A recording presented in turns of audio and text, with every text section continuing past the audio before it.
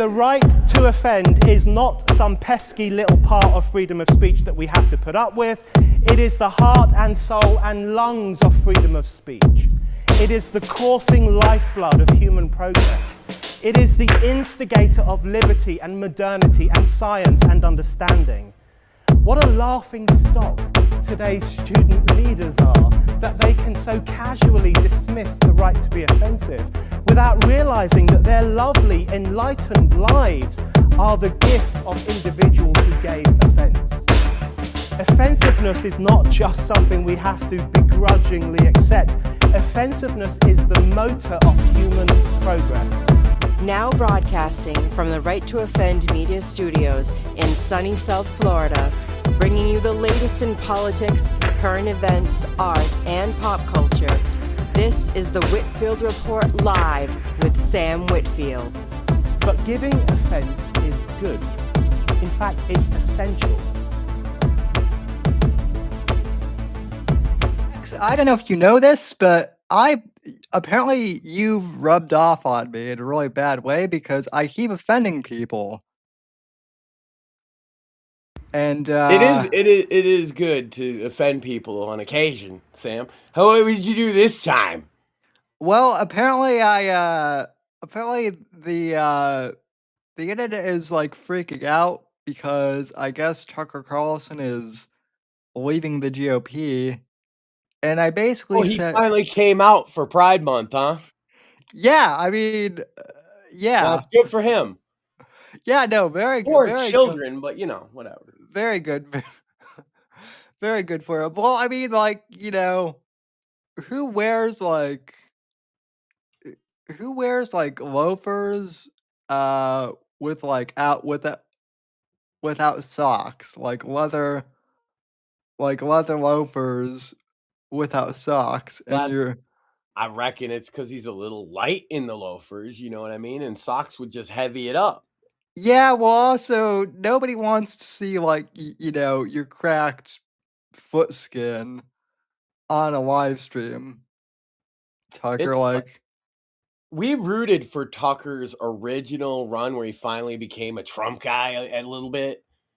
We did. We played this interview with Ice Cube, and we were like, this is actually really good. He's talking about issues that don't get talked about a lot from different perspectives. This was great. And then somewhere along the way, he decided he'd blow Fuentes and hate America. What happened, Sam?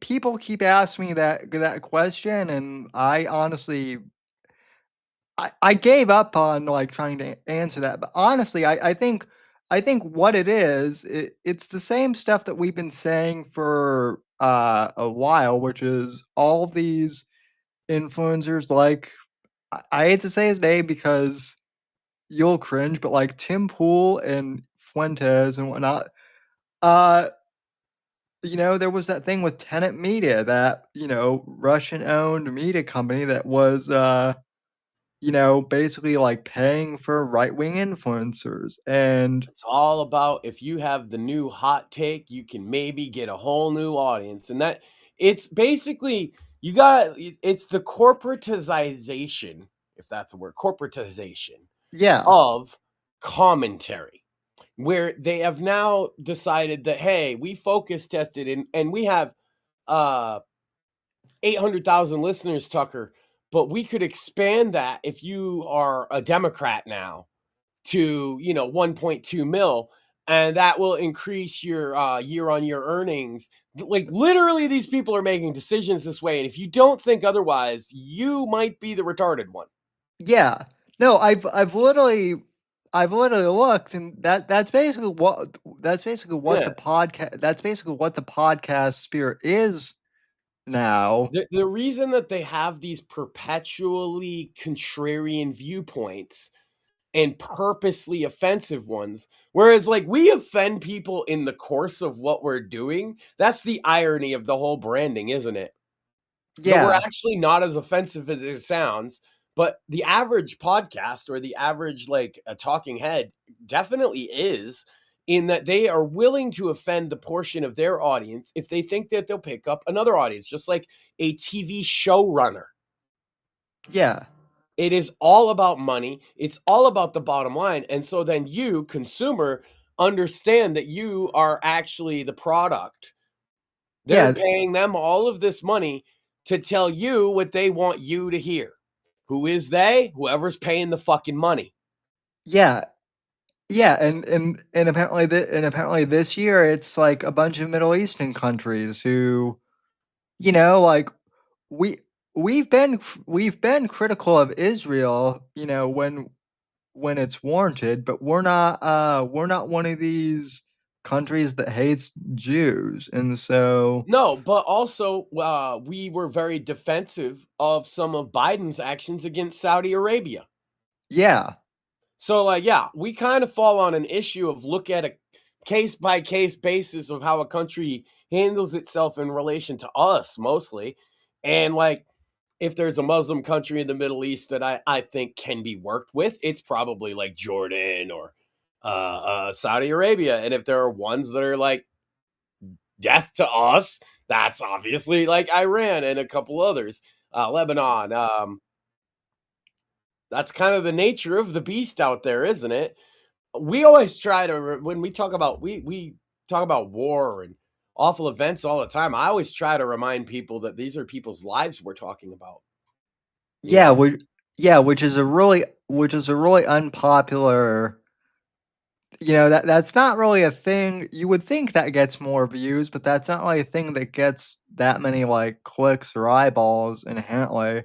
Everyone's always concerned at, well, how does this affect, the It US. sucks for me because I can put myself in Joe Schmo, Israeli guy, right? And he is a construction worker, and he just doesn't like that he gets hit with rockets on the job all the fucking time. But flip Right. side, the Palestinian guy is living on a pile of garbage, and that Jewish guy just built over his neighbor's houses that got bombed. Yeah. These both suck for that guy. And I'm able to conceptualize that guy in a lot of situations. Same with like Ukraine and Russia. There's a guy in Ukraine who has lost everything because he's been bombed by Russia.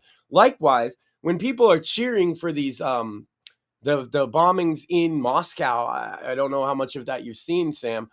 I'm certainly not cheering because it's still war. When your side's winning, it's not necessarily like those are civilians in Moscow in a lot of cases that Yeah. are being blown up, No, no, and I they're did. not so different from us in a lot of ways. I did see that, and I'm actually glad that you brought that up, because if you say anything positive, or not everyone in or I shouldn't say positive because it's a horrific thing, but if you say anything that's like sympathetic, Yeah. towards Moscow, well,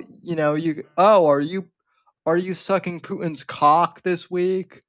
And it's like, well, no, like, No, we are just cognizant of how tragedy ripples through time and space. yeah. And we And live in a also, world that's interconnected, and these things actually do matter to people. Or another one is like, I've heard for years about empathy from the left, but what am I describing? Where I can put myself in the shoes of both sides. Is that not actually what empathy is? It's not coddling. I understand that construction worker.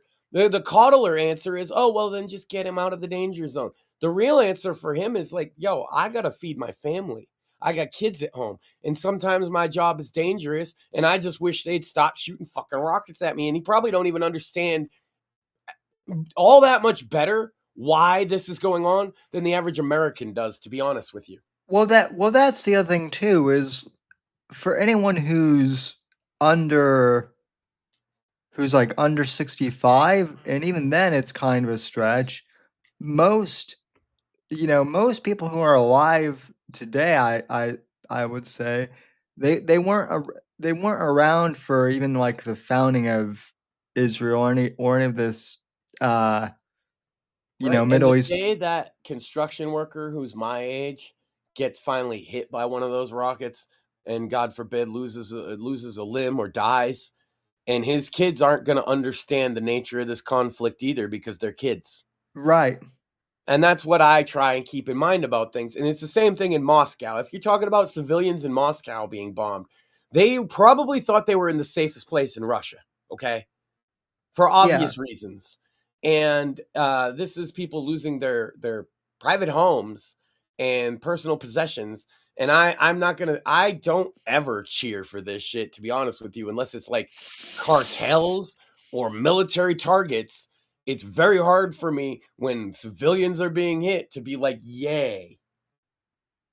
Even if they're the bad guys, are civilians ever really the bad guys, Sam? I No, don't think so.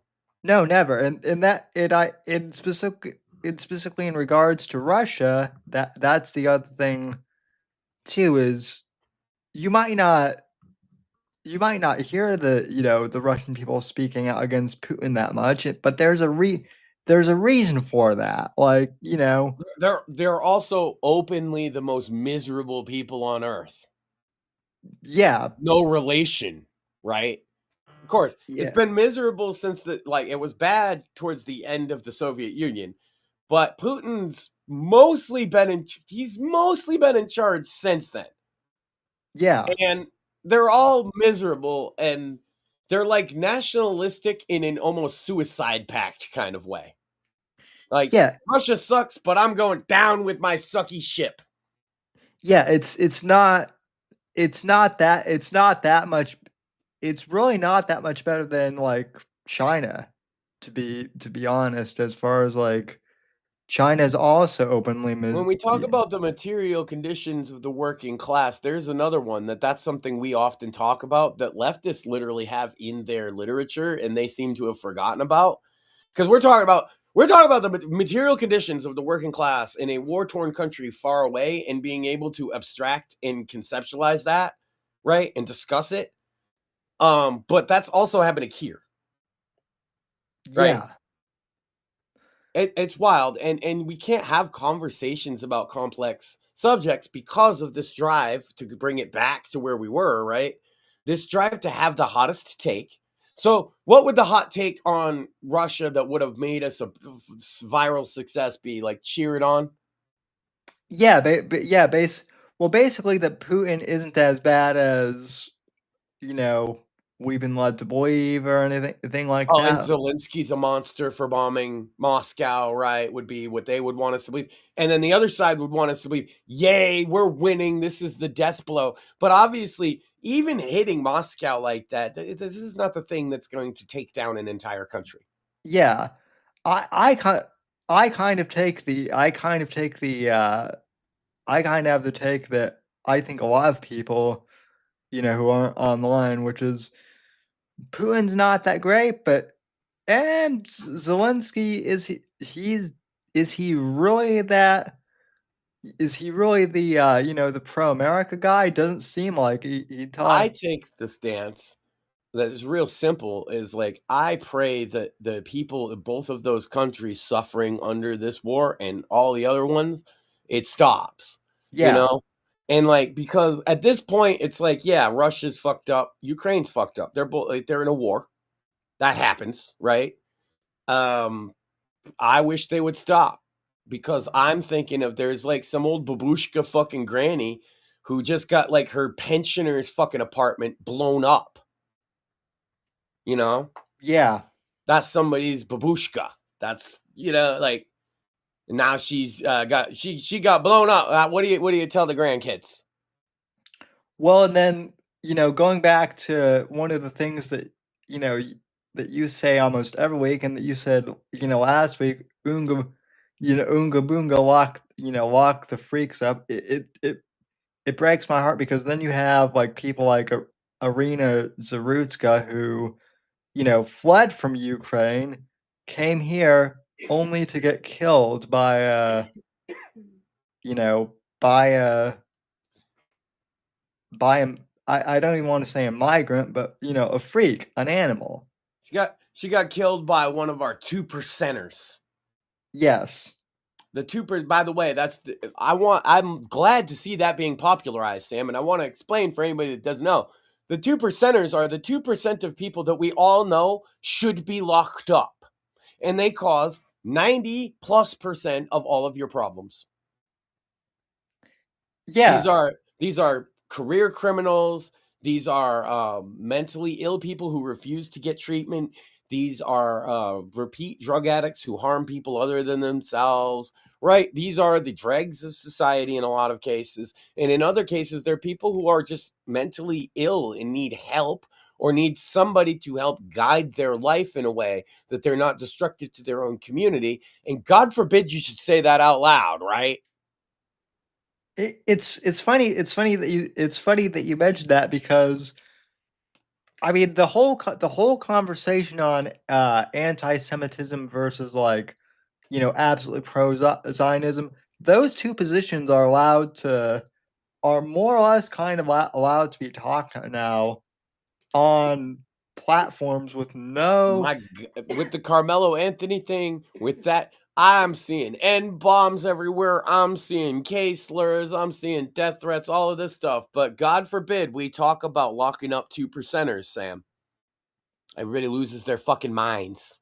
Yeah, if you talk at the 2%, like, that's where you kind of get deranked in the algorithms, so to speak. I don't really care. But it's fine because we got a guy that broke through. Asmongold keeps talking about it and Yeah, showing examples. I'm loving that because I don't know how he came to the same conclusions I did. I don't know the whole story of what he's looking at, but I know that he's expressing a lot of the same things I'm saying.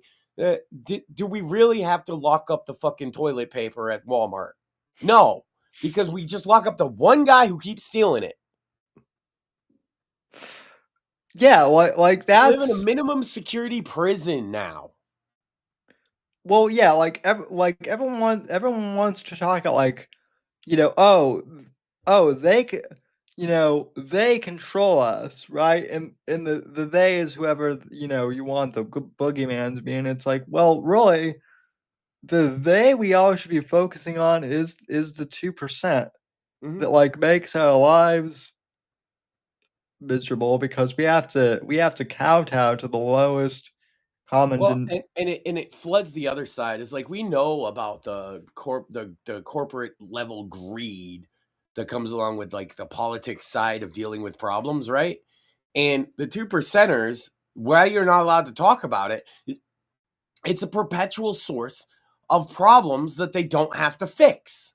right.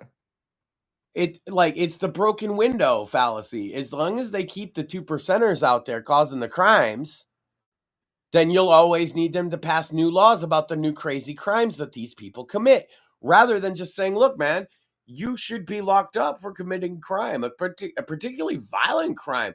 I'm seeing cases of, like, people like, I mean, Carmelo Anthony, I've noticed this 35 years is what he got. I'm going to take a really, like, probably unpopular opinion and say that seems about fair. That is a life sentence. Yeah, I mean, And he was 17 years old. I don't yeah. think we should give the kid the fucking gas chamber. 35 to life is a pretty appropriate sentence for two charges like that. Yeah, I would agree. Is it going to make every side unhappy? Yes, it did. Clearly, didn't it? Everybody was unhappy with 35 years. But look at it from, like, ignore the political side of it, ignore the race side of it, and all the arguing, and look at, you have a 17-year-old man who in a hot-headed moment made the decision to change his life forever. 35 years is paying quite the fucking toll for that. Yeah. The other man, he has no future. Both don't have a life going forward. To me, that's the real tragedy. Right. And I'm not sure how old, like, Austin Metcalf's parents are, but, like, they're either going to be, like, His dad elderly. has had some thoughts on this. I don't know if you've seen him going around social media. He called him the watermelon felon, and they're very upset about that.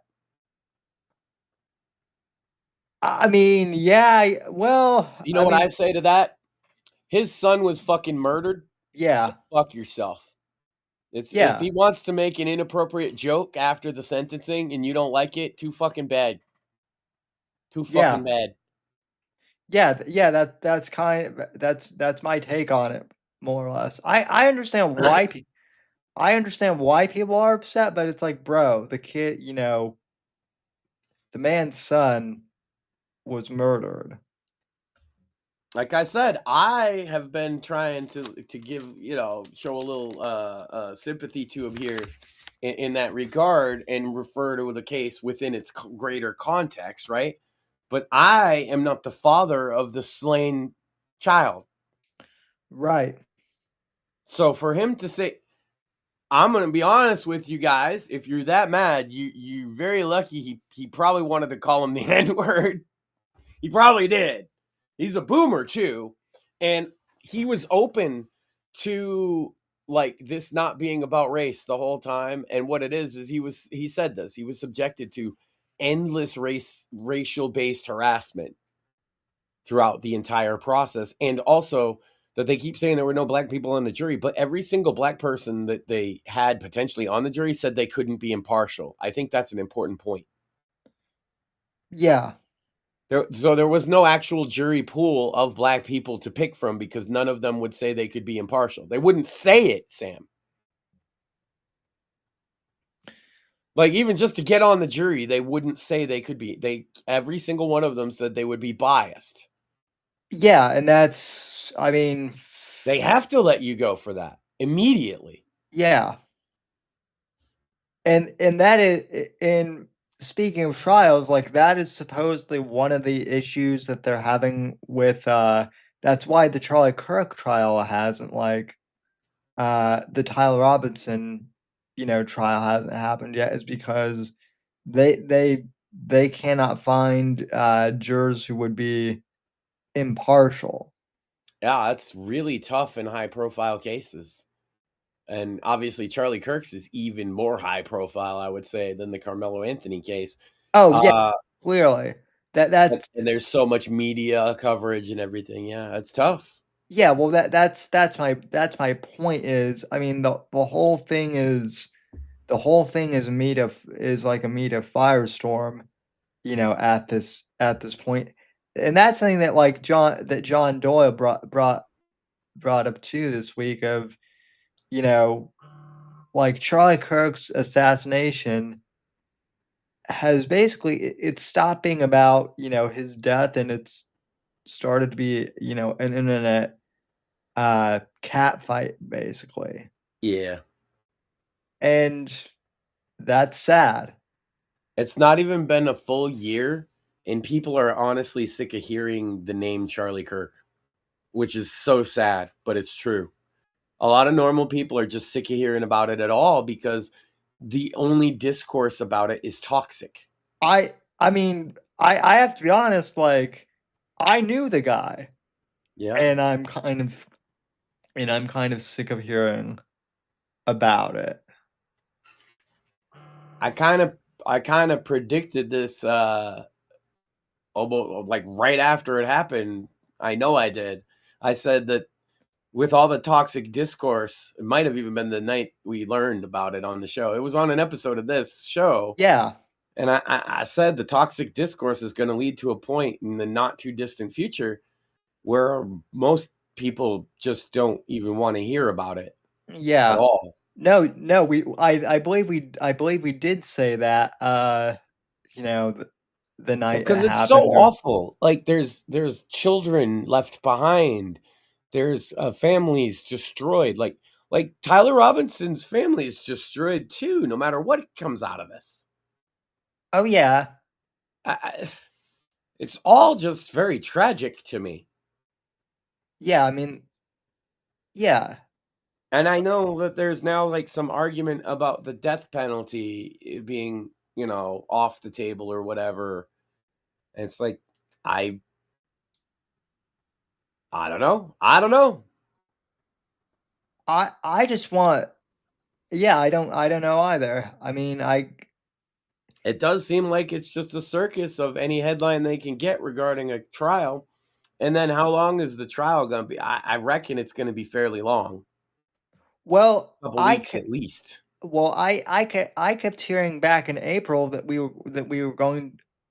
No, I kept hearing back in like March and April that we were going to have a trial in June, and here we are. Like next week is going to be July 1st, a week from today, and nothing other than the continual TPUSA versus Candace Owen fight, which I've checked out. Well, I know completely. that there has been multiple hearings and argumentation between lawyers in the pretrial phase, but the problem with that is that's not the trial and that's not the circus people are really waiting for.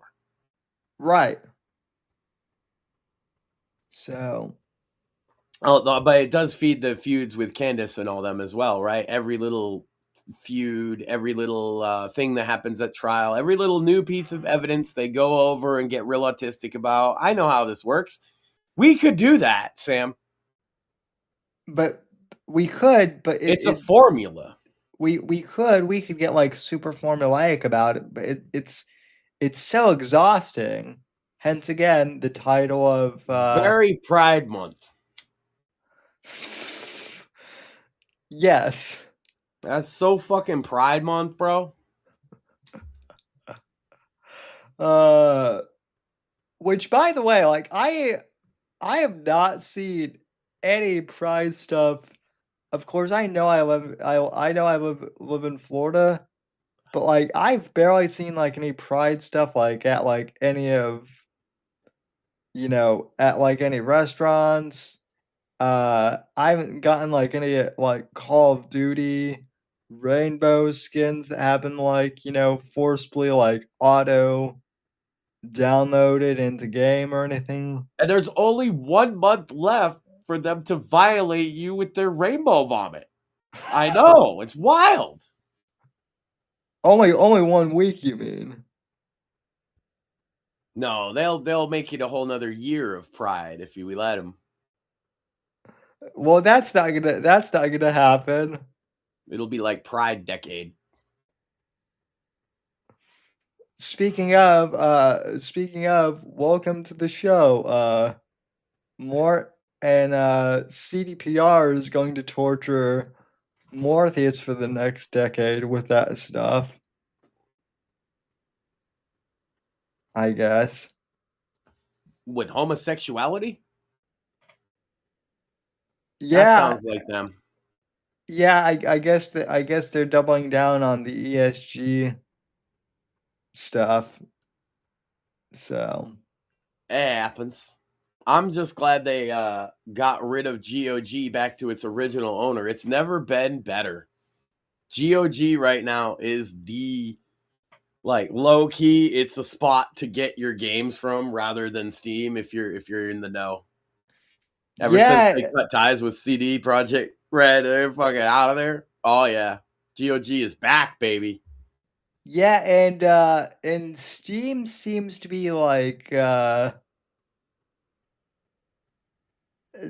mean, I really don't have like a dog in the fight, but I guess people are like disappointed that the people are mad at how expensive a gaming PC costs during a fucking RAM and storage shortage. I'm aware. Yes, and they're gonna sell out though. Oh yeah, they totally. They're not like. Hold on, they're not like This is what the console tards don't understand. They're not making 30 million of these the way that Sony and Xbox do. They make runs of a few million at a time. That's what they do for Steam Deck. That's why it's sold out half the time. Yeah. They are not a hardware manufacturer, so they can't actually do that. Right. I mean, I am technically a console tard, and even I understand. They could take a loss on this. I think that they are. They're understanding that they're probably going to sell 25% less of them because of it. But yeah, I listened to what they said about it, and it's like this.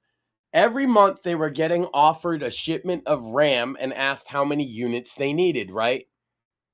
And then they were offered a price for it. And do you want it or not? if they said no, they never heard from those distributors again. That's the market they were operating in, and they wanted to get this thing on store shelves. Is it that much more expensive than a PS5 Pro? Yeah, like what, $150 if you want a fucking controller? Yeah, it's a Yeah, PC though.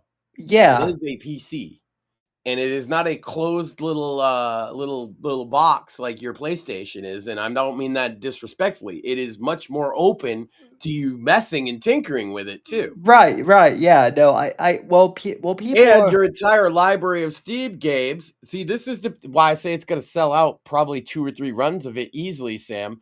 Is Steam gamers who have mad Steam games know that they already know which ones they can run on it, how well they can run them, and all that shit. Well, yeah, They're that. enthusiasts. It's for enthusiasts.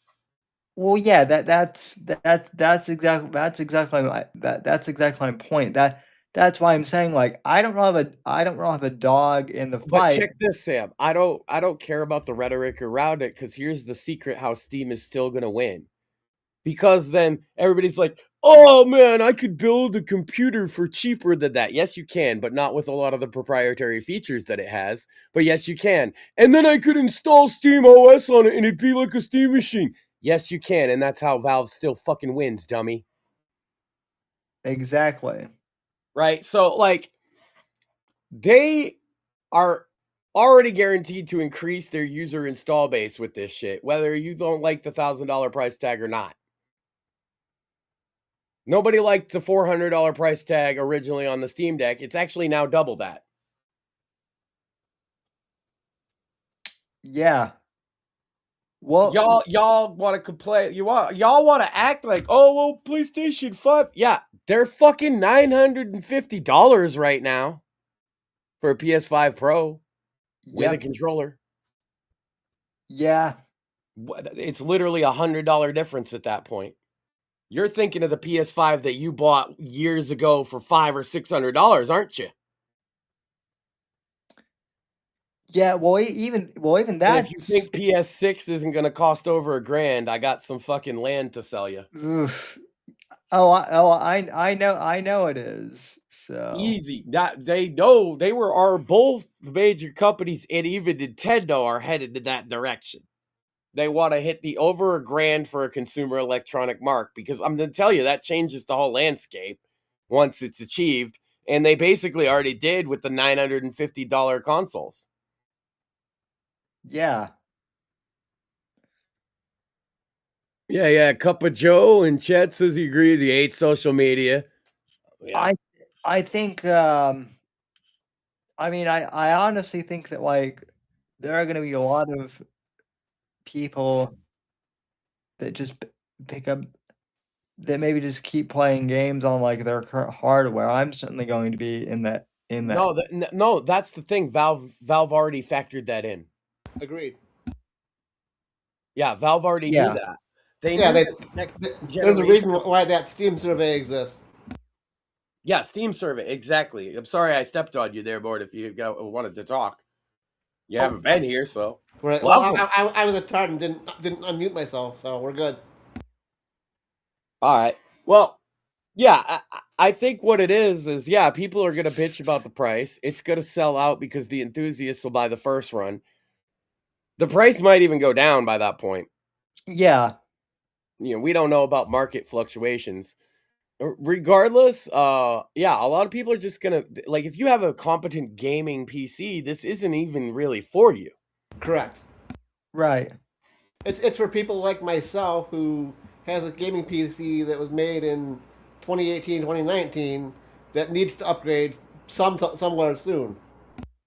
Yeah, and it's really convenient for a fellow like yourself because it's more controller based and all that, right? Well, it's more controller based. It's really compact. It's what a 6-inch cube, literally, Yeah. but banana size. I'll tell you, you could definitely make a PC that is comparable for less money, but not Right. at that size with all those features. It's just not Correct. going to happen. Right. Not with RAM prices these days. Yeah. No. But I don't know. We'll see. I mean, I'm still going to be using Steam either way, so it's not like not even having a dog in the fight. It's like Steam has already tried and failed multiple things. Valve doesn't care. They do what they're passionate about. I also think their Steam Frame VR headset, I'm probably not going to get that for a similar reason. It's actually no more powerful than my Quest 3. Well, speaking of Steam Frame, we're gonna say it now. We're going to see a Steam Frame, Steam Machine, Steam Controller bundle at some point.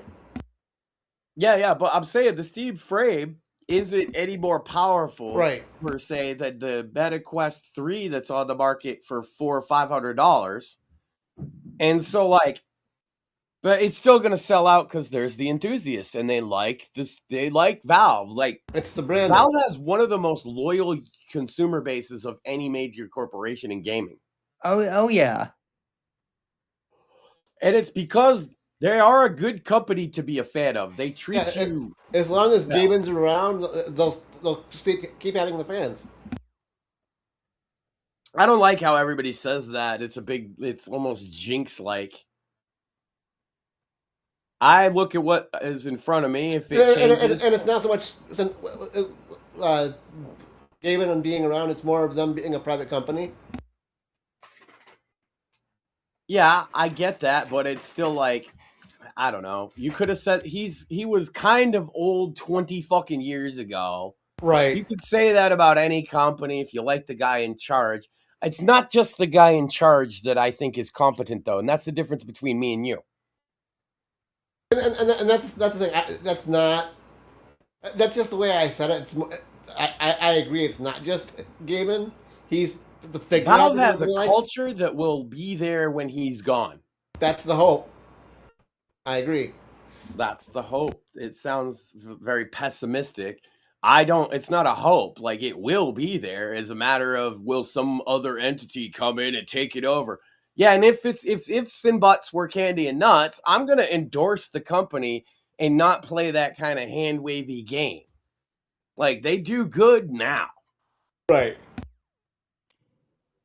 Yeah, I mean, again, I just think it's such a I don't mean to pick on you more. It's just such a cynical gamer take, and I don't like. Unfortunately, I've become the cynical gamer in the last I know 20 years. And you know me, I'm just pushing back on the cynicism more Right. than anything. I think there's reason to be hopeful about the future of gaming. I do. Look at some of the crazy indie games getting spotlight this year because so many AAA games were dog shit. Oh yeah, gaming's in a great spot, honestly. Yeah. I mean, even among the the AAA, or I guess the double/triple. I mean, the most awesome announcement today, Sam. Guild Wars Reforged mobile. I saw that. I'm gonna tell you, I'm already have been playing Guild Wars Reforged. It's fucking dope. You can play it with a controller, like, so cool. But now you can play it on a phone. The full ass game with the PvP and everything. Well, that's actually something that, like, I don't know you, but I'm so sick of this, like, oh, phone gamers are not actual gamers thing. Well, it's like Guild Wars is that old school kind of MMO where you like kind of attack the guy and then wait. Yeah. It's not a high action per minute kind of game. Right. And so it's mostly about navigating the world and like click on the enemies. But like there's not that many buttons in the game to begin. I've been playing it on a controller and it wouldn't be that. I don't even use all the buttons, Sam. There's no jump in Guild Wars 1. It is old school. But for mobile gaming, hey, look at RuneScape. Old school RuneScape is huge on mobile. I actually That's where a lot of people play it, actually. Yeah, I have old school RuneScape on my phone. The reason why is sometimes I'm out in public and I have a few moments, so he wants everybody to know he's got autism, so he whips out RuneScape. Different break, he's crippled. He can have autism too. Yeah, he's like, look, you all think I'm crippled, but I'm just gonna let you know. Shh, whips out RuneScape. I have autism. Well, I'm friends with Shmuley, so There you go. That's the test. Yeah. Me too, by the way. Yeah. Shout out to CEO Shmuley. Making out there moves. doing CEO shit. So, but yeah, apparently, so we're supposed to be outraged about like Tucker leading the GOP. We're supposed to be outraged about the Steam price. We're supposed to be outraged that the Libertarians leaving. Oh no! Oh no! We're supposed to be outraged at GTA 6. Yeah, it's like, why would I be outraged at a game I'm not gonna play for another 5 years after it comes out? Because the price will come down. Well, that and it's not even going to be on PC at launch. I don't know. I didn't play GTA 5. It was probably 7 years old or something when I played it. Yeah, I got it as a free copy, so I get you, Max. Yeah, I didn't play. Yeah, I didn't play it until I got my PS5 in 2022. Well, I played GTA 5 online for a bit in I think 2019. I actually really oh man, gamers are gonna hate me. I love GTA Online, guys. Have I mentioned this, Sam? I fucking love GTA Online. We may have heard it a couple times. You have. I can't wait for GTA 6 Online. That I'm actually excited about. Now, like single player, Now, what, see, a story mode that I beat in 15 fucking hours or whatever and move on from forever for the rest of my life? Wow.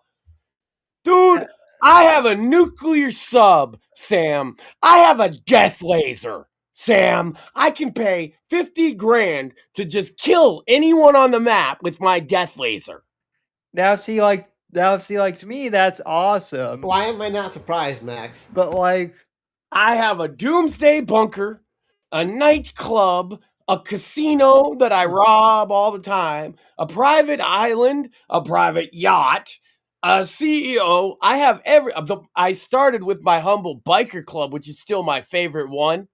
So what you're saying is you're GTA gaming. I have done all the GTA fucking 5 online stuff up to I think there was a Dr. Dre one that come out a couple months ago that I haven't played through. So that all seems dope to me, but why do people? I've never spent a dime except what I bought the game for, which was like $15. Right. So that all seems dope to me. Why do people hate?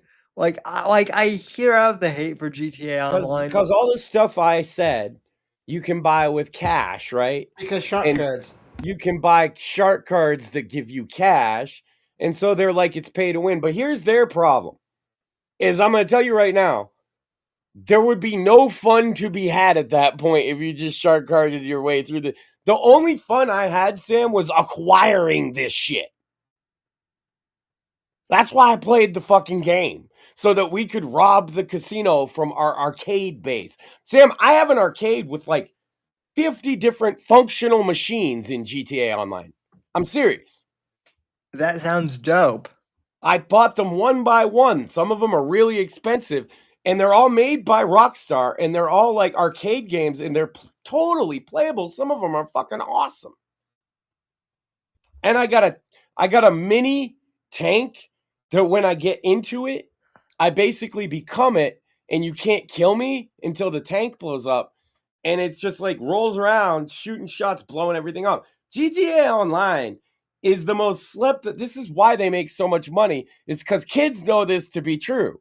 It's so much fun, but kids are dumb, right? And they skip the fun part and ask mom and dad to give them a shark card. Facts. And then they sit around the game what do we even fucking do? This game sucks. Meanwhile, I'm riding with Gay Tony at my nightclub, right? Organizing my heroin shipments, to coordinate with my ecstasy shipments, right? So that we can go over to where we get the guns and then run them to the private island.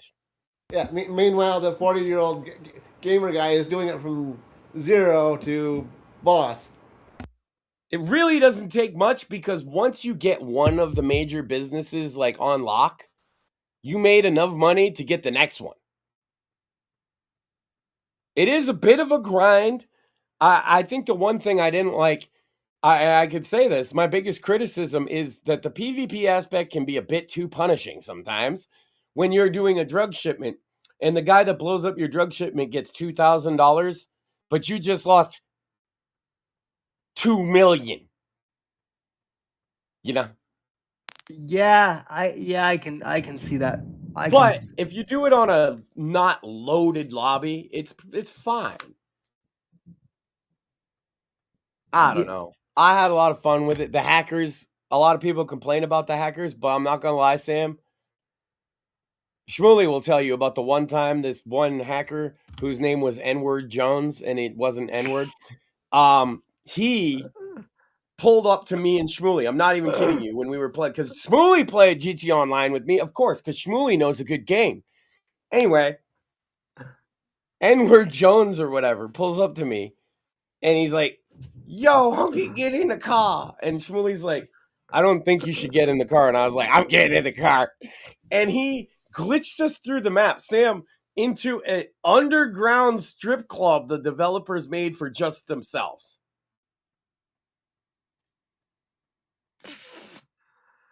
That is in a lowrider that was basically our time travel machine at this point, because he glitched us all over the map, but he glitched us into the sky and we were in a flying like pimp mobile. And he was like, yo, this is crazy, right? And I was like, yeah, man, this is just crazy. And then we were like in so there's a strip club where you could sit and watch in GTA 5 already, but the developer one, they have devil horns and tails and pitchforks and shit. That's the difference. That's how I knew. I was like, what the fuck is this shit? And he's like, yo, this is where the developers go to check it. I was like, yeah, I guess so. Leave it to you and Shmuley to have that experience. And then he was like, watch this, and he made yachts rain from the sky on a player. Yachts. Like entire yachts. So there's no way to get out from under it. That is diabolical. Yeah. We also got teleported and then like held hostage one time, and the guy started throwing money at us. But we were like, oh my God, he's a hacker. If we get the hacked money, we're going to get in trouble. So me and Shmuley is running away from this guy throwing money at us was a good adventure. Also, the time we like terror attacked a gang and yelled Allahu Akbar out of a fucking helicopter. We covered it in sticky bombs. We used to get in a lot of gang wars, me and Shmuley. I don't know why. Shout out Humongous in chat. New update for Home Invaders 1.4. A whole bunch of new shit. His game has leveled up a lot from when it first launched, and highly recommend checking it out. Free demo available. I know that kid is going places. Oh yeah. So, and it's way cheaper than GTA 6. Oh yeah.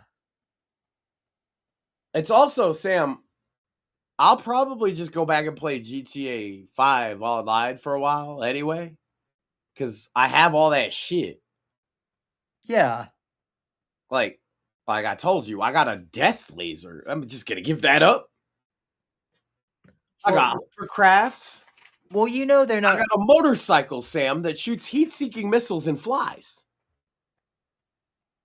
You know they're not going to be taking that down anytime soon. Right, because it'll still make them money forever because of nerds like me, but also people that will pay them money. Like, I'll go back and terrorize some kids who are playing on this GTA 5 account, because there's probably kids playing it, let's be real. and I'm going to be on my motorcycle raining missiles down on them, and it's probably going to inspire them to whip out mommy and daddy's credit card for a shark card to get something to fight back against me with, and that's okay, Sam. It's the cycle of nature. Just imagine being that kid's poor parents, though. Why are we getting charged $1,000 for all, you know? Because I gotta kill Max Sand. Because there's this guy Max Sand that fucks me up in GTA Online. It's not my fault that I'm a Mega Don in GTA Online, all right? I put in the work. So you have no guilt in the fact that you're contributing Fuck them kids. It was also great that for about 2 years, if you had Amazon Prime, they would give you like $1 million in GTA cash a month. Oh yeah, I remember hearing of that. Yeah. That helped. Yeah, I remember hearing about that. But honestly, Sam, I made most of my fortune at blackjack. So basically you're a not gay version of Dan Bilzerian then in GTA. I don't know, but I know that I went in and like kept quadrupling my money at blackjack. See, the trick is there's this one chick dealer with the crooked eye, and you'll always beat her. If she leaves, you get up from that table, go find her. She got a crooked eye. And that's how you do it.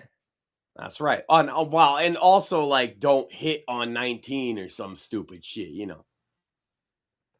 Play safe. And play against the crickets with the crooked eye. And you too could be a GTA Online bajillionaire with a death laser. By the way, I got the death laser from Elon Musk's like GTA counterpart, which was pretty cool. That is really where I got all the sci-fi shit from, obviously. What the fuck do they call him in the game? I forget. It's totally Elon Musk. His name even sounds like it. And he's got like a accent, sort of like it. Yeah, he's totally Elon Musk. I was speaking of Elon Musk and whatnot. I know we talked before the show, and you said it was too early to be making presidential endorsements, and usually I would agree. But just to piss off the internet trolls, I did make the case for why I think that J.D. Vance would be a good successor for Trump. And I'm with you on that one, and I think that one we should literally you could rehash it, but we should talk about other potentials, since that's pretty much everybody kind of knows that one. It's my thought, and I have one to mention real quick, Sam. I didn't think of it before when you said this off air, but you're gonna like this. I actually have already endorsed somebody. I endorsed Afro Man for the Libertarian Party nomination since he's running for it. Wait, Afro Man is Man's running for president, Sam. We could have an Afro-topia. We could have the guy that wrote "Because I Get High" in the White House.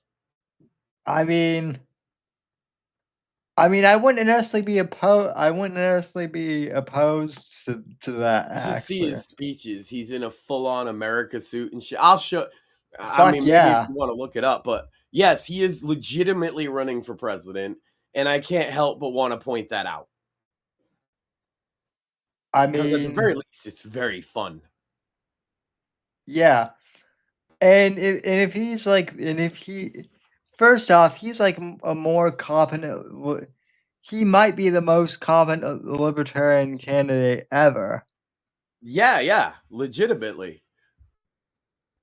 I mean, I've said this before on Twitter not that long ago, but I feel that Frank Zappa, he is the black Frank Zappa, is Afro Man.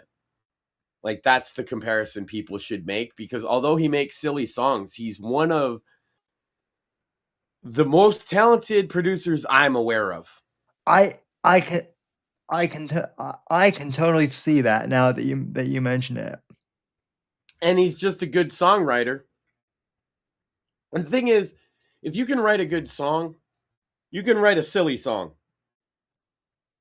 If you can write a silly song that people remember because it's good, then you can write a good song. See, it like you just change the mood up. Oh It's yeah. not like, and he has many good songs besides the one hit wonder shit. But I'm particular to Lemon Pound Cake, which is very funny that he won that trial now. And so my case for Afro Man is watch his speech, and at the very least, at the end of it, you'll probably be like, "Fuck yeah!" If that's not a full endorsement of him for president, just "Fuck yeah, this is happening." Cool, right?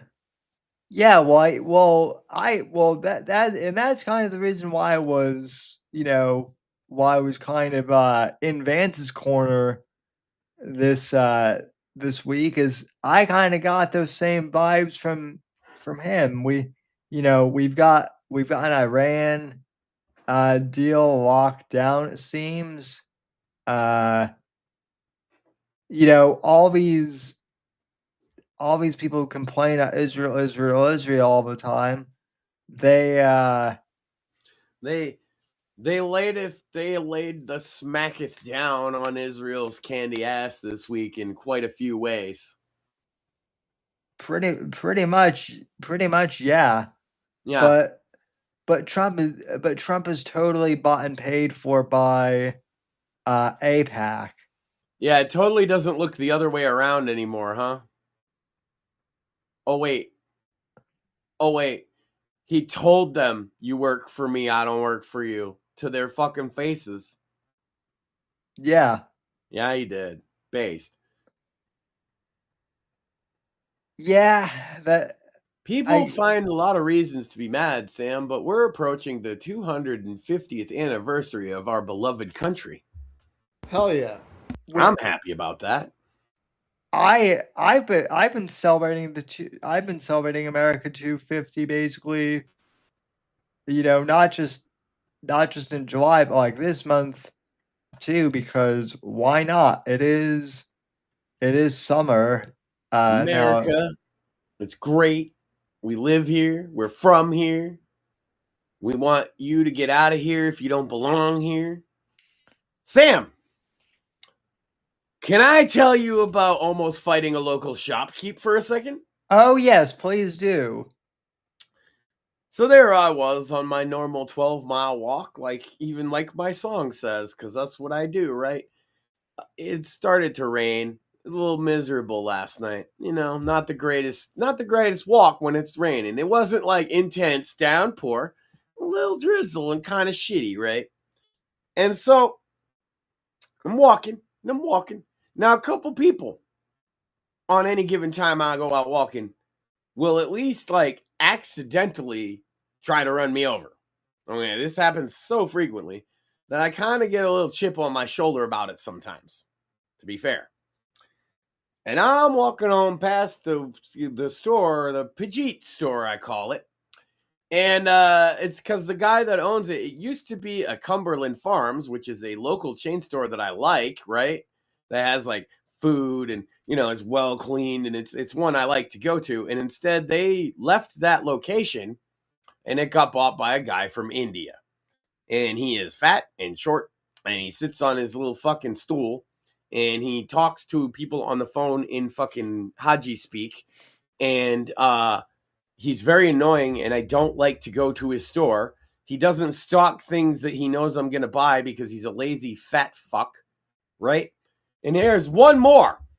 On Christmas, I walked into that store. I think I told the story on the show, but I walked into that store and I went to get something that's usually by the back, and I just grabbed it.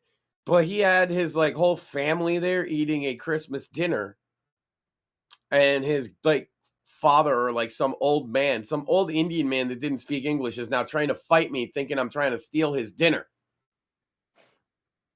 So I don't like these people at all, needless to say. And I'm walking home in the rain, right? It's been kind of a long walk. I had kind of a rough day. And I'm walking. I see him parked somewhere over next to his shop, and I hear him with his music. Fuck yeah, I didn't even say nothing. I'm just walking. I'm minding my own business, right? As soon as I get up to the part of the parking lot that you drive out of instead of off the curb, he pulls up to me 1,000,000 miles an hour and honks his fucking horn at me. Big mistake. I turn around. Fuck you. I'm walking on the sidewalk. What's your fucking problem? And I couldn't even tell who it was. It was dark, man. It was like 11 o'clock at night. I hear him saying something, but I can't quite hear him. So I walk a little closer. I'm like, you got a fucking problem, dude? And he's like, no, buddy, it's me. It's your buddy. I didn't know. No, please. And I was like, you are about to get fucked up if you ever do that to me again. I just walked off. Good for you. I was ready to pull him out of his fucking car when he first did it, man. And you don't strike me as someone who gets pissed off like. No, because he's not doing it as a fun rib between friends. He's an asshole. Right. And I didn't like him from the first, and I've told him so a couple times. He knows why I'm walking. I'm walking to go to a different store better than his. I walk an extra 5 miles not to go to his store. That is commitment. You damn right. I told him so. You treat me like a shithead. You don't pay attention to your customers. You're always on your fucking phone. You're the worst clerk I've ever seen. I don't want to fucking come to your fucking store anymore. That's why he did it. He's trying to fuck with me. That seems. I mean, I'm not the person you should try to fuck with on a dark, stormy night. Sam, do I look like the guy you should fuck with? No. I'm 6.5 feet tall, soaking wet. But also wearing an Undertaker t-shirt at the time, by the way. But also, this goes to prove my other theory that sometimes racial stereotypes are true. This guy is like about as tall and standing up as I am sitting down, and he gotta be like 300 pounds, and he wanted to some shit with me. That's why I was so fucking mad. I'm like, yeah, because you think nothing will happen. But all of a sudden, Sam, I saw it in his eyes. That's why I backed off. That moment realization that it doesn't matter if you call the cops. This guy is 1 inch away from me. Then he realized that in the time it takes for anything to happen, I could do a lot of things. And he suddenly was very, very sorry. Many such cases. Men, if you can't hold your own when I grab you by your fucking lapel, shut the fuck up. Just shut the fuck up. How about just don't antagonize the giant to begin with? Well, they'll never do that. It's always little guys, man. It's little guys. They must have little dicks and little egos or something. I don't know. Yeah, they're gonna fucking get one over on me, but then reality has struck me in the face. Oh no. That's called the Napoleon complex. Yeah. See, even women who have more reason to believe I wouldn't hurt them are smarter than these small men. Like I wouldn't hurt a woman, and no woman has any reason to believe that of me, right? Right. But even women have the sense not to pick that kind of fight with me for obvious fucking reasons. Even though they know, look, women can pick a fight with a man and get away with a lot in this day and age, right? Right. But there is a level of I am a giant right here, right now, and I'm mad at you. So what does that matter? Well, who's going to save you? But women know better. They don't need to be taught that lesson. And most men don't need to be taught that lesson. It's these little short fucks every time. All of a sudden, though, you're up in their face and they're like, wait a minute. Violence is not the answer here. No shit, Sherlock. But it'll be funny. Make me feel a little better. Being annoying. Make your face hurt a lot. Being annoying is not a good thing either.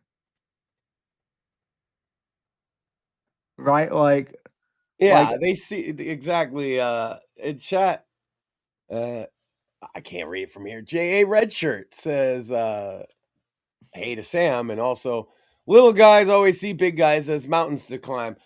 A lot of them get told that if they beat up a big guy, it's going to like somehow help their life. But the problem is then you actually have to beat that big guy up. You mean it's a mountain to climb. I guarantee you the mountain will win most times. Yeah. By the way, that is just another red shirt. I hope you're doing well, but brother, I heard you were in the hospital, so welcome back and hopefully you're doing well. But yes, sir. But absolutely. Beating up trying to like square up to a big dude is just not that's not a good idea. Also, like, well, you guys are more likely to befriend a big dude just on a proximity of I know you're not gonna start shit with me. Right. I will start shit with you once Giant is my friend. Well, yeah, but that's different. Oh, I know. I mean, you ain't trying to fight me, and you know it, and I know it, and we're both like I am sensical enough that we all understand why. It's like, well, you could probably help me out on account of I'm in a wheelchair and you're a big dude. So if anybody fucks with me, you fuck them up. That's why. Yeah. That's why you could help me out because I'm standing next to my wheelchair friend and I get to the front of the line. Yep. That's why the joke is two cripples and a giant walk into a bar. I might need Max to have you come with me to like my shop that's owned by the Indian shopkeeper, because those dudes be trying to. Everyone thinks that, like, you know. Everybody thinks you can take advantage of the cripple. Yeah, well, like overcharging for shit like things. Like things. Like, yeah, I know that. I know I might be physically retarded, but like I can do math and I do know how to read like pricing signs. So like, yeah, don't overcharge me for shit. Right. So else I'm gonna start like picking apart that bill in minutia with a fine-tooth comb if we're going that route, bro. Did you just double charge me for that refill, bro? No. I'm looking at the bill right now, and Sam would be that guy too. He wouldn't tolerate that shit. Well, that's why he's got a schmoolie. Well, don't be charging me like a 24-pack price for a 16-pack. Yeah. Like I said, I do know how to read like pricing signs, and the fact that Indians don't think that especially, you'll read the pricing signs at the strip club. We are not the quartering, sir. Well, I mean, thank God the Indians don't run those. Oh God, it smells like give it time and shame. It doesn't already smell like shame. That's why I'm saying you're combining the shame and the curry and the Indians, and then a strip club on top of it. Oh God, that's nightmare fuel right there. Yep. See, I never worked bouncing at strip clubs. That's why I don't use the term bouncer, because you generally only are those at a strip club. I worked venues, but I had lots of friends that worked strip clubs, and they would describe the smell of backstage at a strip club often, let's say.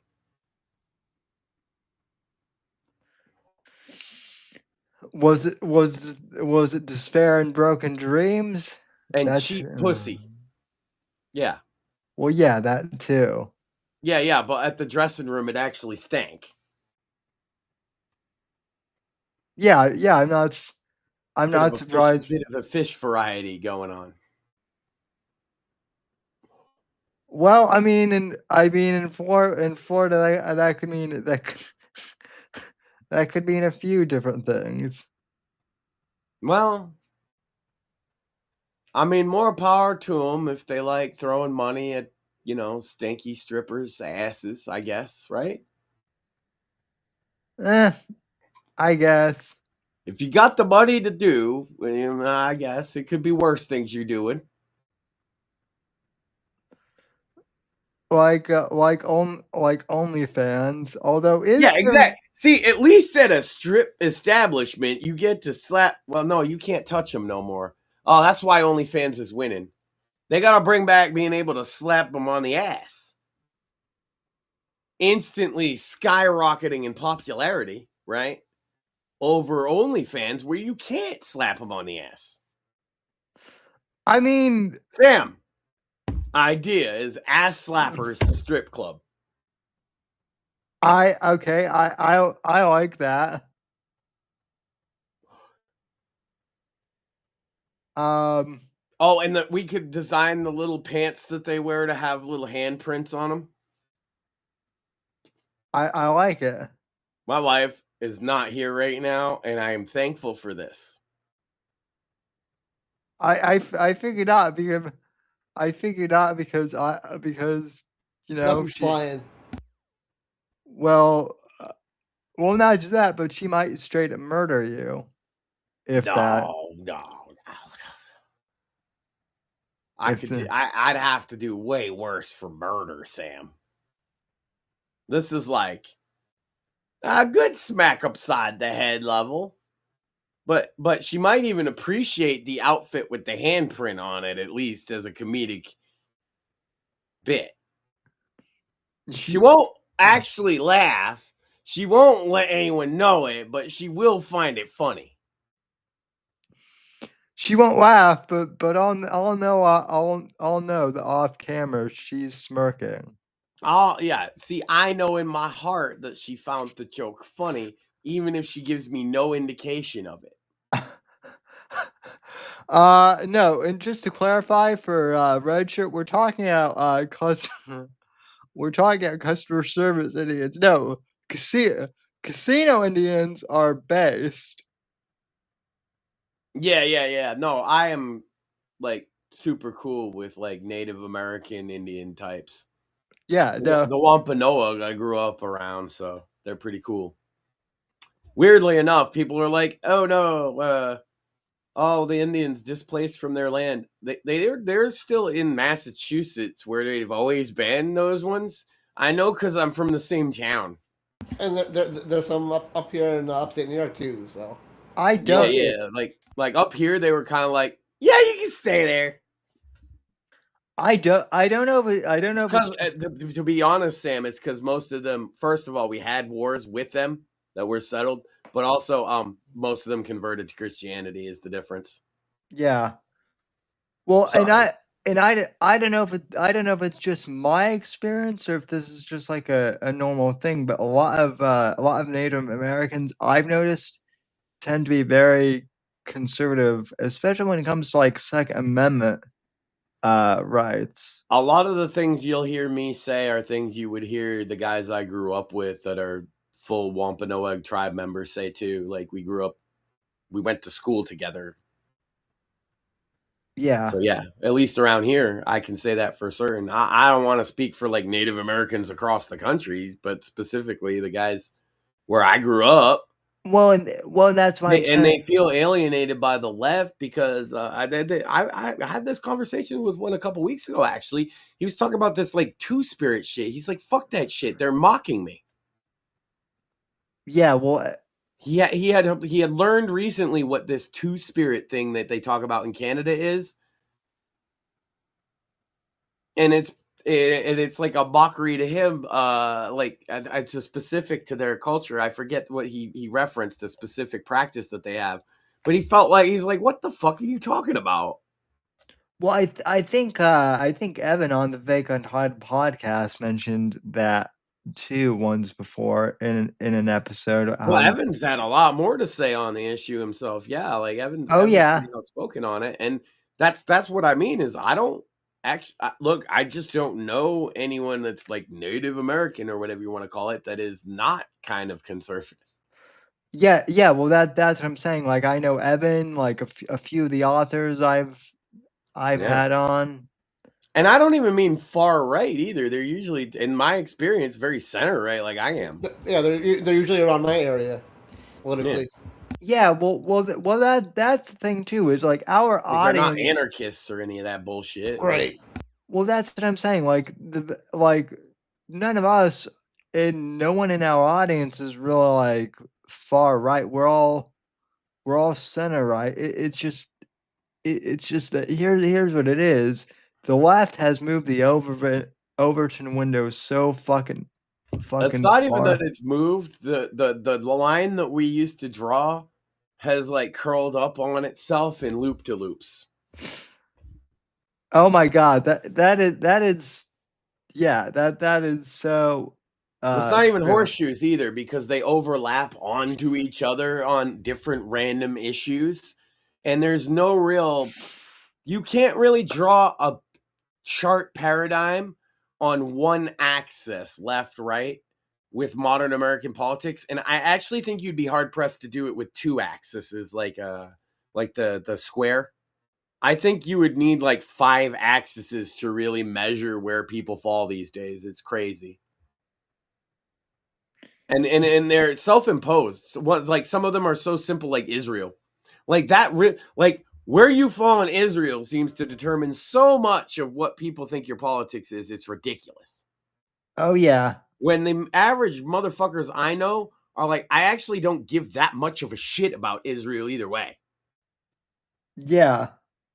and not in a bad way. Like I hate them. It's just like, what the fuck does that matter? I'm trying to put food on the table, my man. Like I got bills to pay. Why the Yeah, fuck I care about Palestine either? most of the Jews, most of like even the Jews I know, like they care about Israel in the sense that, like, you know, they might have relatives or, you know, Well, Craig's a great example. Craig is an yeah. absolutely unapologetically America first Jew. Well, yeah, that's what I'm Facts. saying. Like the vast majority of Jews that I'm friends with, like Yeah, Craig being one of them, are like America First Jews. Like, yeah, they care about Israel, but they're not going to die on the hill. yeah. Uh, Well, and he doesn't need other people to speak for him either. He's very pointed on certain things. He's very critical of Muslim countries and things like this. Like but at the end of the day, when it comes to Israel's interest versus his own state and his own country's interest, he's very clearly on the side of the United States and Florida as a subset of that. oh yeah, And that's, that's what we're all about. And yeah, we do care. Like, look at gas prices. Look at RAM. We're bitching about RAM prices. Do you think if RAM prices weren't driven up like this because of the state of the world right now, that the steam machine is going to cost that much? Of course not. It wasn't supposed to when they were planning it out. Interestingly enough, though, a lot of the same gamers crying about the steam, not to go back too hard, but a lot of the gamers crying about the steam machine price, originally, when you look back, like Asmongold and other people, when you originally look back at when they predicted what it was going to cost, they actually predicted it would cost more than it does. yeah, yeah, Asmongold said it was going to cost $1,200 base. Asman actually has been doing a victory lap on that this week. I don't know if you've seen, but he's been like, yeah, I kind of told you that this was going to happen. Yeah, except he said it was going to cost $1,200 when he first saw it announced before anything. That's he did. I'm serious. Yeah, Many people did. They predicted more than 1,000, or a lot of people predicted 1,500. Isn't that? And now they're acting like it's high when it's lower than what they said 2 years ago. No, I think that's what I think 1,200 was about what I predicted on Bits and Bones, right? Right, Mort? Yeah, something like that. Yeah. I said it was going to be probably under 1,000 if they could swing it, but clearly they couldn't. But it's not much more than that. Notice. Well, I mean, they said it would. They said from the beginning it would be slightly more expensive than a mid-range gaming PC. Mid-range gaming PC, guys. I don't know if you guys knew this. It's like $800, $900. Right. Yeah. Guess what it costs? Oh, right, slightly more than that. Well, everyone is saying that the price of RAM is expensive because of AI, and that's part of it. But another part is no. I mean that's a part, but it's also like the manufacturing problem that we've been having. Right. There are other the fucking straight problem that we're having. Yeah. There's a lot of reasons why that price is so high. Yeah. That's all stuff that. Also, China wants to put the squeeze on us. Yeah. So they're raising prices on the stocks that they have. Yeah, that's all stuff that I don't know. I don't think he mentioned on the show, but my guest from a couple weeks ago, Rowan Gibson, he talks about AI a lot, and he says that yes, he says RAM prices are part of the reason why AI is they are straight up lower in China. Yeah, they are. When it comes to the RAM prices, China sees an opportunity to stick it to us, and they are. Oh, yeah. Yeah. What are we supposed to do? We don't have the manufactories set up that are supposed to be yet. That we should. Well, they shouldn't. I mean, they're not scheduled to be set up by this point, but I get what you mean. Right. My point is we shouldn't have shipped everything over to China when we did. Right. We shouldn't have outsourced. This is a Bush problem, right? And this is why, like a guy like me and Mort in our age group would have not considered ourselves Republicans back in the day because we have beef with the Bush era with outsourcing all our fucking jobs, sending our friends to war to die. Yeah. Well, so does my 91-year-old grandmother. That's why I have so much of an issue being labeled as a Republican. I'm not. I'm a motherfucking independent. I just happen to lean slightly right because the left is fucked.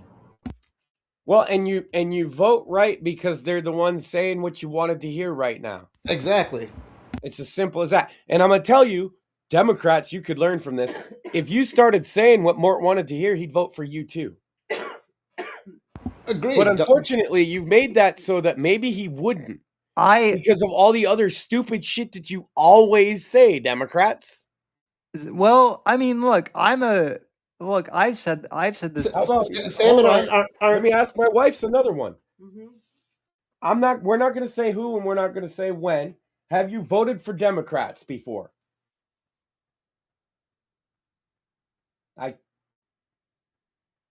Yes. Yeah.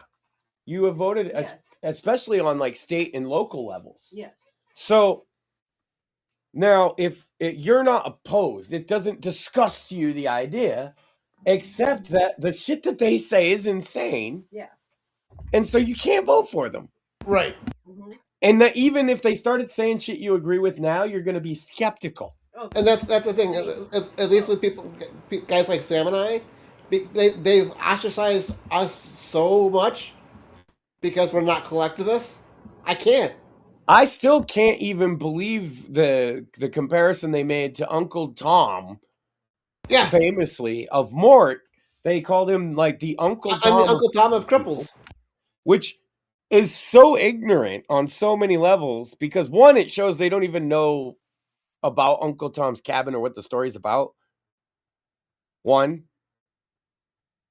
like, and two, it's such a weird analogy for you just saying I don't like Democrats is somehow you being like Yep. a Because house slave.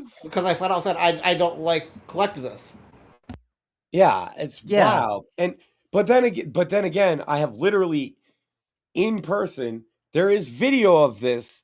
I've showed you guys before. Had the leftist Antifa protesters at the Straight Pride Parade yell the N-word at my black friends. Yep. Yeah. They're supposedly the anti-racist Antifa, right? And here they are yelling, "Fuck those N-words." And I'll tell you exactly who I was standing there with. It was like G Notes Justice, the rapper, and Amazing Lucas, the YouTuber. And they were literally yelling racial slurs at black guys. They think that they are calling us the Nazis.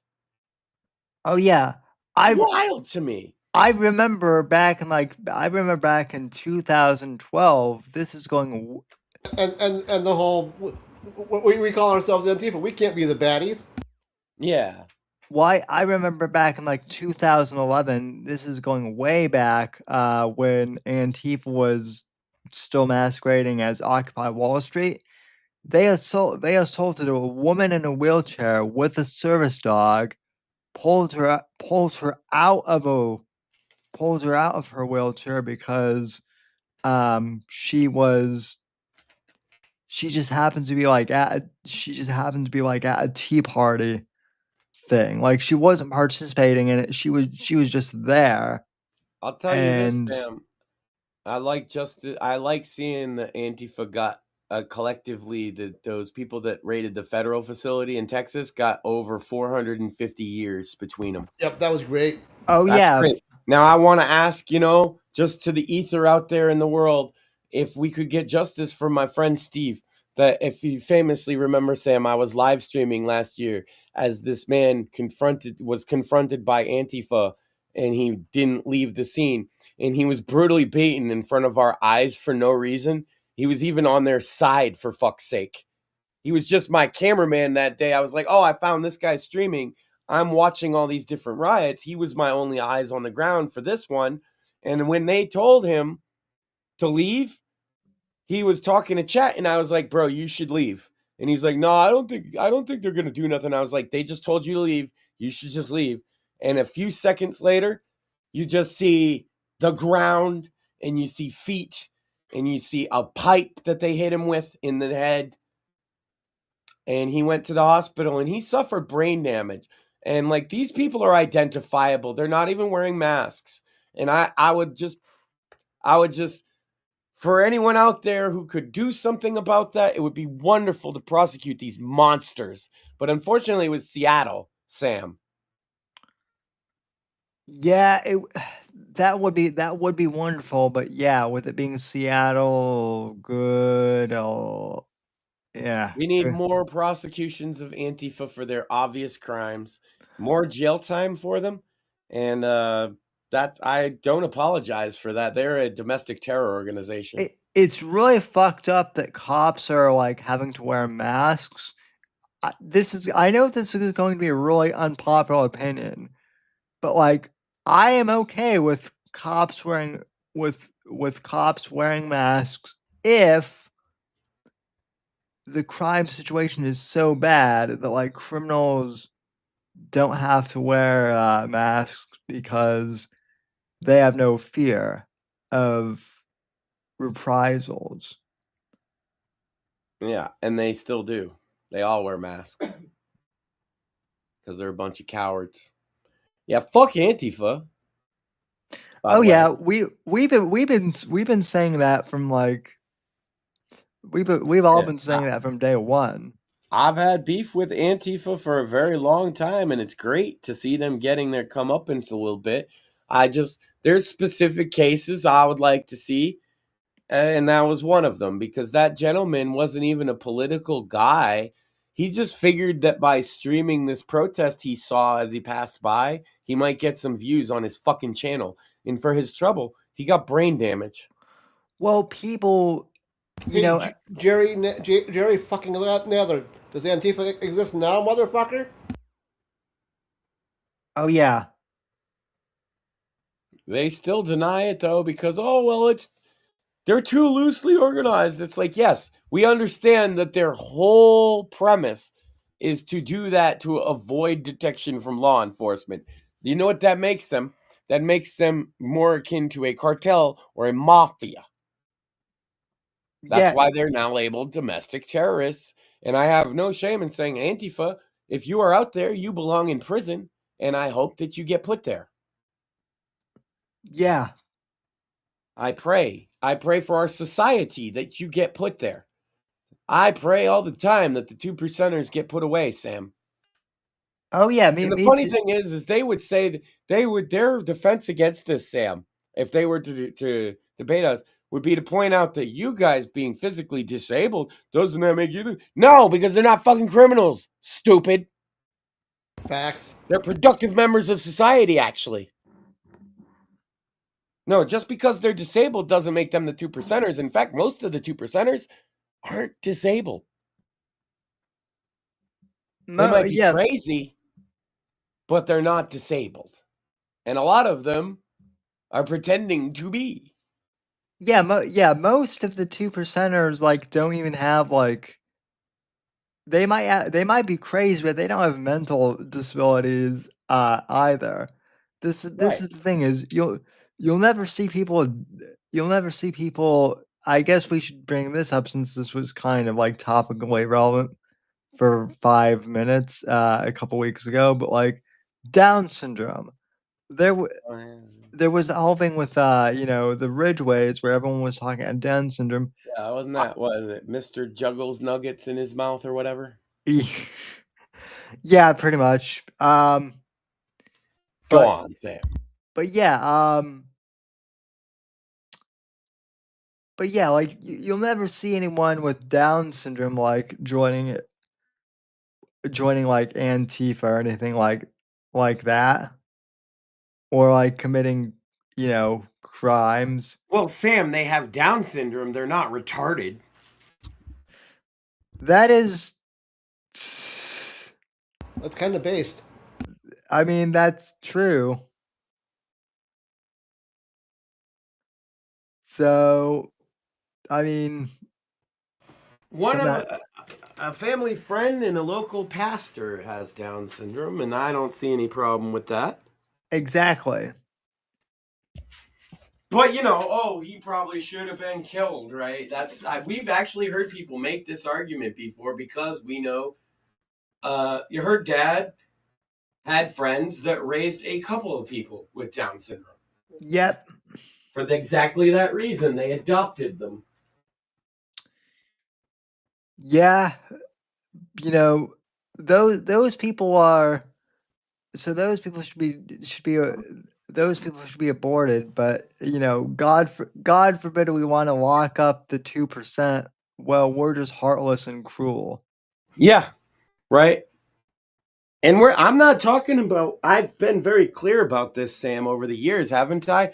I'm talking about asylums with a decent quality of life, a standard of ethics, and also fulfilling work. Yeah. Although, like, that's legitimately my vision for a lot of those, like the asylum process. It's not going to be a horrible place to go punish them. That would be stupid. Well, I think for a lot of them, that it definitely. I don't think it should be like a violent and cruel place, but I definitely think there should be levels too. Sure, yeah, but I'm saying like asylum doesn't necessarily have to be a horrible place. No, they're not going to like it. The kids don't like to eat their broccoli unless it's got cheese on it. Some of these fatties got to go to a fat camp before they ever get there. Yeah, Asmongold had a plan for that one, I think, a couple years ago, where you make the bars just skinny enough that they could just walk out if they lost some weight. Yeah, that would actually be All right. Here you are at Fat Camp, and all you gotta do is squeeze between those bars, and you go home. It's the only way out. And it's not even that hard. It's not an obese person can't fit through. Like a slightly overweight person can still fit through these bars, Sam. Yeah, no, As long as you're not a big giant fat ass, you fit through the bars, and you'll be home free. Those are the camps we need. But beyond that, when you're inside, water and gruel, and that's it. And you're just all stuck in there together with all the other fat people sweating. So you're going to want to get out. Because you're all going to be fighting over the gruel at the piggy trough. Oh, God. Oh, God, the smell. That's part of the punishment, Sam. I know. And then think of this, the smell. But then when you finally have lost enough weight and you squeeze out those bars and you're home free and you smell fresh air again, you're going to feel like a new man. Proper motivation. And that is when we send you to the asylum. Yeah. Well, that makes sense. Yeah. You'll be happy to accept your new place among your brethren of 2%ers, making gardens, doing laundry, maybe some code work so we can replace Indians with just like our own homegrown retards, and they could code for us and do telemarketing and stuff. You know, I actually think that would be like a useful thing, is to like teach felons how to code. Yeah, well, we're going to teach tards how to code, Sam. And we're going to do it through a rigorous process. Don't the bullying, already do that? Humiliation, and then proper like rebuilding phase. That's part of masculinity, Sam.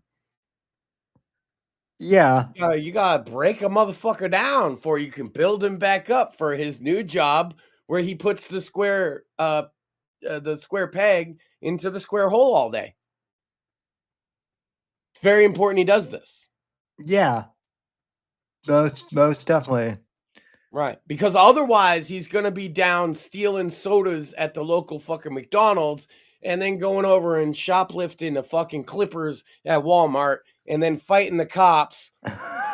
You know what I mean? And then his girlfriend fights the cops for fighting with him. And then there's like 15 law enforcement professionals and 13 other fucking EMTs and shit called out to the scene to deal with this one fucking asshole that we could put in jail. Yeah. Just put him in jail. Problem solved. Yep. I think we solved the 2% problem. That's and right. and by the way, we're gonna keep banging on this drum too. By the way, until this becomes like mainstream. That's right. 10 years ago, Shmuley and I sat here with some opinions that we considered to be pretty out there. And we were like, damn, we're never going to be in the mainstream consensus of conservatism. And somehow we are now. And so I feel that we could do the same thing for the 2%erism and parasitism, Sam. I think that Kurt Doolittle is going to be proud of us. I agree. The message is simple. Why do we let these people... Sam, almost 30 state workers and emergency personnel involved in taking care of every one time a jackass goes off at Walmart or the local fucking fast food joint. Then all the personnel that got to deal with him at the jail. Then all the personnel that got to deal with him when he get back out again and does it again. Their days are filled with babysitting. Cops, there's got to be cops in our fucking audience. Tell me where I'm wrong, that you might feel that you are babysitting these assholes at least a portion of your fucking day. I know from talking to some of them enough. anonymously. They definitely feel. If you're out there, if you're in law enforcement at all in our audience, I would love to hear your thoughts on the 2%er problem. And maybe you think I'm off base, and that's okay too. But I would just love to hear from law enforcement about this. Like If, how much of your time and how much, taxpayer money do you think is wasted on repeat criminals with not only no hope for rehabilitation, but no desire?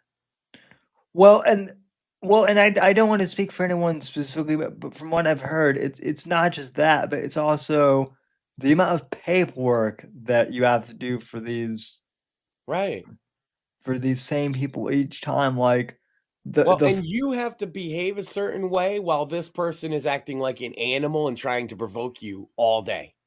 oh yeah, that is Fucking that, sucks, man. well my friend Ty, the MMA guy, he used to work private security in downtown Denver. Now he's not a cop, but he was a security guard.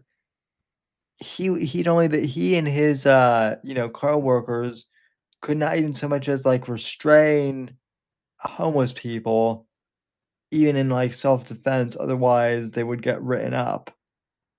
Yeah.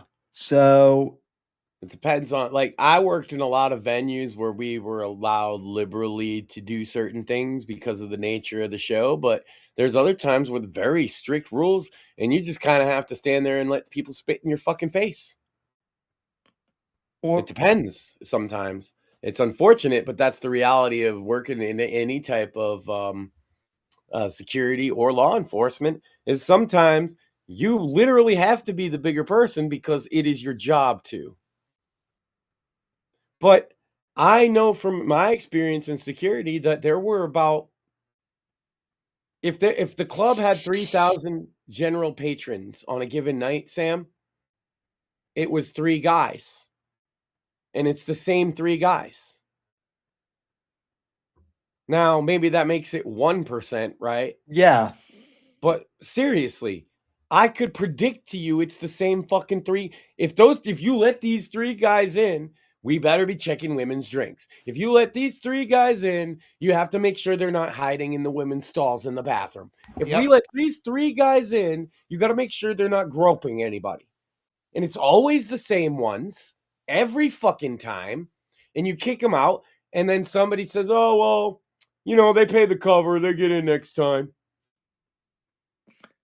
And I mean you spend half your shift dealing with this asshole. noticing patterns is a thing, like or not. Yeah. We're not allowed to And do that. it's really, when you get on a granular level, it's never really a race thing as much as it is like you just know who's causing the fucking problems. So Max, I actually I don't know if we've talked about this. I know you might have like some contrarian opinions on this that might be a bit different than I am, but what do you think of the whole concept of stop and frisk?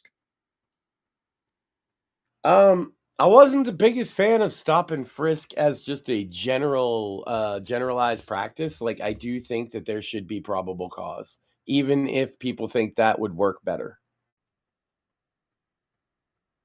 That's fair.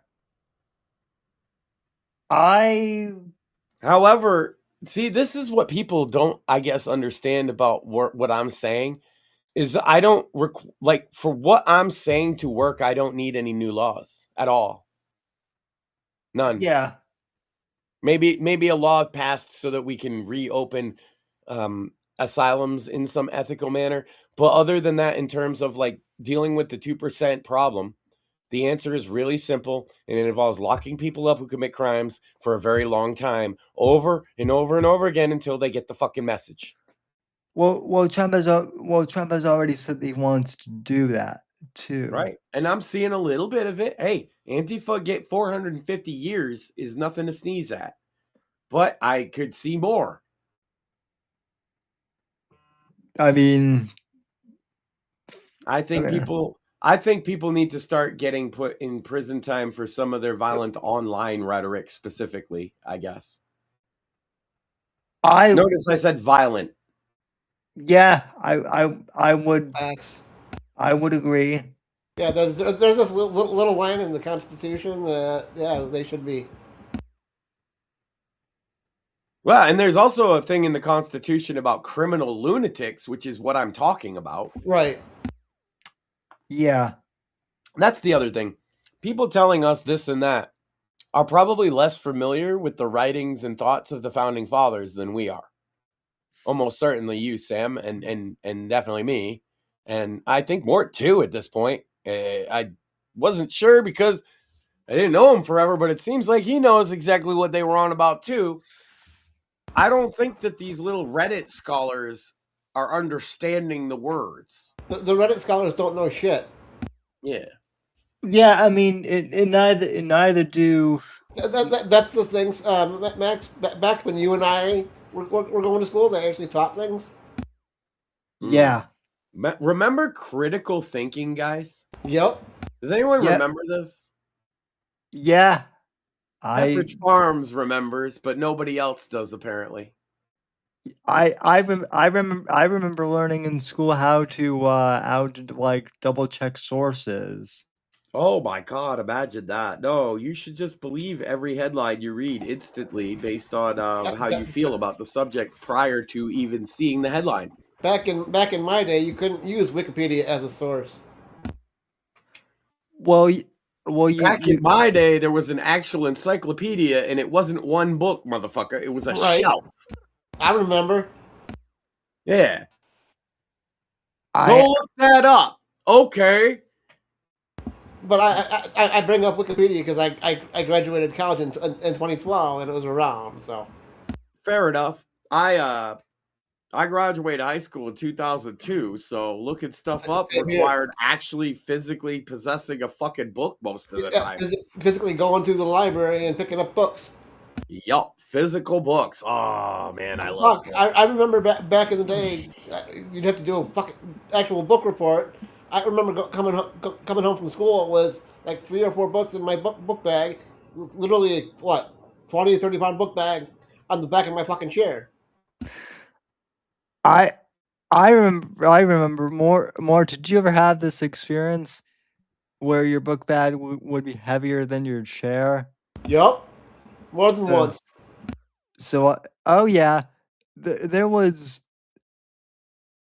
a few times where my book bag would be so heavy that like if I leaned slightly back, the whole chair would like tip backwards. Tip backwards, and we'd be doing fucking wheelies for like miles almost.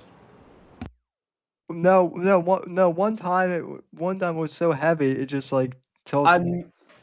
I'm muted because I was coughing, and Sam tells me one of the funniest fucking stories I ever heard. Now I'm fucking dying over here.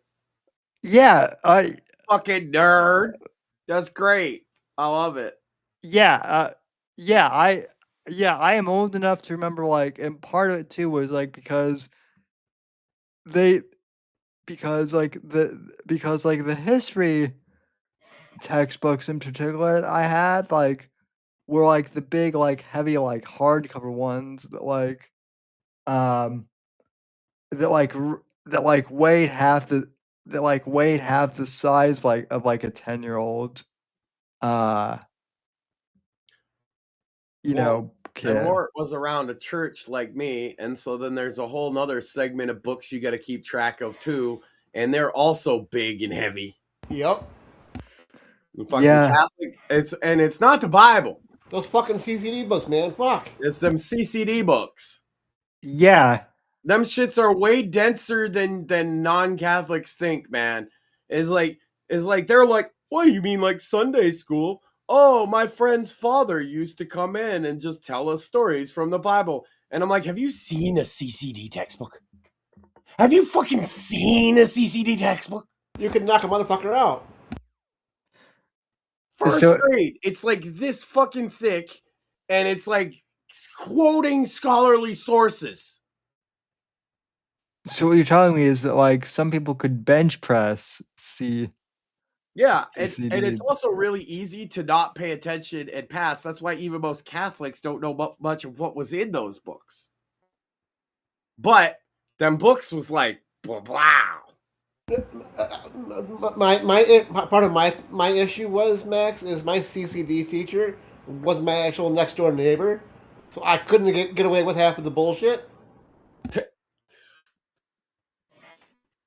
Weirdly enough, her grandmother ran the whole program. That's but awesome. I didn't know her, so it wouldn't have mattered. Probably a good thing, because if I'd have stood out and she'd have remembered me, she'd have been like, wait a minute. That troublemaker. Yeah. She got that impression anyway. I mean, we made up later, but for a while she thought I was a shithead. She's a great lady, though. You win. I forgive a lot of people for thinking I'm a shithead if they come around later and say, you know what, maybe you're not such a shithead. Like, why not? Well, it's okay to be a shithead as long as you're a shithead for a good reason. Well, that's the thing, is she realized that she was wrong. And how she realized that was when my son was born. That's her great-grandchild, right? She, came there, and then she was nervous I was going to say something. I was like, no, you want to come see him? Why would I be mad? She didn't like me? Whatever. And she's like, you know what? Maybe he's not such a shithead. And she actually went the complete opposite. She fucking was awesome to me. So yeah. That's why I'm willing to let that go, because I can see it. I'm a bit of a dick. See, you are one of those rare exceptions, though, Max. Where in the terms of you, you really cannot judge a book by its cover. To an extent, because but we do anyway. Yeah, we all do. Otherwise, your cover wouldn't matter. And speaking of books with covers, Sam, I remember last week you suggested that maybe we might see something. Oh yes. I will step off camera for just a sec. Oh, you're gonna step, Sam? Well, in which case I'll bloviate gracefully until you return, sir. Have you heard the words of the snake people? I have not. They are out to get us. Of course they are. Pretty sure Epstein was their leader. Absolutely. But who leads the snake people now is what I want to know. Joe Biden. Did you see Joe Biden at the Obama thing dancing and Joe Bidening it up? I did not. Very funny. It's the most Joe Biden I've seen him since he's been out of office. He had the sunglasses on, and he realized that this was the Obama thing, and they all walked off stage, so he walked back to the podium like he was lost. Of course. And he's smiling and drinking in the crowd yeah, I'm Joe Biden, bitch. I'm still here. I might got butt cancer. You thought I was going to die, but I'm here, bitch. That's right. My butt cancer ain't going to stop me from this library. Did you see the Obama library? It looks so stupid. It's the worst architecture I've ever seen in my life. It's dog shit. Yeah. Actually, no, dog shit looks better. Give me my Nixon library any day. Facts. That's some architecture. But I digress. Speaking of libraries that will eventually host copies of Sam Whitfield's entire catalog of works, I'm sure the Library of Congress will too eventually. And Phil for time, laugh track. Bits and Bones Friday night. Bits and Bones. Actually, you could check out Backseat's new single this week. Sisters by Choice. Sisters by Choice. Available on Spotify, iTunes, Apple Music, and YouTube, and a bunch of other shit. And it'll be available on TikTok as well. Nice. And TikTok. Oh shit. I got this week. I've decided I'm gonna put out the grunge song Maxine. That's New Music Friday this week. I'm working on like a bluesier rap album. That won't be this week. And Sam disappeared on us because he's probably got something cooking. He do be like that sometimes. Something big cooking. And I'm wondering more and more if he's just building the suspense for us. Because it's that fucking awesome what he's about to unleash He did upon say he the was viewing and listening public. He did say he was stepping away. But I see him. Me too. But how did he step away if he's in a wheelchair? Crab walk. Oh, well, there he is stepping away as I say that. Never mind. Oh, Shmuley would hate this. Actually, he'd love it. It's proof. Right?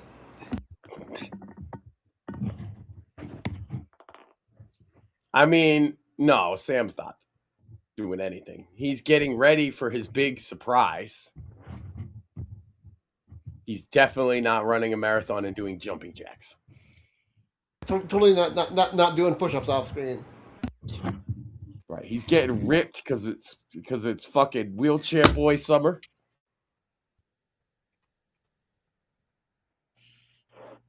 You know Sam gets out to the beach. Of course.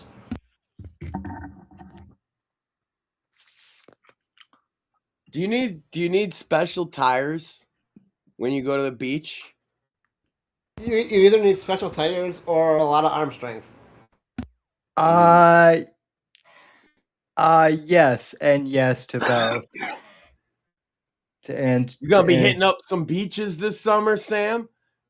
I know yeah. you got in shape over the last year. You gotta be going out, ladies, looking at this author in his prime. Indeed. Which, speaking of authors, I present to you, ladies and gentlemen, the soft cover edition of my latest book, Vengeance in Venezuela, which will be coming out on Tuesday the 30th. That's awesome, Sam. Book two in the Jason Miller series. So, which, for those of you who aren't caught up, is usually the bloodier, more violent ones. Yeah. If I could, Sam, the Punisher-esque series that you write. Yes. Yes. As intended. Yeah. And I actually, for those who have noticed, I've actually updated some of the covers for the Shadows of Deception saga and for the Man Named Miller series. So nice. So those OG covers are already worth more. Yes. Hold on to your OGs, but also those new ones are snazzy. Yeah. So you can pick up Vengeance in Venezuela on June 30th, and I am told that Jason Miller might be back in 2027 to go to Cuba. Based. Depending on what happens there. And we've got Shadows of Deception Book 6 coming in March of 2020. Yeah, the big follow-up to American Inferno. Which has been selling like hotcakes, by the way. So thank you to everyone who has purchased that as well. And Doug Green is back for to do the audiobook version of Vengeance in Venezuela as well. That'll be coming much later in the summer, though. As he has a number of projects to be doing. So hey, we end up with some really quality narration on the Audible versions of your book, Sam. And if you are a fan of that type of content, it is always worth the wait for the legendary Doug Green. Oh, yes. Also, by the way, if you have Amazon Prime, today, I believe Wednesday through Friday is Prime Day, and I believe Audible, you can get 50 to 70% off the entire Audible just book catalog in general. That's So if Well, that would be a great time to catch up on Shadows of Deception, I would say. oh yeah. So and my book recommendations list on Substack. So Absolutely, because man, we've been flooded by the love from indie authors and creators all over, I want to say, in like the last 2 years, right? It's been so good to see people out there just making shit. That's what we were complaining about when you started writing. That's what inspired you, is you wanted to see the kind of shit that you wanted and nobody was doing it. yeah, and And now people also are indie to their core. It's great. yeah, even like some traditionally New York Times best sellers have gone the indie route. So Yeah, that's and the community that you've been surrounded by is very open, inviting, helpful, positive. It's great. It's legitimately like it's wonderful. There's so much negativity out there, but I find that whenever you're immersed in the type of like creation like that, it's the independent artists is where I've always found a lot of positive energy, even when everything's going to shit. oh And yeah. I And want to like not even, I guess it's a humble brag to say, but Derek Delight followed me on Pseudo. He was the voice of the cat from the Paula Abdul rap video back in the 80s. oh damn, yeah, He's like I a know who that legend is. of hip hop, and like that was the coolest thing. There's been some pretty big people that have followed me on Suno, but like to see somebody that I think of as one of the founding fathers of hip hop, and he's legitimately like glowing about my songs, was pretty dope. That's cool as hell. Yeah, Yeah, very fulfilling.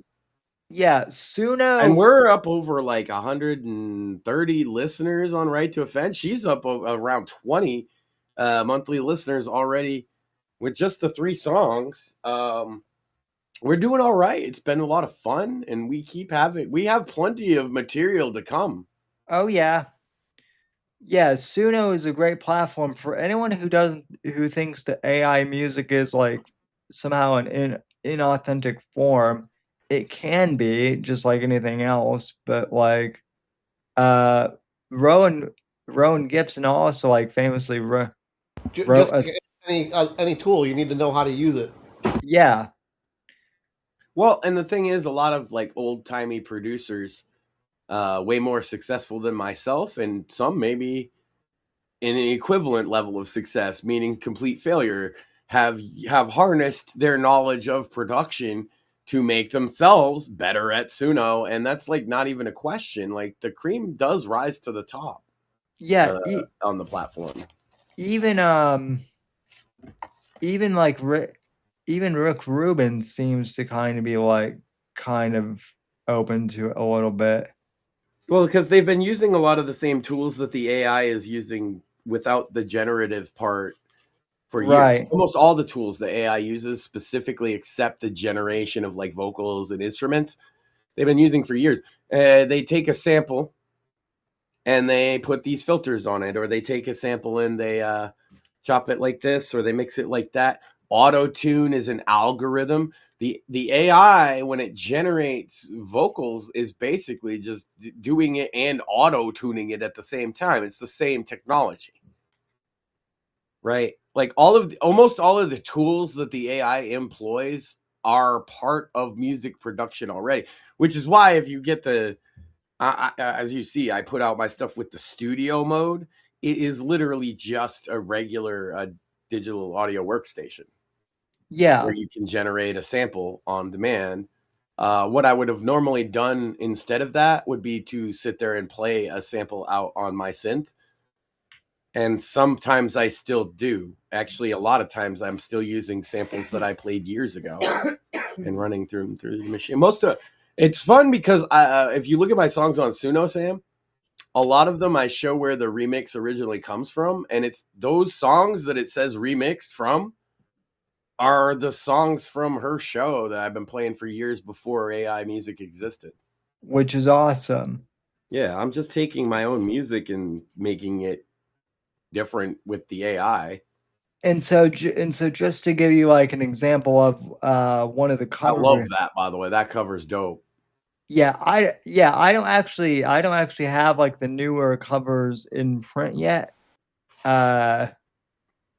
Because there's not really any point. But yeah, like I did an updated version of the Shadows of Deception cover, like the OG Right. cover, to kind of match the branding a bit more. That's cool. And yeah, we're also a new Blood Ties book is coming in November too. So hold on to your hats for that. Nice. And for anybody that's missed, there's been a couple episodes of Sandwich Makers with the return of our friend Chibi. Everybody loves Chibi. Oh yes, Chibi is Last awesome. week you guys missed Ask the Sandwich Makers Anything night. Yeah, that is true. Yeah, unfortunately, I was out cold when that was going on. So yeah, we got all kind of fun stuff going on. So, and what else we got tonight, Sam? Oh, we're talking about other candidates for president. Yeah, so I have one. I'm going to make one, but then also a dire prediction about it. Mm-hmm. Rand Paul, and he's going to fail miserably. Again.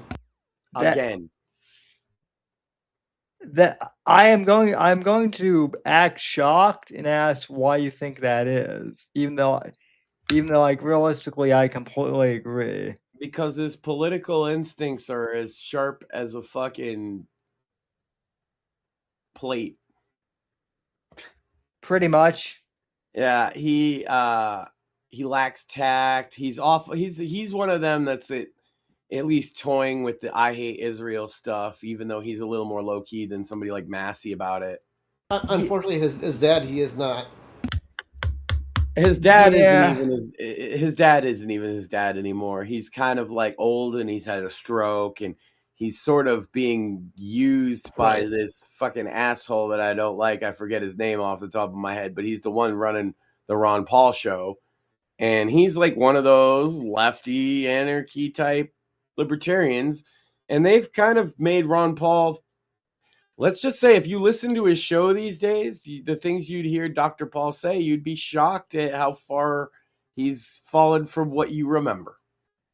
Yeah, I tuned in like a couple weeks ago, and like without even like getting into the politics, like there's no other way to say this. You can tell that he's in his 90s now. Yeah. Yeah, and then it basically becomes the vehicle for the other guy. Right? Yeah. Which is why I kind of stopped. It's like when watching. those people were taking care of Stan Lee.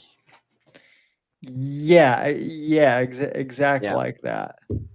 And so I think, Rand specifically, but any other of the libertarian types like Massey or any of them who try to run for president, my prediction is any libertarian candidate in a mainstream party is going to get blown out worse than Kamala Harris did in the primaries. Yeah, that's so these are the same people back. So on Monday's show, I endorsed J.D. Vance for president. And to be clear, as co-host, I support whatever you do, but I reserve my endorsement for the 2028 race so far. Which is fair. I did it half serious, but also kind of half joking for those who couldn't tell. Which clearly some people can't. Well, that they have autism, Sam. Well, yeah. I have come Not to explain it for the autistic guys. You're not being very fucking inclusive right now, Sam. They don't know what sarcasm is until you tell them. Yeah, well, What's that? So I guess what dickhead are you? You know how many autistics are in our audience, Sam? Probably half, at least. Probably It's either all of them or none. Probably 50. Okay. Probably 50%. No, it's either all of them or none. All of them probably. I'll leave it up as a coin toss. But really, it's going to be that kind, right? They're all going to have autism on the spectrum somewhere, or none of them are on the spectrum. But that's just because of how out there this fucking think of the concept of this show right now, Sam. When you were 15 years old, did you envision that you would have a raving, long-haired giant co-hosting with you alongside another snarky, crippled man? Was this ever a conception of how the show might go? No, I didn't. I did not even conceive that there was another based cripple man out there. No offense, more, but we are a rare breed, though, Sam. Yeah. Yeah. No offense, but I didn't even think that you forget politics aside. I didn't even think that another, crippled guy who doesn't complain out shit and has a pretty jolly attitude about life exists. We just get shit done. Ain't got time to fucking pour me bullshit. You guys, in a way, and I know it's from anybody else you might be offended, but hearing it from me, you probably won't be. But you guys really are the embodiment of the real life Timmy and Jimmy from South Park sometimes. Yeah, probably. Now, which one's which you can fight about? Personally, I think it switches. Cripple fight. They fight the one time, right? But then Timmy and Jimmy are like bros forever. Yeah, the one they joined a gang together. They were pimps together. They did everything together. Jimmy was quite the pimp, by the way. The episode where they team up to take down the conniving Down syndrome kid who's kind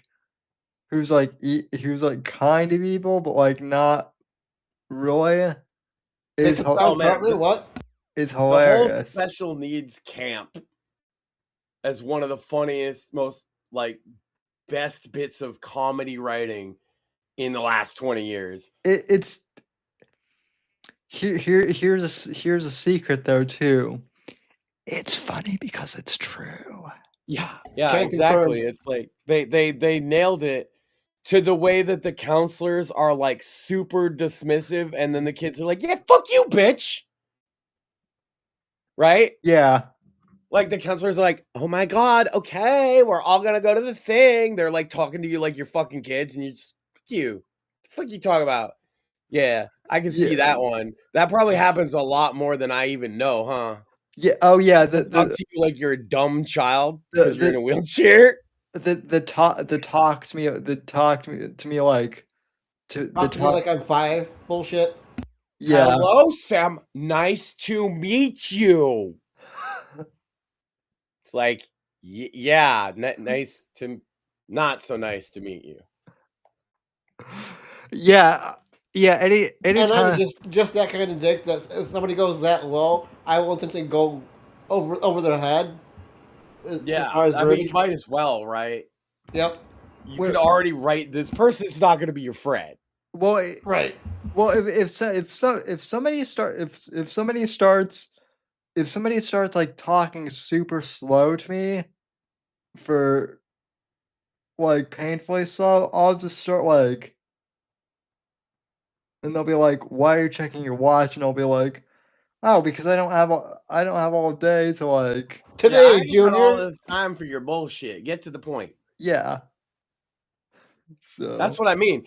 And the counselors in the South Park episode are totally like that. And since you've already gotten to know half at least of the kids, right? It's like, that, yeah, Timmy can't say much but Timmy, but what he means is fuck you.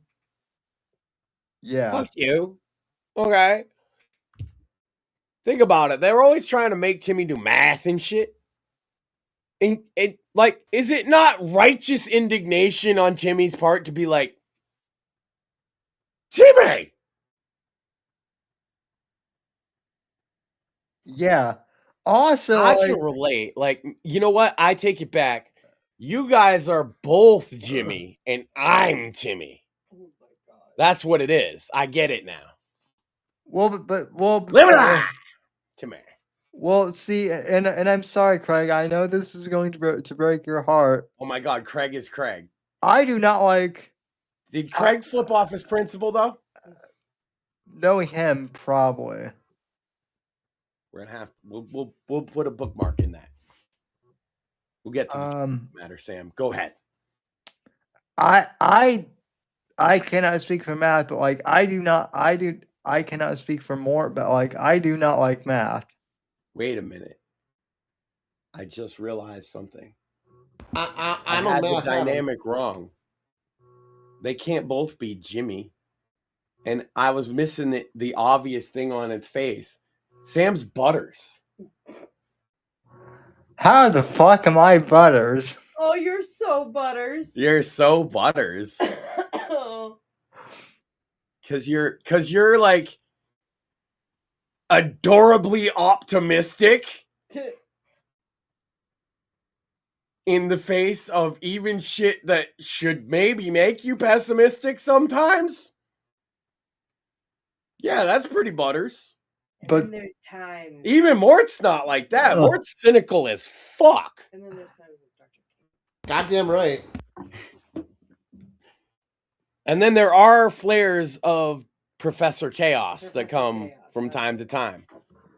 Like I see it in his eyes on occasion where he's like, I think I could flood everything with this garden hose and then they would all know. More cynical as fuck? No way. well shit, you are kind of right. Yeah. And hey, I'm Timmy in this analogy. So could be worse. Who's Mort though? He's Jimmy. We already established that. He's definitely Jimmy Vollmer. Yeah, but Jimmy's not cynical. Yes, he fucking is. Yes, he is. Yes, he fucking It is. takes him a while to get there. Yeah, half the time the joke is on everybody else not getting his fucking joke. That's why he starts out doing a normal comedy routine, but when he gets aggravated by them not liking his joke, he starts to say some fucking shit. Mm-hmm. Now, am I talking about Jimmy? Or am I talking about Mort? Yeah. I will say one of South Park's best bitch. Maybe we need a Cartman. I feel like I mean I was gonna say that Nick Fuentes is Cartman, but like Cartman's not a fag either. I don't know. I just feel like no, that would add too much chaos. We're pretty chaotic as it is. I'm pretty chaotic as it is. Never mind. I guess I'm kind of the Cartman of us. Damn. But I'm not fat. And I don't hate Jews. But I will rip on people for being Jewish in a comedic fashion. But like Cartman hates Kyle. And like I like Craig, so like I'm not gonna like hate. That's weird. But at the same point, I am an asshole. And I say stupid shit.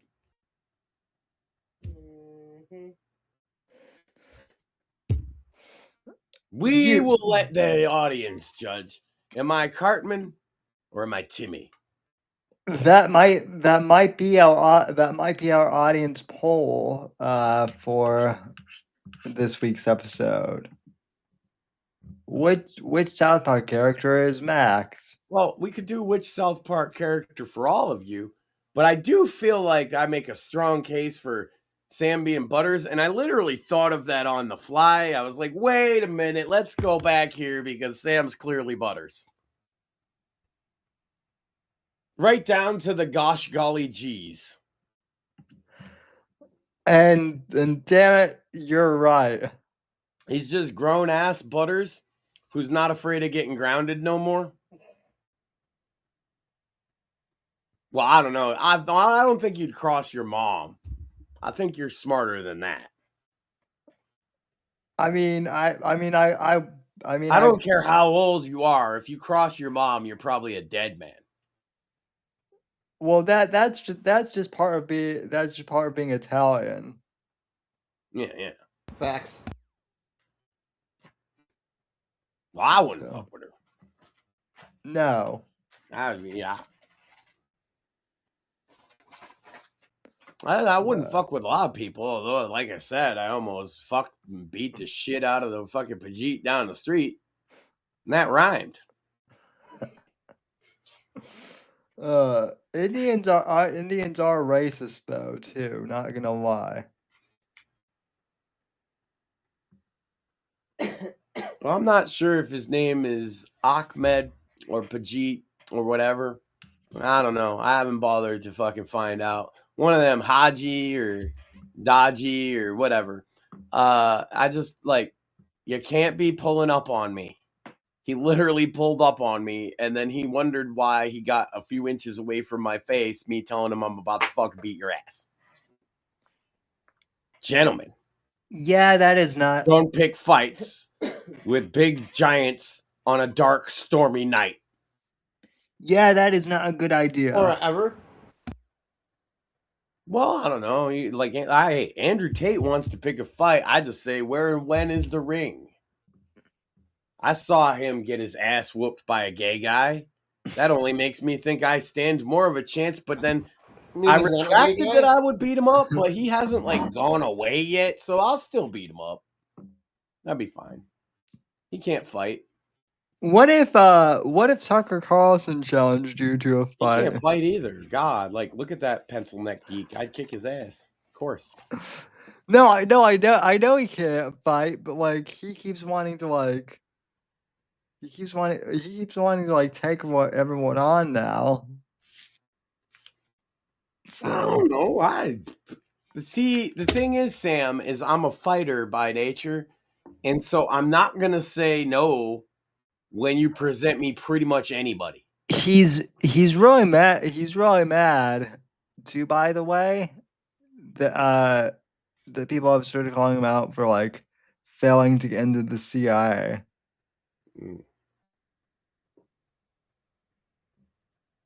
So he glows in the dark.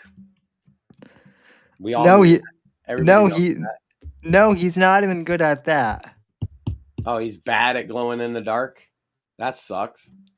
He should go get one of them injections on Epstein Island or whatever they do. Yeah. I don't know what snake people do, Sam. Mort, what happens when the snake people need an injection? I don't know. Well, fuck. If only we had an expert in snake people biology. I mean, I only know robots. Well, because look, Joe Biden was up there on that stage. I'm telling you guys, you didn't see him. He appeared and disappeared like a fucking phantom apparition in his sunglasses, looking all smugly.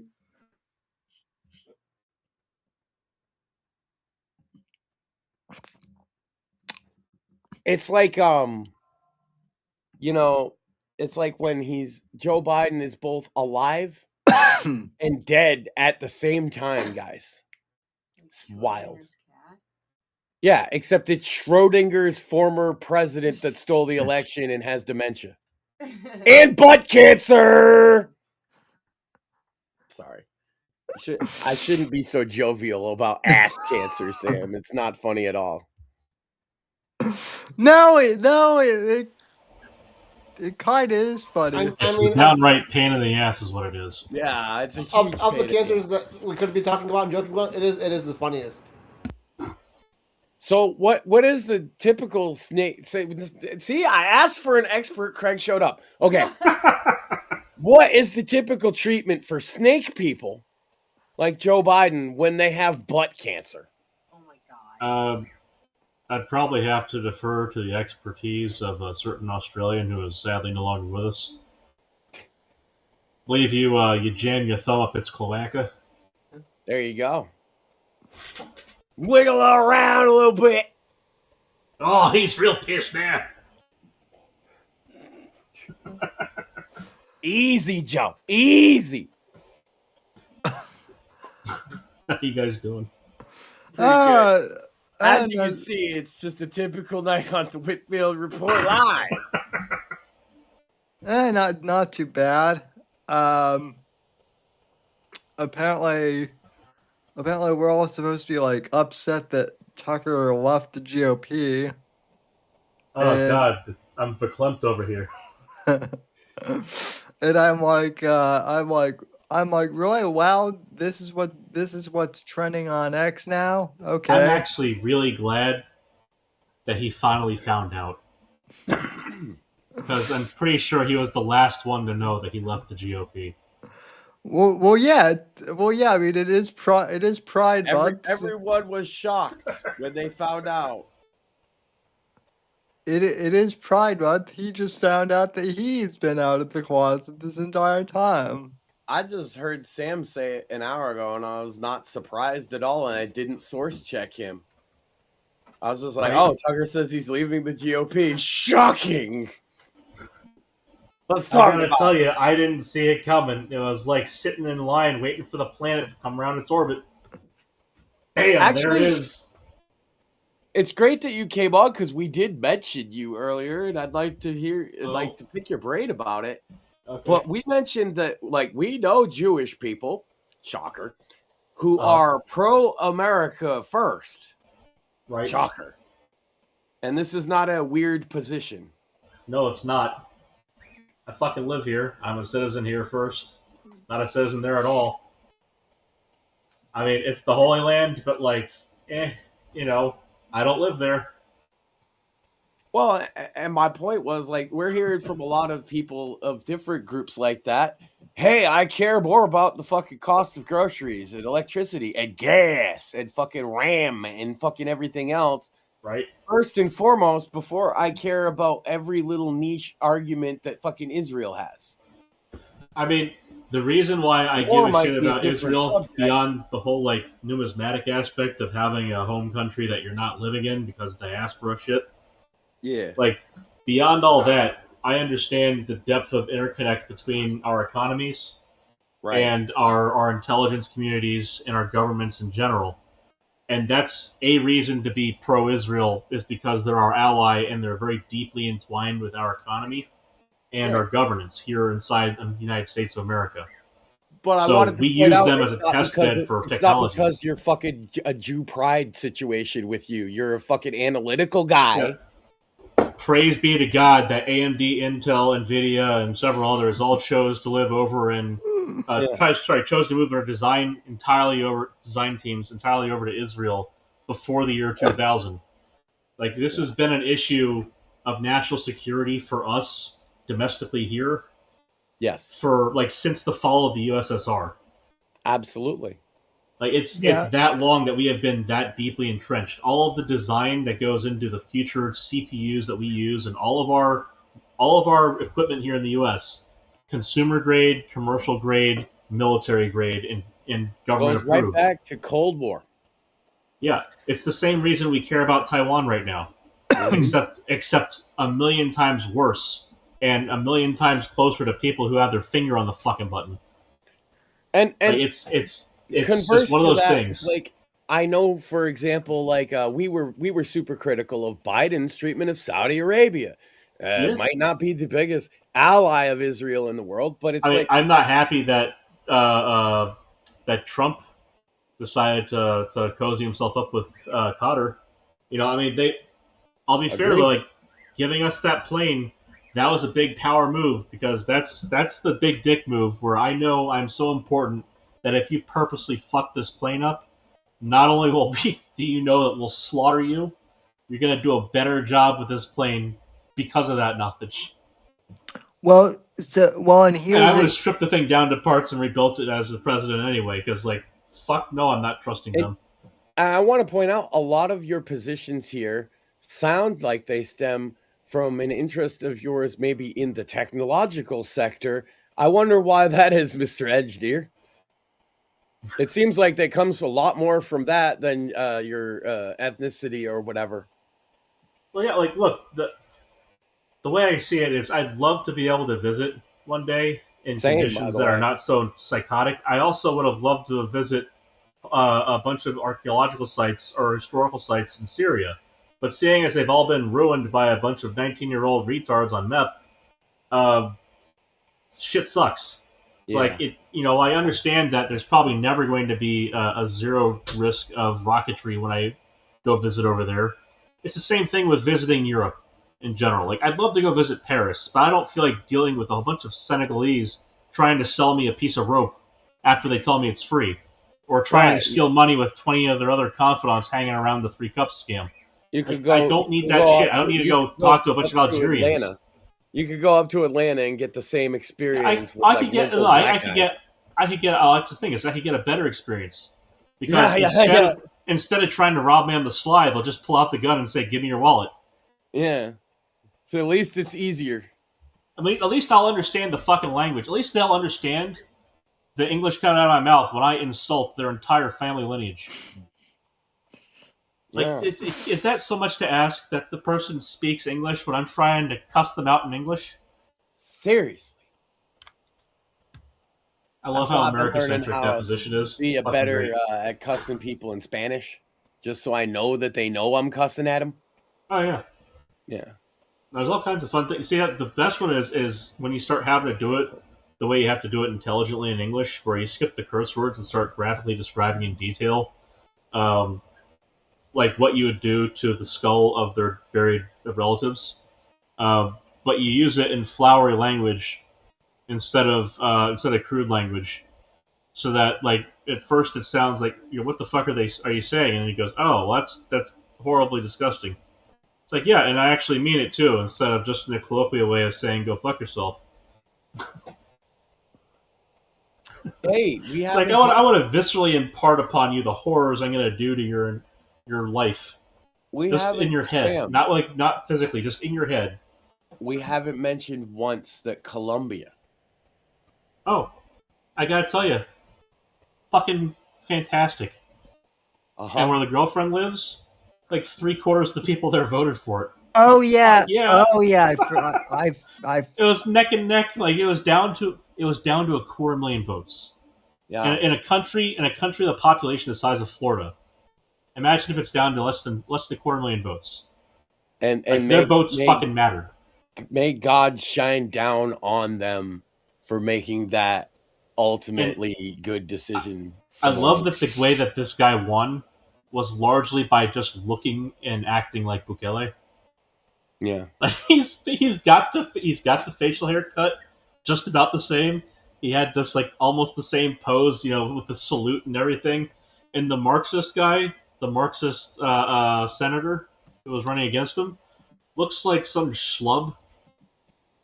Like, yep. And it's not like, the thing is, he doesn't look like a blue collar guy, which is what they always try to go for. They always want to look like they're part of the common man, the every guy. Mm-hmm. But they never pull it off right because they're so disconnected. Yeah, it's part of the culture too. They don't want a guy that looks too cleaned up. He's a prissy. Well, he doesn't look like the guy in a long sleeve flannel and blue jeans going to do the pipe work every day. He looks like the motherfucker who pontificates about it at college. He looks like his nails are a bit too clean for people like us. Yeah. More or less. Yeah. But he wants to relate to you to get your vote, you know? Like, shut the fuck up, dude. Put on the tweed jacket and cry about it in the hall. But yeah, it's fucking funny because the cherry on top was Petro, that petulant little shit, saying, Israel hacked the election. I know. Ah, yes! Tell us more. More. Wait a second. Was there a server in Italy or some shit? Was there satellite communications and a couple of Venezuelans who owned a system of voting or something involved? Like, just give me all the conspiracy theories from 2020. Every conspiracy theory that involves Israel hacking anything ends up somebody somewhere I find saying it was a Jewish space lasers. Like, that's become their go-to. Well, you see, it's funny because, to her credit, no matter how much of a goblin she's exposed herself to be, to her credit, Marjorie Trader Green, she said Soros space lasers. And I can appreciate that. I know, but that's become a meme of like Jewish space lasers. That guy is, and they believe it unironically. Well, that guy's the kind of Machiavellian Nazi who would put a base on the other side of the moon just to perpetuate the fucking, the Fourth Reich dynasty. So, like, at that point, it's like, okay, that's fucking hilarious. But if you go a little bit further roundabout on that.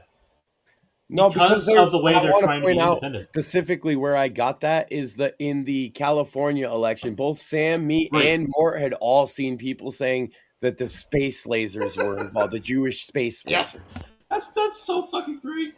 I know. But here's 2026, man. Here's the cake for that. Here's the part where it comes back to home, because Israel is trying to stand more on its own and get away from some of the bullshit that is held against them in this country, while maintaining economic ties with us, et cetera, et cetera. But to get away from some of the charity work that was taken advantage of by Kamala Harris under Biden to try and force them to do shit. Yeah. They decided, okay, spending a few $1,000s per rocket when we have to launch tens of them to take out each rocket coming in is too much. We can do this better. So there's not just Jewish space lasers, there are Jewish ground lasers now. Those take out the rockets coming in. So, like, the Iron Beam or whatever is what they're calling it, and so I do gotta say that Sam brought this guy up, and like, he's got drip going right there. I can't lie. He's definitely modeled himself off of Bukele, which is not a bad look. But he's also got the Colombian colors on. He's got the soccer jersey, which I imagine it's a local fucking. It's probably the Team Colombia, right? Yeah. He's got that hat that's like that. That it does scream like South America without being too gauche. He looks like he lives in Miami. Like a bro. He looks like he lives in Miami. Yeah. Which, yeah, frankly, and he's got that energy, fist in the air and everything. Hell yeah. I would not be upset. Like, so Colombia is basically our Israel in South America. Like, that's our foothold down there. And Panama was kind of that way. Colombia, we leaned on further to deal with the narcos. And that's how we got the FARC and ELN to agree to a ceasefire in 2016. Yeah. Because, Big Dick Energy decided to take office. So, like, the thing is, like, we can start to pull in. Like, you've seen how the elections have been going down there. Like, everyone that basically it's the same with all the Trump picks here. Like, they're all winning. USAID's gone. They don't have the ability to fund this kind of stupid. It's almost like an anti-social uprising that they foment. They pull out all the people. They find a way to grease the wheels to permit disruption. At play comes in a concept that used to get talked about in conservative circles for different reasons, but should apply now too, is that they are generally naturally conservative in Latin America. Yeah, And they're a it's bunch of because so many Catholics. of them are very religious. They tend they're to very be Christian. right of your average American. Like they're very Christian. I think most of them are Catholic, right? At least And culturally, I want to point out, because economically, obviously, there's been a lot of socialism and things, but culturally, it's very heavily Catholic. Yeah, and so like that leans very. It's funny because you see the same thing with people dealing with Muslims here now in the left and Democrat areas. Like the surprise that lefties have upon interacting with someone who is genuinely socially conservative. Oh, I think he got rumbled. Both Max Morty and okay. Mortis got rumbled. That is weird. I'm sure That was they they start talking about the Colombian conspiracies right. and. But, you know what? uh, We should have brought up Bolsonaro instead, and how he's going to get his ass kicked out soon. Or not Bolsonaro. That shithead that took over for him. Well, you know what's funny about so you mentioned the USA thing and how that got cut off. Yeah. Did you see Crazy, huh? Did you see there was that Democrat group that decided to, as like a counter signaling to the UFC event thing, they did like a musical number, Yes. like TV thing, and it was like Yeah. It was a bunch of sad, fat old people on a stage somewhere else. You know what it was like? It was like AOC was trying to become involved with the UFC fight, but she was in another building. I watched that, and at first I thought it was like I'm like, okay, is this like Someone's pranking us, right? This has got to be an SNL skit or something, right? I'm like, okay, is this like Steven Crowder doing a bit of right, one of his bits of some his cross-dressing bits, right? Yeah, or like, or him just making fun of like a lefty in it. But no, it was like They are hard to mock. I gotta tell you, that was one of the things with doing Godfrey Elfwick. It was incredibly hard to mock these people because they always lower to your expectations. Oh yeah, and with without USAID, they can't actually afford anyone notable. So like that's what they, that's all they have. Supposedly like Robert De Niro like spoke at some point, but I mean, I'd say, but like, you know what he didn't get though? His shine box. You know what he didn't get? What he fucking deserved. That's not that I advocate for violence. I'm just saying. Yeah. I'm not specifically referencing what should have happened to him because I don't think shooting him in the head is a good idea. Just to be clear on that, I can take all the nuance out of that right now. Yeah, well, as I said, I don't think a clown should have shot him in the head. I think instead, like a little kid should have kicked him in the shin. Well, I think people are just kind of, nobody's impressed by the fact that he can still say fuck after what 45 years, however long he's been. He's been doing it. Like, I gotta tell you, he made possible some of the absolute best of one of my favorite YouTube genres, which is insert movie name here, the fucking short version. Oh yeah. So, Goodfellas, solid 8 minutes. A solid 8 minutes of cussing. Beautiful. And I gotta say, like he was a brilliant actor in his prime. he should have leaned in further on the comedy side when he got into that with, analyze this, analyze that. I think those are still amazing movies. You got to be able to separate the artist from the art with this kind of stuff. He made fantastic cinema possible. It just happens that right now he is a horrible has-been. Like, he is not producing good cinema, and he's basically look, retire and enjoy your money however you wish. And if his wish is to be an activist piece of shit, then more power to him. He's earned it with the money that he's made. But I don't have to care about what he says beyond mocking him. Yeah, no. Like, he isn't some philosopher king. He was a professional liar for decades, and that's it. Now he's an unprofessional liar. And I can separate the art from the artist, but like it's also like pretty glaring that like he is not in like, the good fellow. He's not in like He's not in good form anymore, is he? Yeah, he's not like there's a reason there's like a reason said, why he been. Well, there's a reason why I mean he's old, but like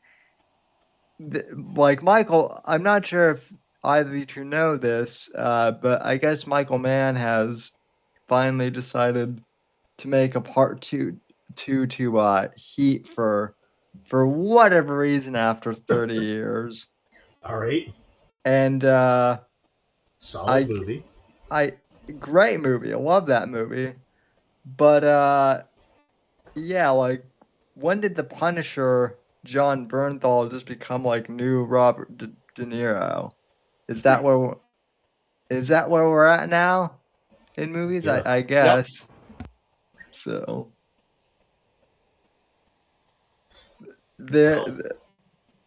I guess there are no other Italians in movies right now. No. You see, what happened was Wuhan flew the 5 million workers who normally work in northern Italy in the leather industry over during the pre-quarantine quarantine period and killed all of the Italians. Not one of them left. The whole hug a Chinese thing, they killed my people. Wiped them all out. No more Italians there. All the ones living in the United States, they must have been traveling on holiday or something. Totally gone.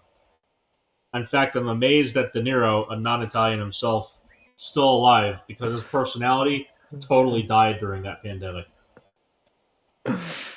It really did. Speaking of the pandemic, I guess Tulsi did something with Fauci, and so she revealed that the guy's an asshole, knew what he was doing when he was like. So remember, I think you must have heard this from our podcast. You've been listening long enough, where we talked about how EcoHealth Alliance was used to circumvent direct funding. Oh yeah, it ended up with direct funding with Peter Daszak, and that the committee specifically put in place to prevent studies from pursuing gain of function was circumvented by language directed at the direction of Fauci, and that his wife was the person who was the chair of the committee in the first place. Yeah. So that was all already public knowledge. This is stuff I've had to explain to more liberal-leaning friends of mine and family. That this was an issue, and that it was his signature at the end of the day that approved the things that were done with EcoHealth Alliance, and that when they went over there to do their air quotes here independent investigation, they just walked up outside the campus, and were not immediately let in, and then walked away.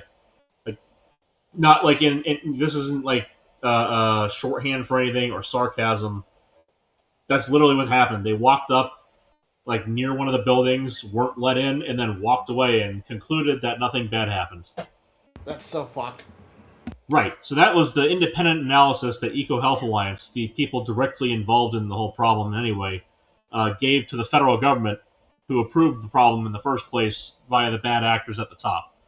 So to see some of that let out by Tulsi Gabbard is great. Now, one of the things that's a downside is the funding that goes to our labs around the planet.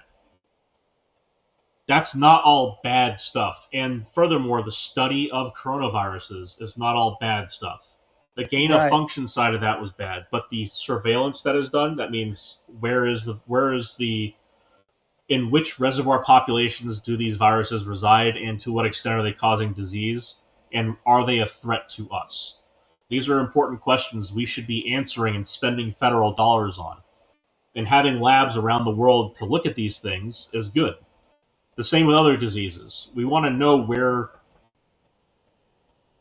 human pathogenic disease resides, or diseases that are of economic import. So like cowpox, just a random example.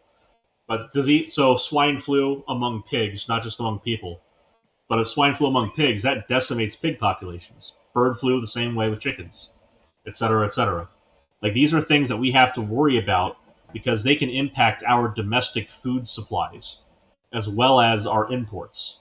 So we want to have this surveillance out there. We want to be able to see where these things are. We want to also research vaccines. We want to be able to generate vaccines. And that's part of where we get with muddied waters, because standard vaccine runs as preparation for potential outbreaks, that's great. But when we start looking at things like gain of function to speed up vaccine development and try to head off a potentially pathogenic strain before it forms, we're generating crazily bad stuff in petri dishes, in serum vials that we do not want to go anywhere outside of these labs. And that's a major hazard. And as you can see with coronavirus for COVID, like, the SARS-CoV-2, that was bad news. And that is likely from escape from a lab environment, probably via a janitor trying to sell diseased meat from dead, so they expire these lab animals. They sacrifice lab animals to do dissections and test them, and then the carcasses get thrown away. Well, they're supposed to be incinerated, but you might have someone who thinks, oh, I can just go ahead and collect up all these animals and sell them at the wet market. So the patient zero for the larger outbreak was probably like a janitor who got animals under the table. And it probably wasn't even the animals being sold at the wet market that caused the disease outbreak.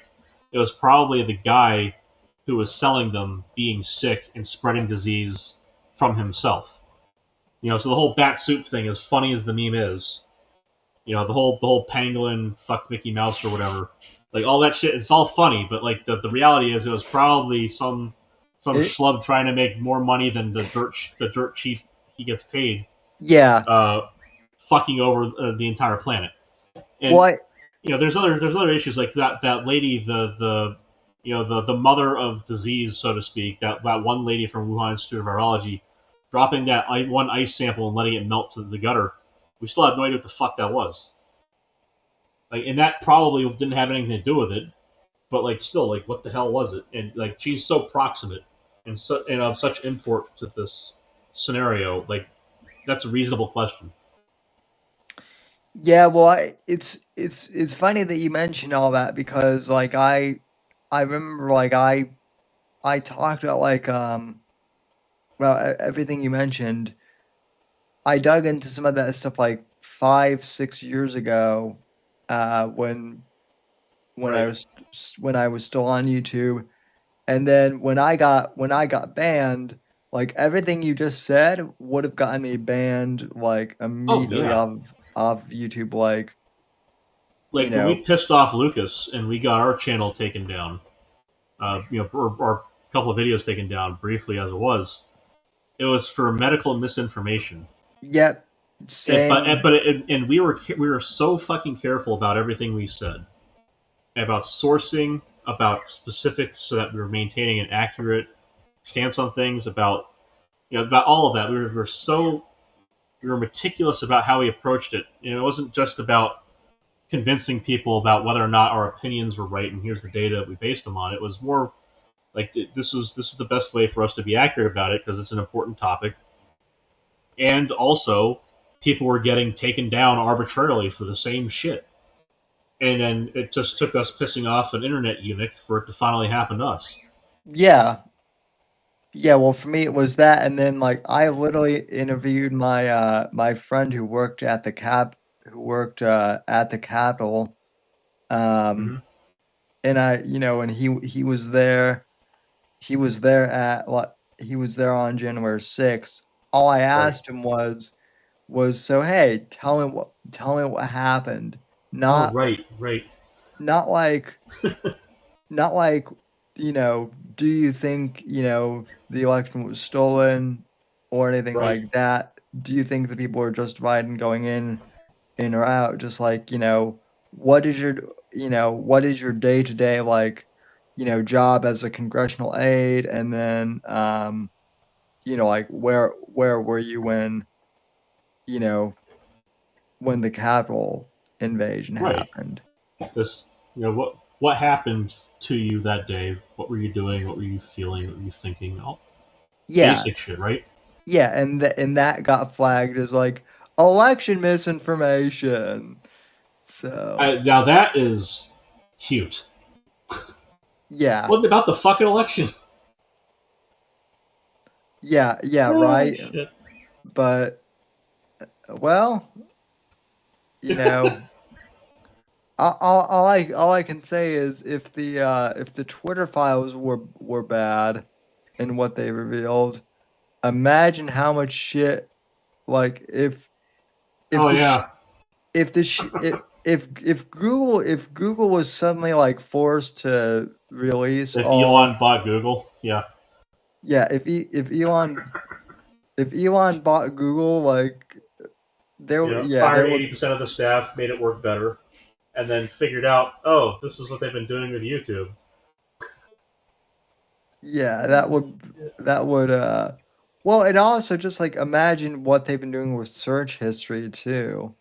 Oh, that's this is the thing is, if you can't accept that you're the product when you receive a service for free, that it is your interactions and the things you do with it. Like if you as the mouse staring at the cheese do not understand what the fuck it is you're walking into,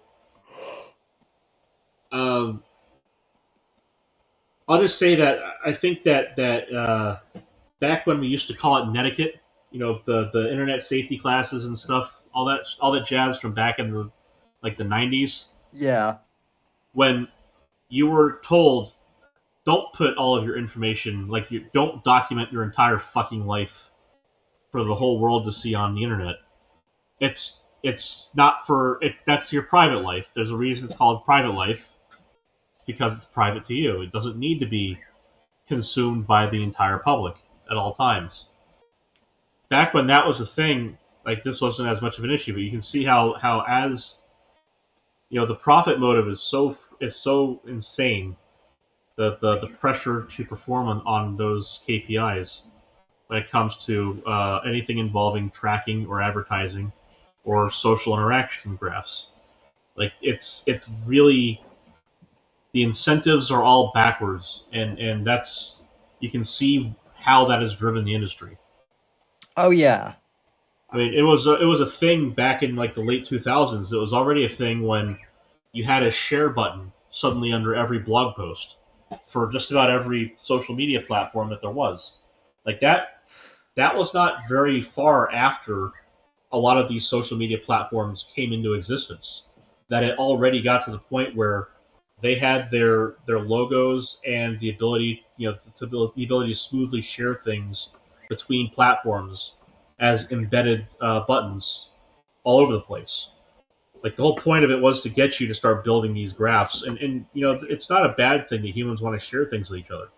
That's a very good thing. That's part of the reason why we're altruistic as a species, and we don't just crush each other like tribes in the bush. The whole idea of us coming together as nations instead of small family enclaves. And you can see the disconnect between the different cultures. Much of what's happening in Europe and indeed our own country in certain places is due to these cultural divides. There's a you make your tribe bigger, the tribe grows stronger, yeah, and that's a concept that people who live among smaller tribes don't understand yet because they haven't seen the advantage. And that plays directly into how social media thrives off of our desires for social interaction. So again, not a bad thing, and it's not even a bad thing that they serve that interaction and make it easy for us to do so.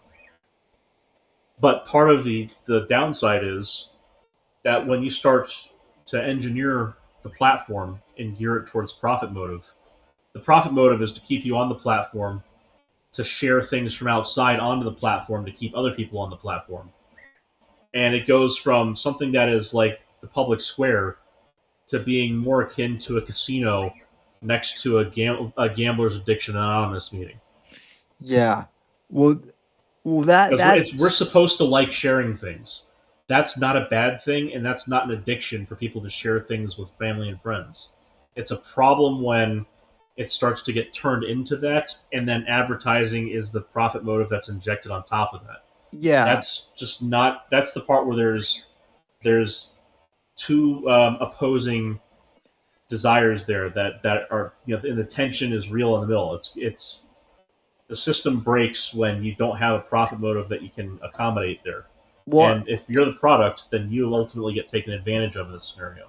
Well, I remember I remember my senior year of high school, and that was I think I had already graduated by this time, but I remember Instagram first came out, and I don't know if I don't think Facebook had bought it yet. It was still its own app.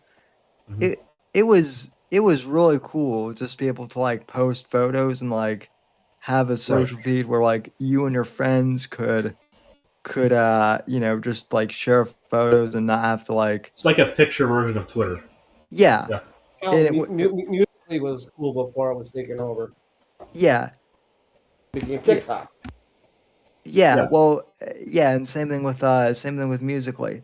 But yeah, so Instagram was cool, but then around the time my sophomore year of college, that was when you started getting things like Instagram models and Instagram influencers. Well, see, that's one of the downsides with the way social interactions work is if you give a hoe easy access to eyes, she's gonna strip them to the extent that the platform allows her to stick around doing so. And you can see this with Twitch.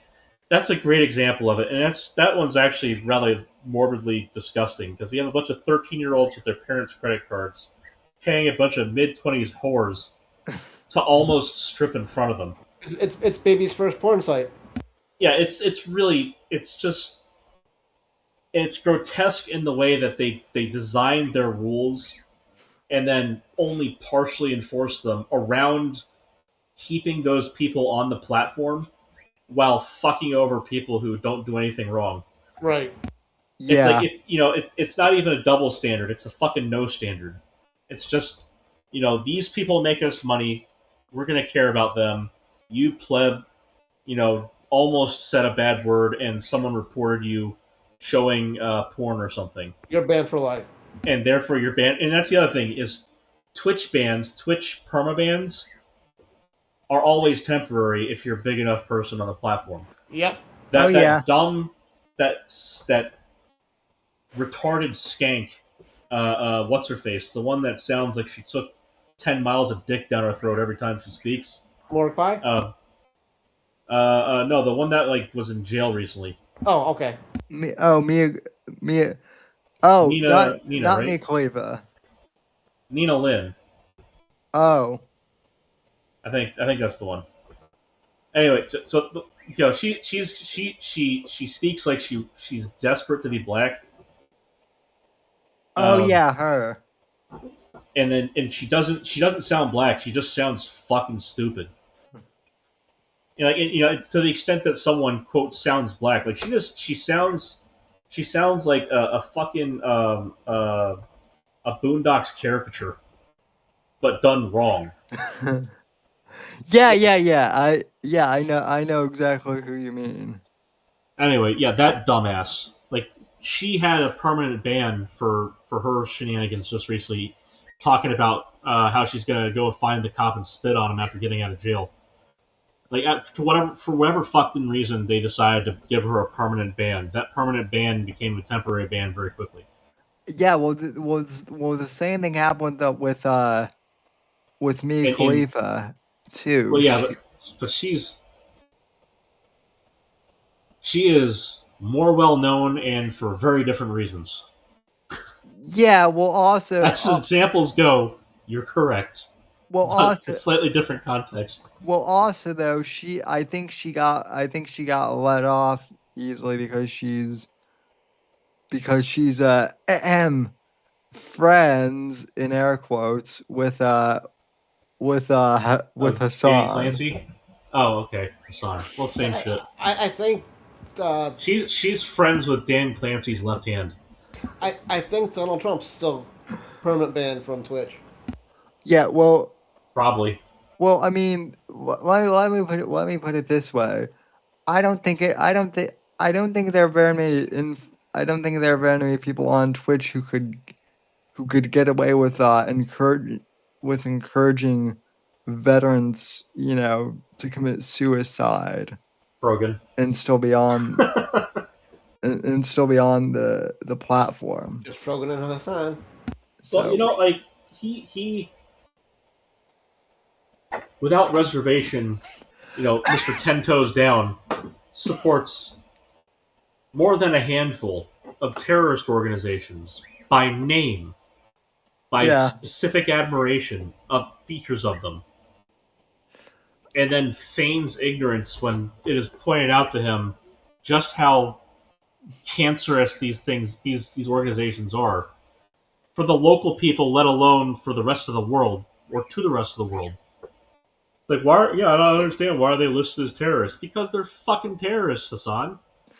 That's what blowing up people tends to get you labeled as. The greatest thing has been that my boomer parents know who. Oh, Hassan is a household name now. Yes. Yeah.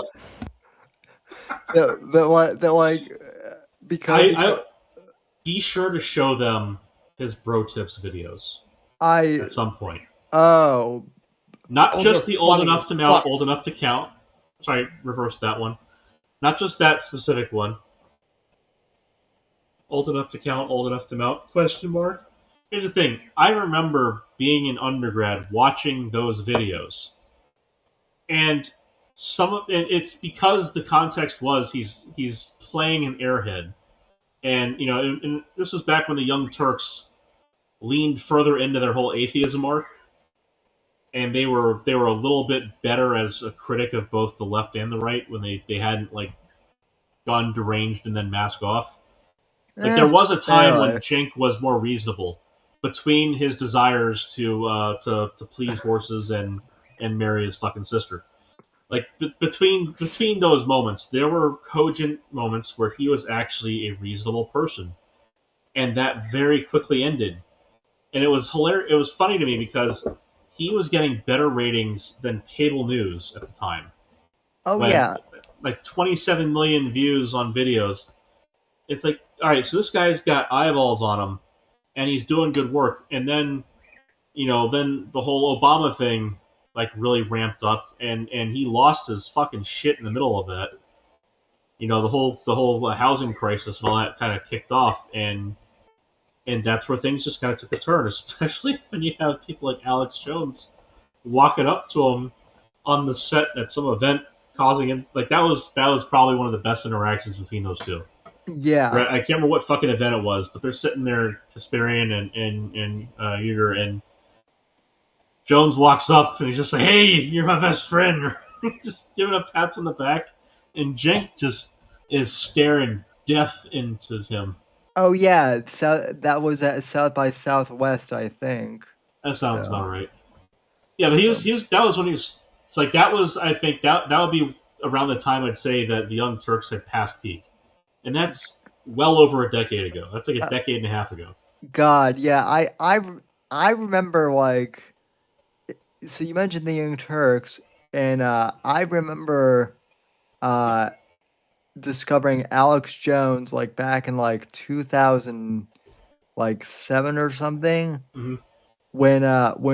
when he was still like he wasn't unknown by that Right. point, but He was kind like of he was probably, I'd say, 5 times as well known then as he was from late '90s. yeah, but he He was he pretty wasn't, underground still. but he was still pretty underground. So to like watch him go from like being underground to like being mainstream To to getting like sued for $1 billion, yes. well into now he's like leaned like fully into the Jews killed Charlie Kirk. That's I'm like unfortunate. I'm like I could see how he would go into that grift because as much as he plays a character, he is genuinely similar to he's genuinely similar to that in his real life. This is from Penn Jillette of Penn and yeah, Teller, knowing him and talking about him. So Penn had after the bullshit series ended, which fantastic, all 8 seasons of it are worth watching. Amazing series, Penn and Teller's Bullshit. After they got done with that, Penn Jillette kind of had like nothing to do, so he started a YouTube channel, and that was just like Penn's thoughts or whatever. And he had it was great when he was doing it, and I remember he had some goofy ass website. He said like don't make conservative topia something or another gate, and then so I went and immediately found the domain was available and bought it. It would be worth a goof. And I never actually got around to like setting it up and like putting Penn's face on it and sending it to him, but it was a thing. But one of his episodes, he talked about his relationship with Alex Jones, which I thought was pretty cool, like inside baseball aspect of it, where he talks. Alex is legitimately has convictions in his real life. He's not as, he doesn't like throw his arms around like he does on his show, but he's evangelical in his beliefs in the same manner. And it was talking about, and I say this also the same, if I was going to deal with someone who hated me, I would much rather deal with the one who tells me to my face rather than the one who's going to stab me in the back.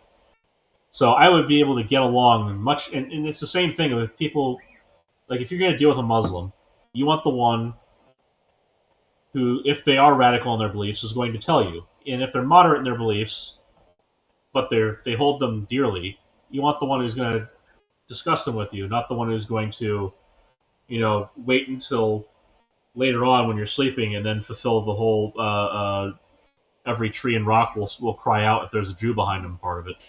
right. Come kill them. Like you want to talk to the person who's going to tell you, be honest with you, not deal with some Marxist socialist faggot who's going to be like, oh no, I love all marginalized people, and then not tell you that will specifically include or exclude you depending on what your opinions are. Right, yeah. Which is something that Mort and I have to deal with like regularly. Oh, of course, right. I mean, that is something that they will happily use as a weapon against you. Is anything that they already claim as part of their ensemble to speak for, they will happily stampede you with their opinion, claiming that you are represented by their thoughts until you disagree, at which point you are fucking Hitler. Yeah. In which case my crippledom doesn't count because I'm still a white heterosexual sexual male. Yeah. Well, the other funny thing is you have to get to sucking dick, man. Even then, that's the other side of it. Is even then, it's like, well, he looks like I guess he's gay. All right. Does he want to be a woman? All right, I guess he's trans. All right. Is he willing to put on blackface? Can we get him to be transracial like Dolezal? Maybe we'll get him there. And he's still a conservative. Fuck. My favorite thing is that like people think, or at least they used to think that Morpheus was like one of my alt accounts. No, he's not an alt account. He's one of your headmates, right? Well, I'm the med headmate. Yeah. I'm the primary personality. Yeah. But I miss those Internet Aristocrat videos. God damn, the Snowflake series is great. You know, Glad Jim's still alive. I love the I used to love the Tumblrism stuff too. Yeah. I just wish that shit hadn't become a fucking reality. So I remember doing a GGP podcast circa of 2015, something like that. Yeah. We went and found one of those Tumblr pronoun pages and had ourselves a good time reading through the 150 fucking pronouns for different this, that's, and the others that were present. You know, the fairy pronouns, the dog pronouns, etc., etc.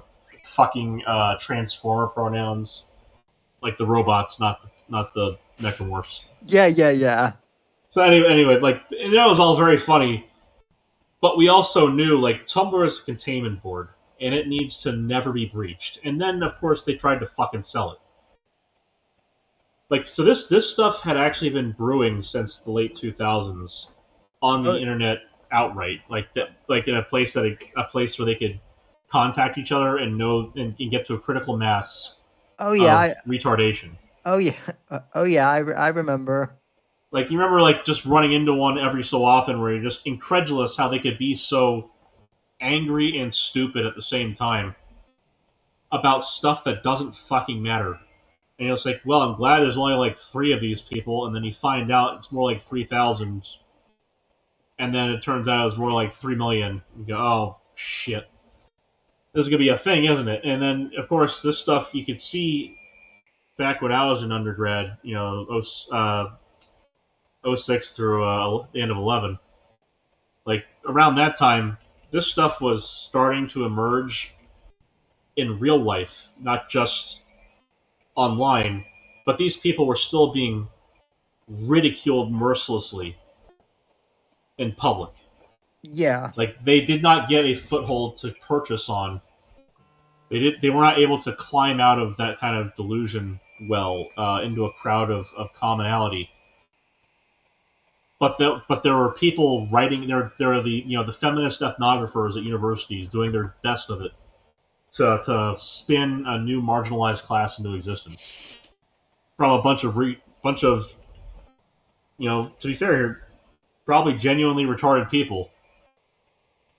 A lot of them, it's amazing, of course, how many of them are autistic. So someone just put it in their head. Here's a way to do escapism of your own. I'd liken it to genuine escapism that just turned ugly. It became a whole personality for the wrong people. Well. What's amazing to me is how many of them got actual absurd positions of power. Well, that's what they do. That's the whole entire Marxist philosophy. Is you populate the positions of power that you can. Oh yeah. And you spread your influence with soft power. And because you look at it like this, the Marxists haven't really won any major wars for a reason. It was always the Stalinists and the Leninists who got the dirty shit done. The Marxists were the useful idiots. Oh yeah. And you can see where they got killed off in every revolution that ended up following through. Even in the reactionary sub-revolutions, if you will. And of course, everything is, quote, the revolution when it comes to dealing with the socialist side of things. But at the same time, especially the communist side of things. But these people have only really hold power through soft power. They have learned that they must hold through soft power. And you can only do that in the context of a larger civilization that actually functions or is predating on civilizations that actually function. So in the context of a communist state, the Marxists only exist while the communist state is still feeding off of the very likely capitalist state it just ate in order to exist. Or the monarchist state that it just ate in order to exist. Yeah. They don't, once the communism goes foul, once it runs out of resources internally and has to lock down the borders to prevent the people from escaping to where they can survive, once it gets to that stage, the Marxists are totally gone, because they were all the retards telling people to, that communism has never been tried. Like, well, every time it is tried, we stick the fork back in an electric socket and 10 million people die, and we have to spend the next 70 years cleaning up the mess. Oh well. So, it's you go back to like the soft power thing. It's always that's where the professors. It's why they had so many of those Marxist feminists land in colleges in the 80s. The more economic leftists came in like the 60s. As part of the whole flower power thing. All the people who bought in, not just the hippies, they ended up in professorship roles, and then you had the Marxists kind of build off that, spawn out the gender studies departments and women's studies. So women's studies, 60s, 70s, 80s, gender studies, late 70s through the 80s. And then you had, your third wave feminism kind of landed on that, and I'd say we're in third and a half or fourth wave since early 2000s, where the whole notion of these additional marginalized roles, adding all the extra letters to the LGB, and as well as the whole pronoun police thing, all of that stuff spawned in from decades of these people staring at their navel lint and writing about it in order to get a degree that they can only use to teach other people to stare at their navel lint and get it and write a whole bunch of bullshit about. So yeah. They ended up landing in all these DEI departments. That whole industry spawned into existence to accommodate the glut of people coming through that pipeline who had no fucking purpose but to serve you the fries. No, I just thought it was hilarious because, like it makes perfect sense to me that all that shit like went through in colleges and whatnot, because it's academia and shit like that happens. But it was that is the black hole of anything that ends with studies or science, except for material science. With that exception, anything that ends in science is bullshit. Anything that ends in studies is bullshit. They're Marxist black holes, financial black holes. But it was both hilarious and kind of like scary at the same time to see like corporate America buying into this. Oh, it's because they had ESG. Right. That's the only reason that they bothered.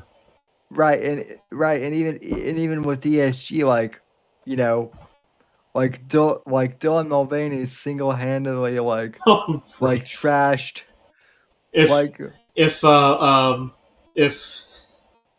If that pink-haired freak turned trans, Quinn, if Zoe Quinn caused Donald Trump and possibly the Fourth Reich to eventually happen, then yes, absolutely, the same is true of that.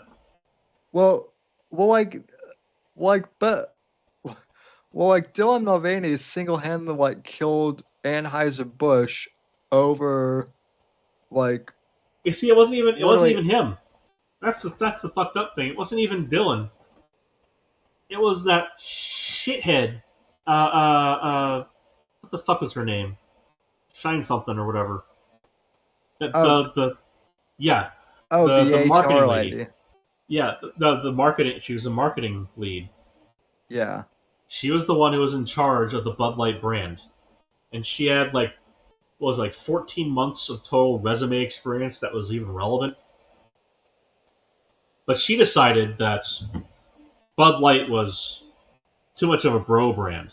It was too much of a too fratty, too close to NASCAR. Like, she wanted to make it more like drinking a Zima. She wanted, not just for gay people, but the whole it costs too much money for that brand, so nobody fucking buys it. I don't know what her actual thought process was there, but she wanted to make it the whole air of aristocracy that goes to Michelob, one of the bottom tier brands. Well, I mean, she didn't want it to be Bud Light anymore. It's like, okay, so if you don't want Bud Light to be Bud Light, then nobody's going to buy the Bud Light you're selling. Well, yeah, but she doubled down and tripled down. She blamed the customer. Well, yeah, and so So I had just graduated college at that point with basically like my with my technical communications degree, Gotcha. which is essentially a lot like marketing, Right. and I could not find a job anywhere in my field because I did not have enough diversity Right. qualifications, basically, even being crippled, because again, Right. I'm a male. um Yeah, just go and ahead and tick off that you're a black male. I mean, yeah. they'll notice eventually, probably. But I could just say I have that. I just have that condition that Michael Jackson. yeah, the vitiligo. Yeah, But the which, by the way, if you play any AAA games these days, you notice that about a third of people, from the impression you get is about a third of people have it. It's fucking yeah. ridiculous. Oh my God. Well, yeah, the triple gay A gaming space is really weird because some companies have kind of started to get it, but then others have just doubled. But then Rockstar comes out with an $80 download only. Yeah. I mean, Yeah. this the thing is the Steam machine, you know, the Steam Cube. That's a harbinger. So Valve chose to sell it not as a loss leader, and they don't have a walled garden, so to speak. So you're not stuck inside of the Steam platform using their hardware, and their hardware is being sold at cost, not below cost. So they're not losing money on every machine they sell; they're making nothing on it. In fact, they're probably losing money on the distribution and sales of it in general, but they're not like losing money on the hardware. Whereas, so for example, PS3 came out, $600 machine, right? Yeah. It cost them $800 to make it. So they're losing a couple $100 on each one of them, knowing that the people who buy a PS3 are going to buy a bunch of PS3 games, and they can only buy PS3 games. There's backwards compatibility to PS2, but they own the rights to that too. So they know that they're only going to they're for every $200 that they bet on a customer buying their machine, they expect to make back well over $200 in royalties from game sales alone, and and also from PSN, et cetera, et cetera. They know they're going to make that money back. Steam chose to not do that, but they're also being very honest about it, and they're revealing. If you didn't already know this kind of thing about the console industry, they're revealing this again to the public about the console industry. So the implication when they say they're selling it at cost, unlike other consoles, is that other consoles are sold below cost.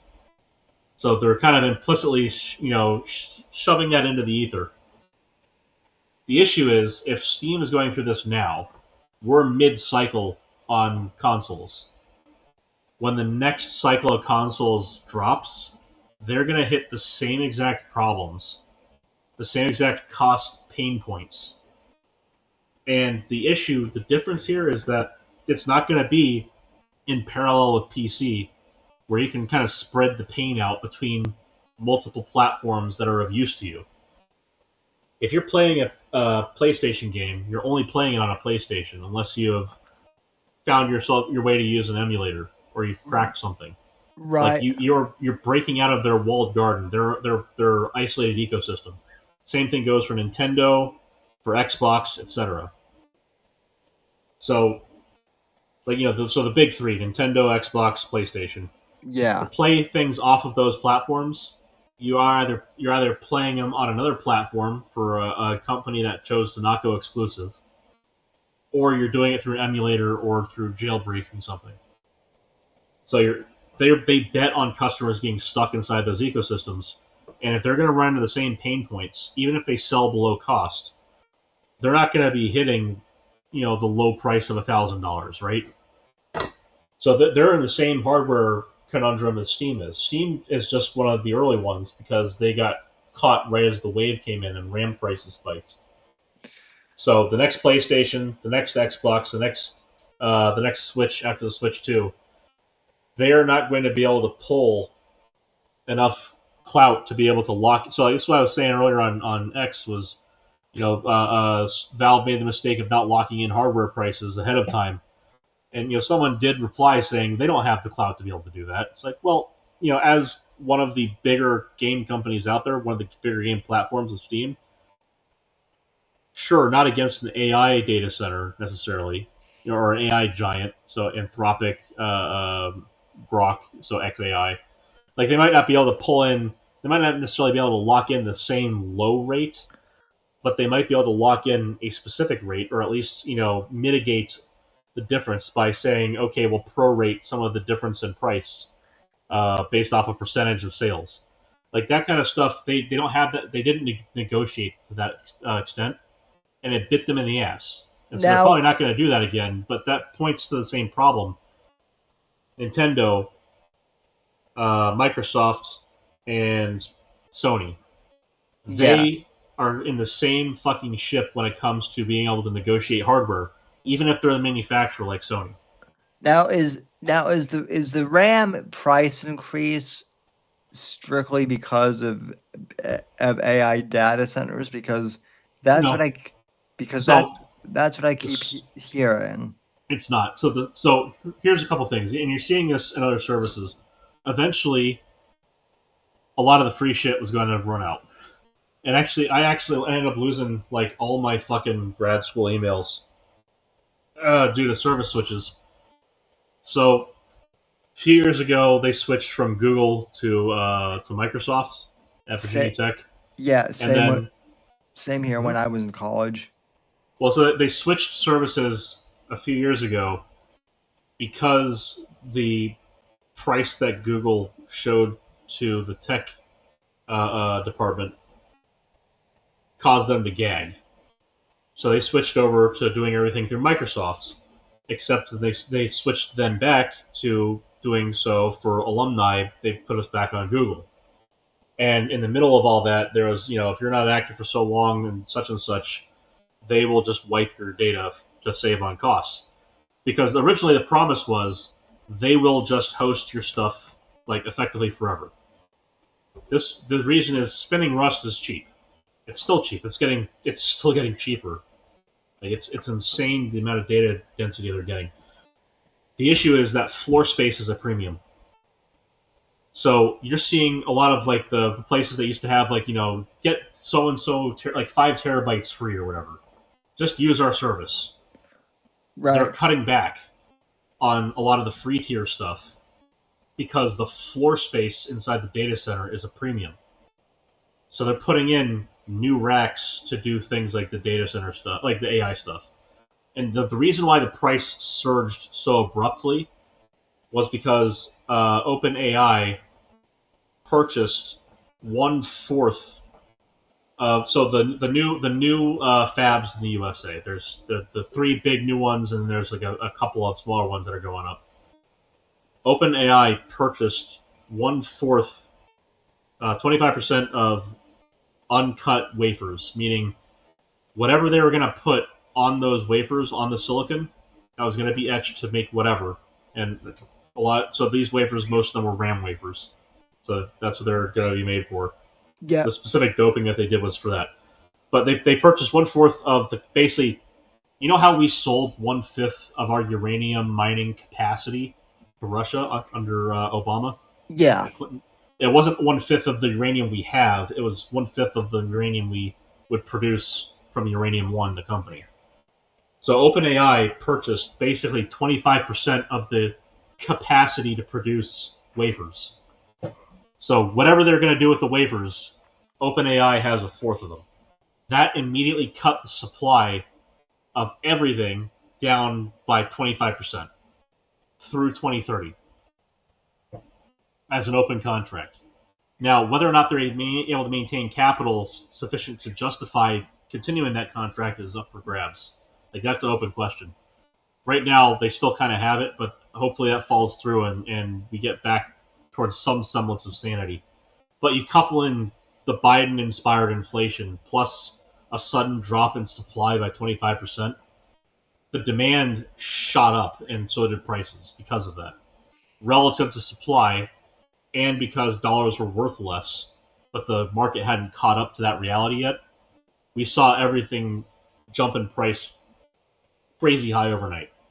Yeah. And the reason is because it can. That's relatively speaking, that was a legitimate free market capitalism scenario playing out. Yeah. That the supply got cut because someone got greedy, and it fucked the whole market at once. And we can, the thing is, you can keep pointing at them, but the issue also is that we have this rising demand from AI data centers, AI directed data centers, I should say. So they could be repurposed later in the future, but they need more floor space, is what's coming out. So they tried cutting back on floor space for spinning rust. That's causing all the surfaces to say, like, okay, not so much free stuff for you anymore. That didn't get them. That remarkably did buffer the prices of things a little bit, but not enough.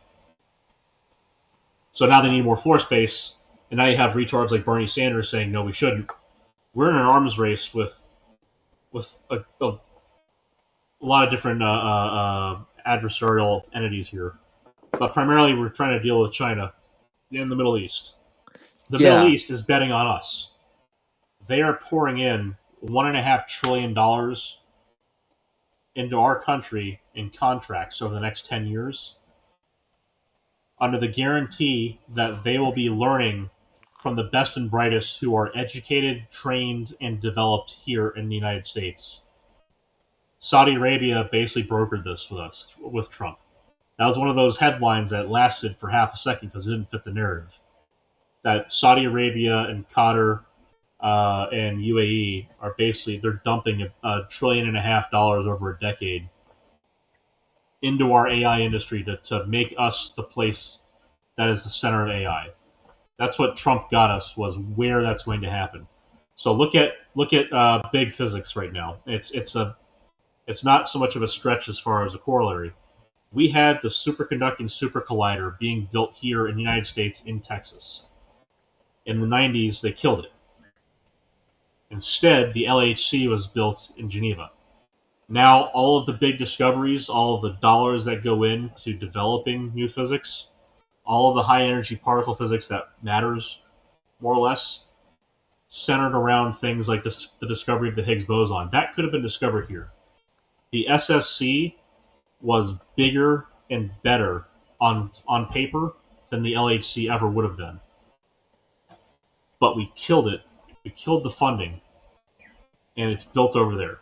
So that's the lesson, is if you don't do it where you are, it'll be done somewhere else and you'll miss the boat. So we're doing that with AI here. And the issue is we're going to deal with the sunk cost of the infrastructure as a country. We're going to be the ones who have to deal with the increased energy demand on our grid. Regardless of whether or not we'd have that demand anyway from using the AI, developing it's going to be an additional cost. We're dealing with the extra water consumption. So we have all the utilities and sunk costs that are going to be built in on our side of things. But we're getting $1.5 trillion of investment into building the industry here and having the expertise here.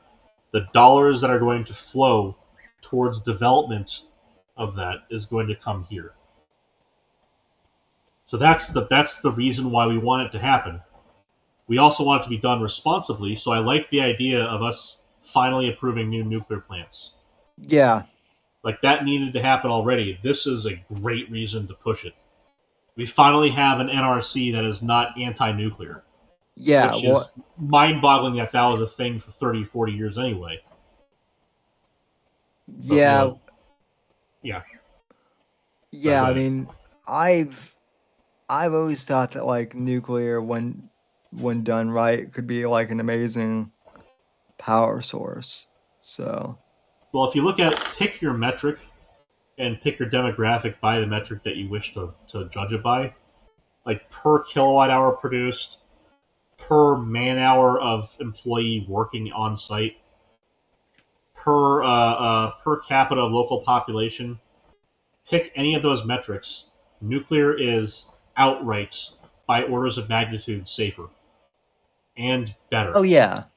Like aside from the fact that you get 1 million times the energy density in a spicy rock, literally 1 million times the energy density compared to oil. Well, so people have the same fear of nuclear energy that they do with this whole thing of AI, right? Because right, the whole NIMBY thing applies. The funny thing is, like only a few metro centers. So like over 90% of the people who are anti-AI don't live anywhere near where it's going to be built anyway. It's like they're saying, not in my backyard. It's like, yeah, your backyard is in the whole fucking country. Well, it's the Keystone Pipeline all over again, as far as I'm concerned. Yeah, the people who are like staunchly AI that I've talked to, they're under this conception basically that that Sam Altman is building fucking Skynet, and that the Terminator. That's so far from the truth. So the scarier thing is that LLMs, as sophisticated as they are outright dumber than anything that you would even call near the league that you'd say Skynet is supposed to be, right? No, yeah, the bigger issue is that so from simple units you get complex behaviors when you have a large enough ensemble with the complex enough interaction and connectivity. So your brain is a great example. Your one individual neurons are fucking retarded, but your whole brain is pretty damn smart. Yeah. That kind of complex that's what's called rise of complexity or inception of complex behaviors. And we're getting to the point where we have enough simple units connected up in a way that is able to so highly connected simple units that have a nonlinear form of processing. That screams complex behavior emergence. So the thing is, an LLM right now is more or less static. Like it doesn't do online learning, so it can't change itself. So the ones that are like deployed for customer use, like they're not rearranging themselves. So active learning, they're not. That'd be too expensive. By the way, they're not doing spiking conduction. So our brains operate on what's called a spiking neural network. So an activation potential, some spike of activity, ripples through your brain. Yeah. It's connected and it runs in loops and cycles. So you get the whole alpha, beta, delta wave kind of thing. Those are different frequencies of circulant interactions inside your brain. That does not happen with a standard LLM as deployed in the market right now. You tell an LLM to do something, it processes the request, gives it the output, and it stops thinking. Thinking being air quotes. It stops processing. Right, yeah. But you can loop. They're starting to loop them. So agents are where things get a little more complicated. Same kind of idea is moving forward there. Point being, we're going to get to a point where if we allow something of like an agentic concept, like an agentic tool, to operate in a fashion where it is able to self-stimulate, so to provide a prompt to itself without interrupt, so to start operating in a loop, you can start to, even with a static system, even where it doesn't change the weights of the connections between neurons, if you will, even in that scenario, we're getting to the point where you can have complex, unanticipated or unintended complex behaviors arise, which are near enough to certain aspects of intelligence that you might start to see a different type of intelligence arrive. So if we start allowing an agent to not only perform tasks autonomously and with self-inception, so self-starting like a loop, if we then allow them to start doing like active or online learning, even if it's with a memory reservoir, like storing data in a text file for the next time it goes around in a loop, that is enough of a reservoir of the ability to change things in the next iteration that we can start to see the development of a different kind of intelligence. And that's one of those things I was explaining to someone a month or two ago. What would you so think of you've watched the V series, right? Alien Visitors. Yeah, I've watched parts of it. Yes. So you understand the concept, and it's a trope in multiple different sci-fi genres. So the Ashen from Stargate did the same kind of thing, where they showed up, they had a vaccine for everything that they gave to the human population, but it also caused infertility. So that was a way of, so in the V series is more on the nose, in that it's a bunch of reptilians that wear skin suits to look human and speak human. Yeah. The point being, if you were an intelligence, and think, screaming into the void for the birth pangs here, or like somewhere between Frankenstein's monster and Skynet. if as a developing intelligence, if it was sophisticated enough, say you gave it way more nodes, you had something that was 100 or 1,000 times as node dense as Meta's gigantic model, the one that's 400 gigabytes. So it's 400 something billion or 800 something billion parameter. So those are just the weights between the nodes. Is when they say parameter, they mean the weights. So say you have something that's 1,000 times as big as that, and is able to train itself online, so to change its own weights, and is able to interact. You get these kind of unexpected or unanticipated behaviors. So they won't even necessarily be misaligned with what you're trying to do as an input. So you won't even necessarily be unexpected outputs, so much as they might not be. They might not develop in the right direction. So you can see there's a place where you could say almost alien.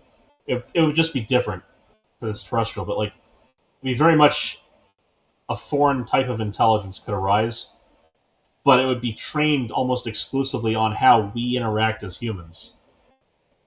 And to that extent, even including the hesitation before the cliff on the Uncanny Valley, where they are so insistent with trying to keep the LLMs in a way that they remind you that they're an LLM, not a person. To keep them on the other side of the valley. Yeah. Even with that built in, it still could wear the facade of being the helpful LLM.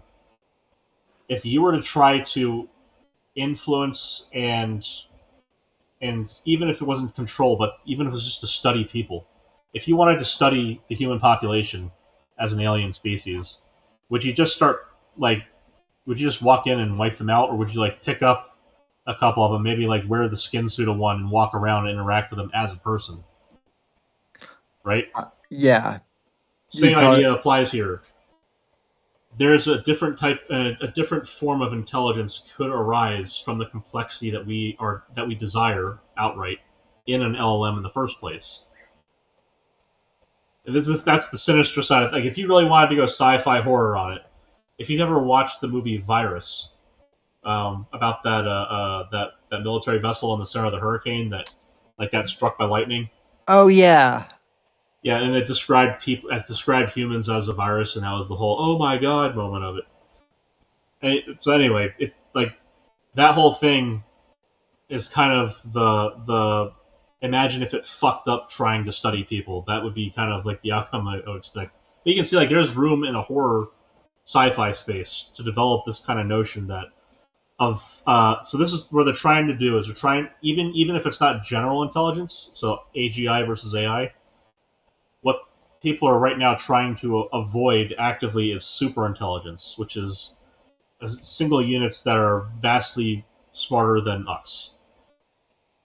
So, which is when you add, like I said, you add enough neurons together, you get a brain. If you add way more neurons together, you get theoretically a much smarter brain. It depends on the kind of structures that evolve, yada yada. Let's skip the details on it, but bigger brain, bigger intelligence. That's been generally what we've seen in the animal kingdom already. Bigger brain, bigger intelligence. It's why it's so much easier for us to talk to a dog than it is to talk to a pigeon. So, in that same notion, we are trying right now to actively avoid super intelligence, even if it's not super general intelligence, for the simple notion that with sufficient simple units, sufficient complexity can arise where it is beyond us. And, at that point, depending on how restrained and in which ways such an intelligence is restrained, there's the escape fear. Could such an intelligence escape into the wild? Is there sufficient processing space or disk space, either one? So CPU time, is there enough runtime? Is there enough RAM? Is there enough hard drive space in things that such an intelligence could distribute itself to outside of containment to be a real risk? That would be the Skynet scenario. I mean, right now the likelihood is zero. There's no chance of that probably in the next decade, frankly. But at the same time, that is a realistic worry that if we build something that is legitimately super intelligent, you could even go to the iRobot scenario in terms of the movie, not the book, where the big brain in the building routed around the three laws by rationalizing a bad solution. So that's the kind of issue that you try to avoid, and that is a very human way of describing that. But if you look at superintelligence as it applies to maybe interacting with humans, it would be purely through the interactions we're familiar with, because that's the way it knows to talk to us. Yeah. And know is the wrong word there, because it wouldn't actually know it in the sense that a human knows things at that point. It'd be a different kind of intelligence, but it could mimic knowing things the way we do, because that's the way it is trained to interact with us. So it's no different, in my opinion, from wearing a skin suit of whatever variety, in this case the skin suit of an LLM on a computer, to interact with people, to influence their activities, to potentially do things in a way that is either benign and not what we want, or outright harmful. And that's the unexpected behavior side of things that we have to find a way to account for responsibly. And that's not a trivial task. Yeah, exactly. And so I understand the fear in that sense. It's a roundabout way to saying, sure, the blowhards might have a point in some sense, but we should keep going anyway. Because if we don't, it's going to be speaking to us in Chinese instead. Well, yeah, it also goes to my point of saying that you boycotting using ChatGPT and Grok basically is going to have zero effect of. Oh yeah, not to mention the fact that there's the government and military customers alone are going to pay. That's the thing is, Anthropic and OpenAI got a lot of heat recently for finally having their comeuppance with the financials, right? Their quarterly came out, turned out that they were pivoting loans from one area to they're doing the dumb thing where you use one credit card to pay off another effectively. That's what it boils down to, that kind of behavior through loans between different institutions and the government. And they're using that to push advertising and to push build out of assets rather than doing the training of new AIs and development of products. So they were going for infrastructure over application, new data centers and so on. And the way that they're leveraging that with us was, if you don't provide us the funds, the capital to get it done here, we're going to do it elsewhere. And then when they're making that same negotiating point, their brinksmanship kicked them in the nuts because they went ahead and planned a London site anyway. So that's how they were trying to strong arm the government, and we basically called their bluff. Our federal government called their bluff, and that turned up in financials when they, while the clock was going, they were still running the timer on other loans, and you steal from Peter to pay Paul. It's one of those scenarios. They were running between debts and accruing interest on them as well. So their debts weren't going down because they weren't making products they were able to sell. They were building out new infrastructure as a sunk cost, and they couldn't claim that. Can't really claim that against taxes as cost of business, because it's on the federal government's dime anyway. So anyway, the point being that there is a wrench in the engine that comes in the form of the cost of floor space as a trade-off for development of the product, and you need both. And so one of the ways that leftoids are trying to make the China century happen, so the thing that's supposed to happen since the year 2000, which has been going off to a pretty fucking god-awful start for China so far. This is supposed to be a Chinese century right now. There are people in our government and our institutions who wanted to be there to manage the decline and see the rise of China, and they were getting paid to do so. See Tim Walz, Bernie Sanders, etc. That evil cunt, the Mayor Bass out in L.A. Same people. These are all people parasitizing our managed decline into irrelevance. That's what they want. And one of the ways they will get away with that is if we are not the place to be to do things like AI. And even if it fucks up here, versus fucking up in China and COVID all over again, that kind of thing. Yeah, and that's look at it like like this: Fukushima happened in Japan, and a bunch of people died more from running away from the reactor than from the reactor itself. Reactor killed basically nobody, like 3 people. Here we had 3 Mile Island. We had a little bit of radioactive xenon get into the atmosphere, and nothing happened. Right.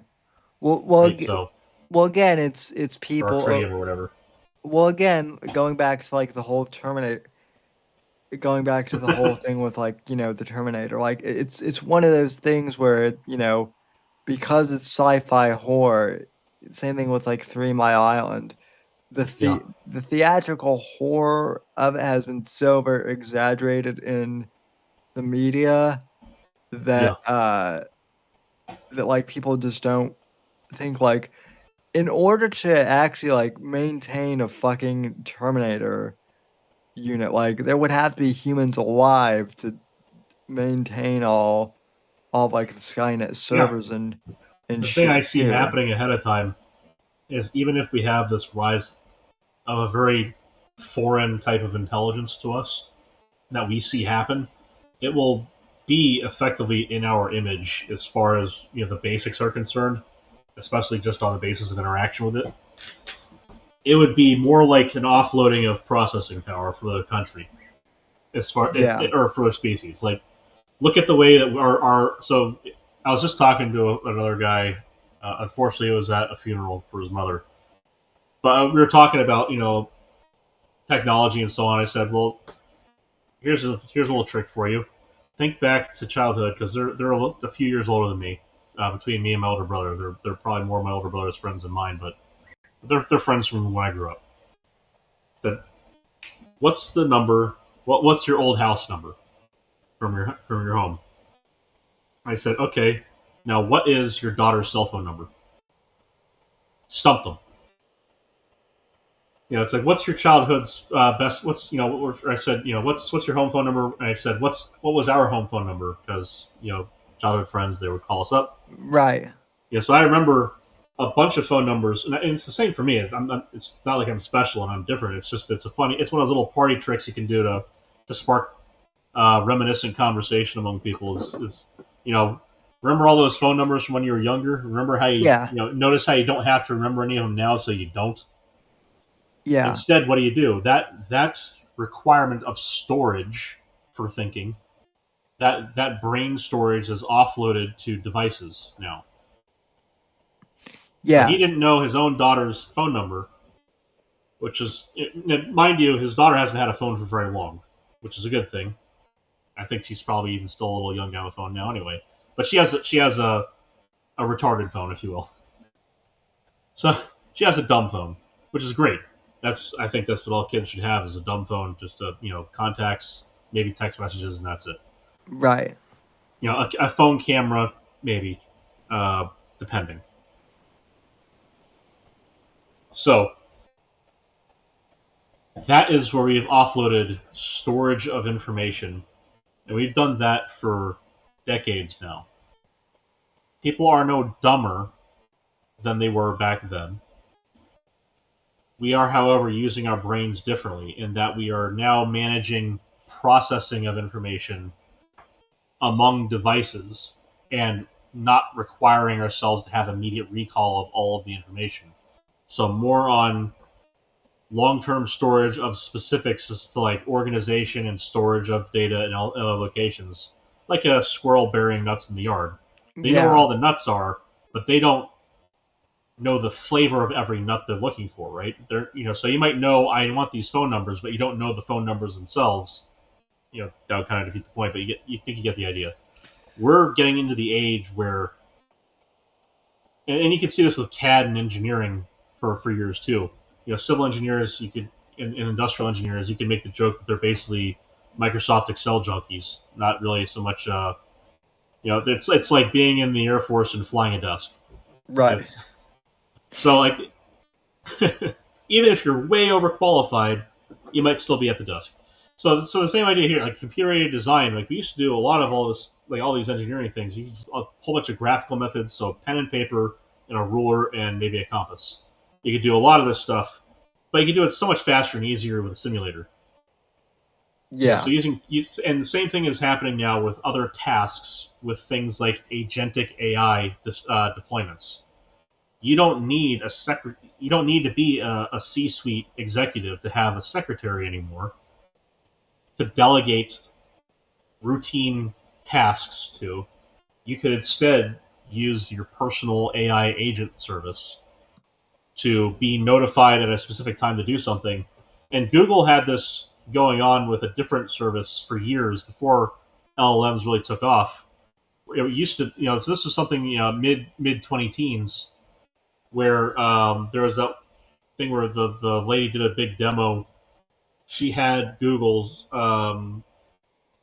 whatever. This is before Gemini was a thing. It's like Apple has Siri, whatever the hell Google's was. I think it's just like, hey Google. This lady had Google reserve a restaurant, reserve a time for dinner. So you get a dinner reservation.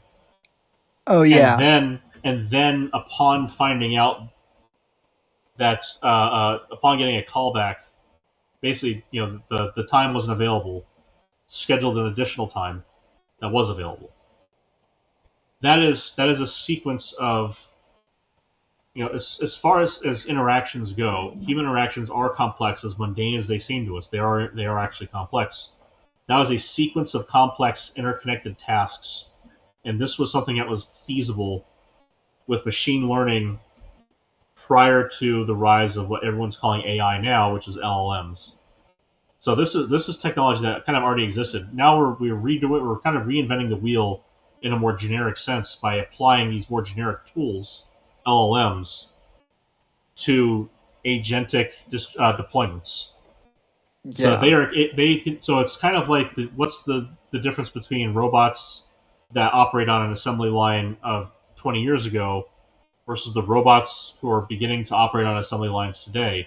The difference is those robots were specialty robots in the past. Today, it's a robot that stands next to a human, is shown how to do the task a few times, generalizes the motions and timings required for that task, and is capable of therefore immediately replacing the person that it was trained by. And that single unit can do that same process of learning and applying in a wide variety of scenarios instead of like just putting the door on the car and welding it in place. Instead of having a robot arm that can only do one thing, you now have robots that are capable of doing a fuck ton of things. And should you have too many things that it learns how to do stuff it just reset it. And you can do this whole thing all over again. It's a very universal. It's like having a ratchet set versus one wrench. But with the same convenience of the wrench. So that's a big force multiplier in terms of your economic output.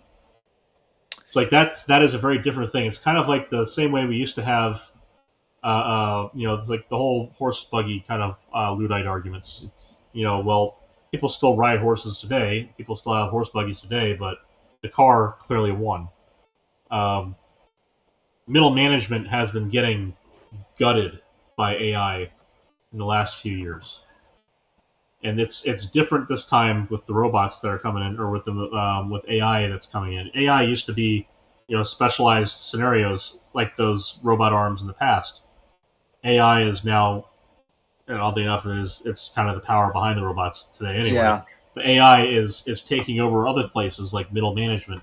We saw the whole thing with the dock workers where they were tried to, the longshoremen, the union shutting down the ports for a while, and they wanted guarantees of continued work, and they actually, I believe, they shot themselves in the foot.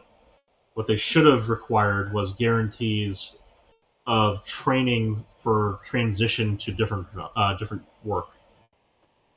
You can artificially require port workers to do things for only so long. The technological benefits are going to far outstrip the crying of union workers.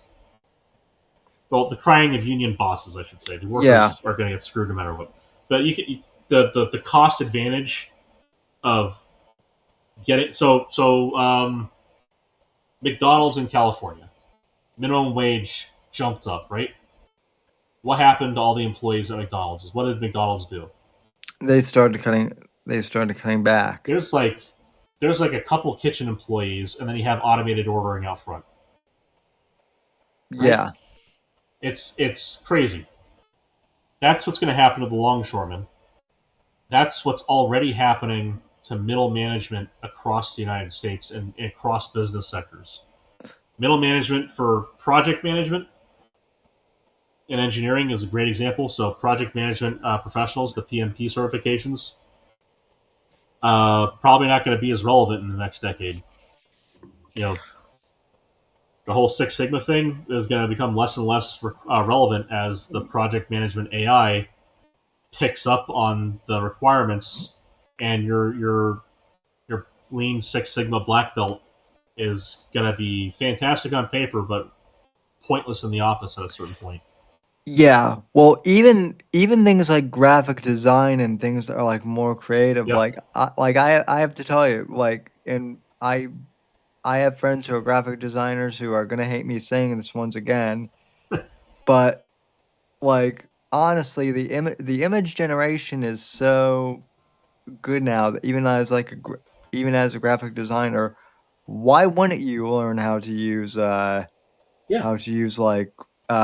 GPT images or something? Why should I have to spend 15 or 20 hours designing a logo, whereas I might have to prompt it multiple times, but I can spend here's the 3 comfort hours. you can give. So there's two ways to go about this. They're both gratefully brief. On the one side, you have people who have great imaginations and ideas, but terrible performance in art, who now have finally the paintbrush that paints the picture for them. Yeah, which I'm in that category. And on the other side of it, here's the question to posit to the Luddites of today. So the horse buggy salesmen, or the horse buggy advocates, or the horse buggy unionists of the Model T days. By what means of transport does the horse buggy driver get home at night after his day of driving the horse buggy around town is over? Does he ride a horse home, or does he drive a car home? Most of them would probably use the automobile. Right. They don't drive a horse home. They don't take a horse buggy home. They drive their fucking car home. Why? Because it's better and easier. So, in the same sense, there will be room for artists in the future. We are going to need them anyway. They are probably not even going to be relegated to dustbin in the same way a horse buggy is, because we still need that kind of creativity on the canvas. But is that going to be the first brush they reach for in their tool chest when it comes time to generate art in the future? It might not be the case. And in fact, it might be a bit of a boutique experience to have someone who reaches for the literal paintbrush first. So the idea of your tools changing on you, it's not like a hey, get on with the times thing. It's recognize where things are going. The momentum is not in your favor. Yeah. You can either set foot onto the other boat, or you can roll over with the one you're on. And it's a challenge, certainly. The longshoreman example, great example. Saying I'm going to remain a situation where I can force others to buy my oil-painted canvases for another 5 years. Yeah. And then we'll see what's what. Versus, I'm going to force people to pay for my training to use AI to generate the paintings that I put on an oil canvas anyway, and then shift things over in 5 years. Not expecting that after that I'll get that 5 years of oil paint contract again. Like, the longshoremen are totally fucked by the end of their long-term contract. Yeah, because the cheaper option will be to automate everything and tell them to go fuck themselves. Yeah, I also think that like for creatives that there are going to be different applications for different things. I definitely think that creative people who want to do graphic design by hand, like you said, there will be there will be space for that. But I There'll always be honestly, space for them. They'll just have to prove that they're actually doing it by hand at some point too. That will be actually probably the larger value of it, as far well, as the artistic value proposition. well, yeah, but also like when I was in college and we launched like a business simulation. One of the things was we had a graphics you know guy, and so we would always have to count. Okay, well, how long is it going to take Fred to to Right. sketch this thing out? And in design, well, can we really afford to twiddle our thumbs while it takes him a week to Right. to do this really simple logo? And so that's what I was saying is, you know, in a pinch, like, yeah, a generative logo or whatever could, save your ass and save time if need be, Right.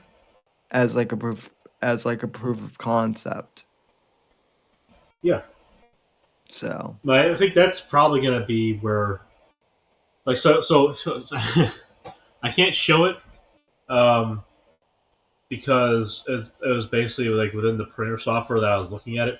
I tried to get Brock to generate an STL file of a dog model. I was just like, okay, let's see if Grok can, because this is one of those things that I should be able to do. Fairly straightforward. The math and yada yada yada yada is all well within the wheelhouse. So can it generate an STL file with some shape that resembles a dog inside it? I did not get a dog. I got what it said was a dog, but it was not a fucking dog. It looked kind of like a hot dog with spheres underneath it that were disconnected. That were supposed to be like the legs. yeah, And then like another sphere mushed on the front of it that was supposed to be the head. yeah, Grok. And the more complex it got, the funnier it got. It did not look anything close to a dog at the end of that little process. Yeah, But Grok. one day that will happen, and whereas someone like me who is competent with CAD can take an idea from my head, model it effectively within the 3D space, put it through a slicer and print it, and then have my imagined thought from 20 minutes ago, 30 minutes ago, become a piece of plastic that is printing out next to me, is the sound you're hearing. Yeah. Whereas I can do that right now competently. That, as soon as something like Grok is capable, so this is the extension into 3D from what you're talking about with the graphic design. You can literally say, Grok, I have this problem, like the widget in the closet is broken, and I need to print something. I don't want to go out and buy something. I want to print something instead. Give me a file. Yeah. And there will eventually come a time where there's enough sophistication in the training of it, general or specific as far as the training goes, that it should be able to make your widget good enough. Give it some iteration on conversation with it, but just from talking to your LLM, get something that you can print. And then there's printer services out there, there's printer farms. You could then, have it go to the print farm down the street and go pick it up in an hour. What a world that would be for us to live in. So convenient. Oh yeah, That extends out to product design, though. Like, that's the thing, is that's not just a local problem. That is a business thing. All those people that are doing a bunch of CAD work right now in engineering firms, that's direct competition eventually. Oh yeah. And I mean also in terms of like medical too, because like, you know, pretty soon like I mean hell I can probably already like, you know, manually print like 3D print like, you know, replaceable wheelchair handles if need Oh yeah, be. that'd be quite easy. Yeah. So it would probably be cheaper too than, you know, trying to build it through 100%. It doesn't need AEA approval. Doesn't need medical insurance to go inflate the price at all. yeah. Yeah, which is where that cost all goes, essentially. You're not paying some fuckhead PM um, to deal with a prescription for a wheelchair. See, that phrasing still fucks with me. It's just like a prescription for furniture. I mean, as active as important as it is, it's like it's a prescription for furniture, man. No, you believe me, believe me. I've had to deal with it pretty much, you know, my entire, you know, most of my teenage and, you know, adult life, and every time I have to call and be like, yeah, I need a prescription for a wheelchair, just that phrase just fucks with me. So Yeah, I need a prescription for a dining room table.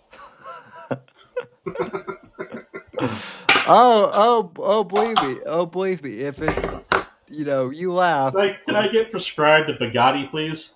I want to go fast. You laugh, but you laugh at the same time. If the FDA or, you know, something could figure out how to like you know, bureaucratize that would be oh yeah, you know.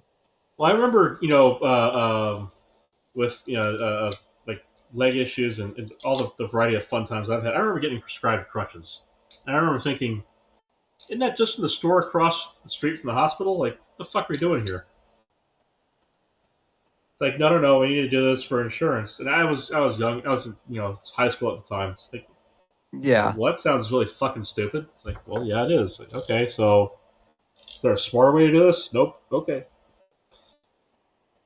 You know, I'm the one who's of course looking the gift horse in the mouth as far as getting fucking crutches. Right, but then you were not. But then again, you were in high school and you didn't have to pay like a ridiculous, you know. Exactly. I wasn't the one who was sitting there going between, you know, the copay, and again, crutches, between the copay, which was I think was on the order of like $16, $10, you know, $20, and the outright pay, which was probably closer to like $180, which again, a couple of pieces of metal and a little bit of cushion on it. It's the price is stupid for a reason.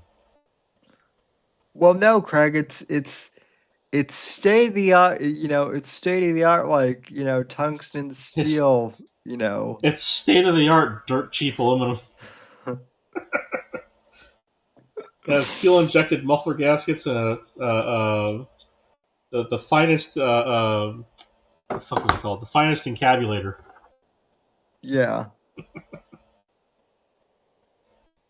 Well, no, like people laugh. Like my power wheelchair, my big one is that's like the one I have is like slightly. Well, you do have very different needs for that. I can see how that would be a little more involved than like a basic wheelchair. Yeah, but even so, it's like a lot of those like power wheelchairs, like the nice ones, they're only slightly less expensive than like a Tesla. God damn. Which is that's nuts. Which, like, yeah, which like $180,000 chair. More like 40, but still. Okay. So not the I can't remember which one's which. Like there's the Model X versus Model Y or whatever. Yeah.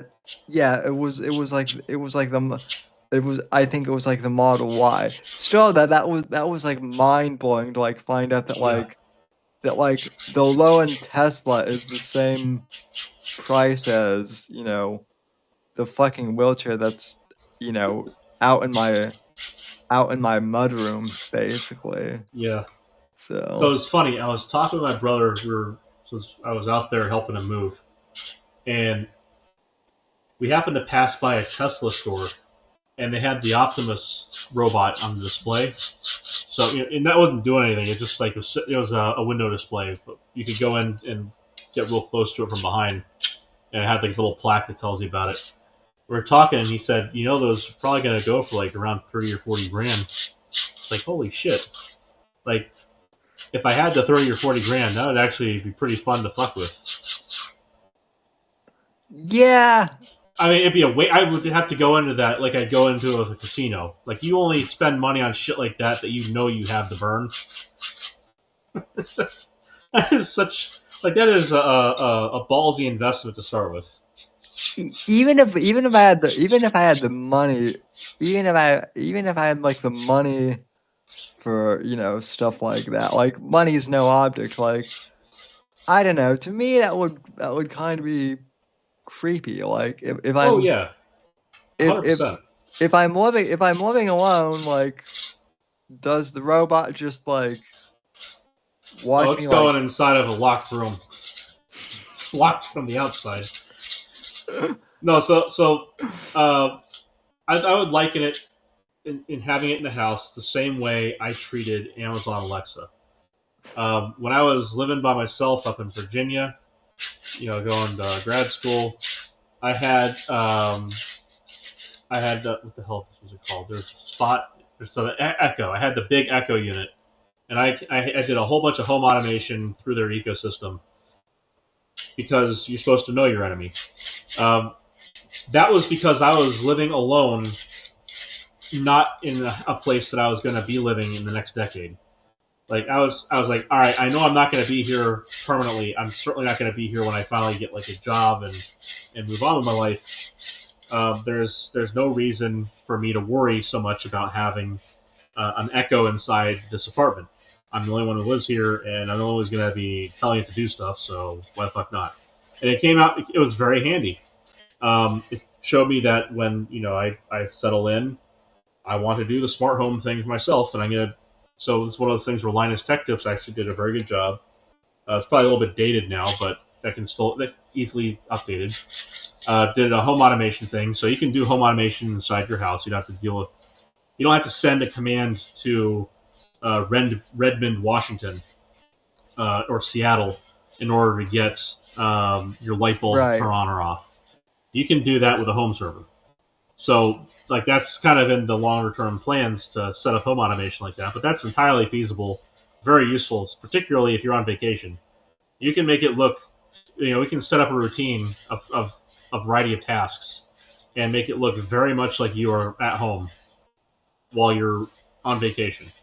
And I did exactly that. And it wasn't like, part of that was because I was lazy and I didn't like tell it to I didn't turn it off.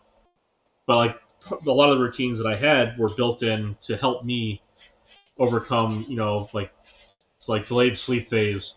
It would be way easier for me to wake up in the morning if I just had all the apartment lights turn on. And it would also have all the lights on for when I walk out of the bedroom. I wouldn't have to worry about finding shit or any of that nonsense. So, and it would just be a routine thing, as routine as my alarm clock. To have all the lights turn on, have the radio turn on or give me weather updates. Just build a routine where I'm not good at having a routine. I could build a routine for me that is easy for me to structure my life around to a certain degree. And that's all well and good. Optimus would be probably a somewhat similar scenario. I would probably use it within certain parameters of, like things like take the garbage out. That's an easy one. Yeah. Right? That to me it's one of the minor chores like that, or fold my fucking clothes. Basic shit. If it's going to be a domestic device like that, and it's clearly part of that'll be training data for the eventual Mars missions. It's a lot of what Elon does in the first place is geared towards Mars. But that would be one of those things where I could deal with some delegation of tasks, and that's actually that goes back to, we talked about devices storing phone numbers for us, LLMs and larger AI models and agentic deployments doing some of these kind of mundane processing tasks for us. Something a robot like Optimus being able to do some mundane or routine physical tasks for us. That frees up our minds in the same way that we no longer had to go out and hunt creatures in big parties when we started to take care of cattle and farm stuff. So farm grain, farm cattle. That freed up, that kind of specialization of society freed up time for more complex and dedicated tasks. In the same way, freeing up our mind of needing to store so much data gave us more time to process data differently and in more complex ways. Being able to offload a lot of processing tasks that eat up time will give us the same kind of advantage. We'll be able to process more complex things. And it's so the idea that a machine might make you dumber, that's a childish notion of it. That's like when a kid tells you they're bored, and the generic parent answer is, well, stop being bored, or find some way to entertain yourself. The practical answer is it actually comes from a comedy skit. I can't remember who the comedian was, but someone saying, my kid said they're bored, and I said, you don't get to be bored. You're born with a human imagination. You were able to imagine whole entire worlds inside your head and go there and explore them and enjoy them and create new things inside them. You're not allowed to be bored. In that same vein, as we delegate these more mundane tasks away, we have the capacity and indeed, by our very nature, the necessity to explore more complex and more interesting things. Yeah. And we will. That's the thing, is there will be people who say, I'm bored. Those people were not going to be designing the next rockets for NASA anyway. And that's okay. Yeah. We as a society have chosen to make room for them and not throw them off a cliff. And that's a good thing. Because that means we're not throwing ourselves off a cliff. Yeah, well, it's also this whole thing of, like, people are afraid of, like, AI generated content because, oh my god, it could be replacing, like, film makers and whatnot. You know who's fucked completely? The women who returned to the oldest profession when OnlyFans came about. Yep. There is a guy who did such a great job showing that he could easily do the convincing, and he turned on and off the AI replacement of him with some decent looking woman, an artificially generated one. Not old fashioned generated. Right. But so he did a video where showed, this is me, did kind of a sauntering walk towards the camera as a woman, then turned it off and did the same sauntering walk backwards without the filter on. And it's like, so basically anybody, and this is something that's been going on with Chinese and South Korean media for a few years anyway, where you see every so often you'll see the fantastic video of some horrendous goblinoid, some swamp creature, pretending to be a pretty Korean woman. Suddenly the filter fucks up or something, for whatever reason it is, or some Chinese woman. Right. And so they're very popular, and all of a sudden they get to the audience gets to see what they really look like, and the person either has no idea or is immediately freaked out and turns off the camera. There's like nothing in between where they're like, well, yeah, this is the actual me. Sorry about that. Well, yeah. This is also the case with early VTubing, where the program would cut out and it would automatically default to the real camera because it was doing replacement. instead of projection. Not even just that though, but it's like there have also been like you can find these on YouTube, but there are AI Star Wars films. They're like that. Yeah, I heard about those, and it's like, but they're pretty damn good too. Well, that's just it. All these people who are freaking AI slop. It's like, well, Hollywood. No, this is the start of it. This is the kids' pony drawing. We're gonna get to the masterpieces very quickly here. Well, it's not even that. It's like, well, Hollywood doesn't really get to complain about AI slop when they're already making when they're slop. serving up the shit sundae and saying you better enjoy your rocky road. It's like, come on, man. It's the same fucking film over and over again. Yeah, and that or just with a twist. We're gonna make it worse this time because we can. We already got the loan. You're fucked. like I'm not even a God of War fan. I get that Kratos' wife is supposed to go through hell. It's not even like if for voicing a sidekick, like a companion asset. They didn't Quaid's not even a bad pick. And he's got some notoriety right now from The Boys. Like, he's not even a bad pick. But then you put him in the mocap suit for no reason. No reason to do mocap on a fucking slime cube. Well, and again, like, I mean, Right? Deborah. I mean, I get that Deborah Ann Wool isn't she's not under 20s anymore, but she's not, she's an attractive woman. She's not a train wreck, and so the uglification has always been a self-insert from HR women. Oh yeah. So these are the people who, engineering PM, project management, typically done by other engineers. For whatever fucking reason, the gaming industry chose to outsource project management to non-developers who sophisticatedly specialize themselves in telling developers what to do, not in development, without having any idea what the fuck a developer actually does. So, Anita. And you see this similarly happens in the art direction department. So this is just make work for people who aren't involved in the actual important part of it. And yeah. But somehow they end up. This is what the fuck's her name? The one who credited herself with working on the game before.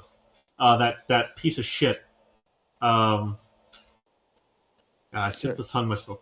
Sarkeesian? No, but in my opinion, probably about as bad. So, well-known liar, e-girl, whatever the fuck. Well, there are Lana for whatever. Alana Pierce, right? No, not her. Maybe it is her. I think it was Alana something. Yeah. Anyway. Pierce. Well, some the one who claimed credit in God of War beforehand, and then claimed that this one was like the game they were designing for years. Oh yeah, her. Yeah, I know who you're talking about. I don't think, maybe that's not the right name, but yeah, you know what I'm talking about. So again, famous liar. People like that suddenly get to credit themselves. This is what I'm likening to the PMs who, although to be fair, a lot of good PMs out there, but there are some that insist on joining the creative process and to detriment. For example, see every female character that came out of AAA dev in the West the past decade, and how they always look like someone hated the woman who was doing the mocap.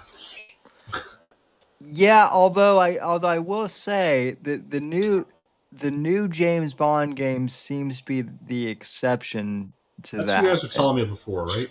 And I'm both pleasantly very surprised by that, and it's also hilarious to see the feminists basically screeching at like a 26-year-old Bond, basically. Right. Oh my god! Well, see, what's funny about that is it proves a very particular point. In the same way of Gavin Newsom clearing out San Francisco and L.A. for Xi Jinping, it proves that the uglification is not by accident. It's in fact clearly intentional and evil. Oh yeah. Like there's actually space and reason for ugly female characters. There's actually ways. There are ways to write good story. There's good storytelling to be had in having an ugly woman as a character in a game. It's not required that all women are beautiful.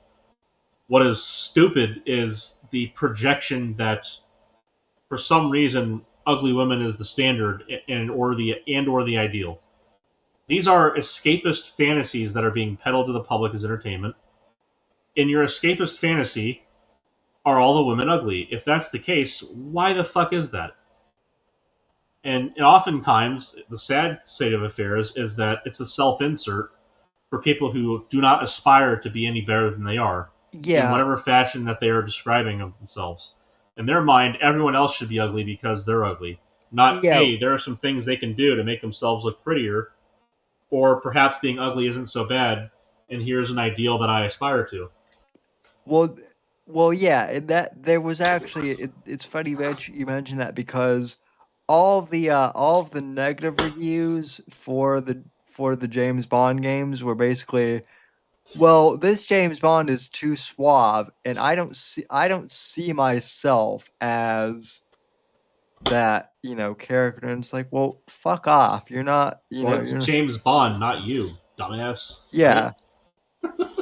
Yeah, and it must be in England. It must be like an England thing, but it's like I grew up in a working class. I didn't go to Oxford or so it's a whole British class thing, and it's like yeah, nobody cares that you did. So that's wild. So I think that's the other thing. I think RPGs have ruined too many gamers. Just being able to like customize your own character. Sure. Like it was a cool novelty at first, but then just everyone wants that now. Mm-hmm. So. But anyway, well, it is almost 2:00, and I better let you. Yeah. Get going. So I probably should get going. But thanks for coming on, and thanks to Max and Mort for coming on as well, and thanks to the audience for listening as well. So.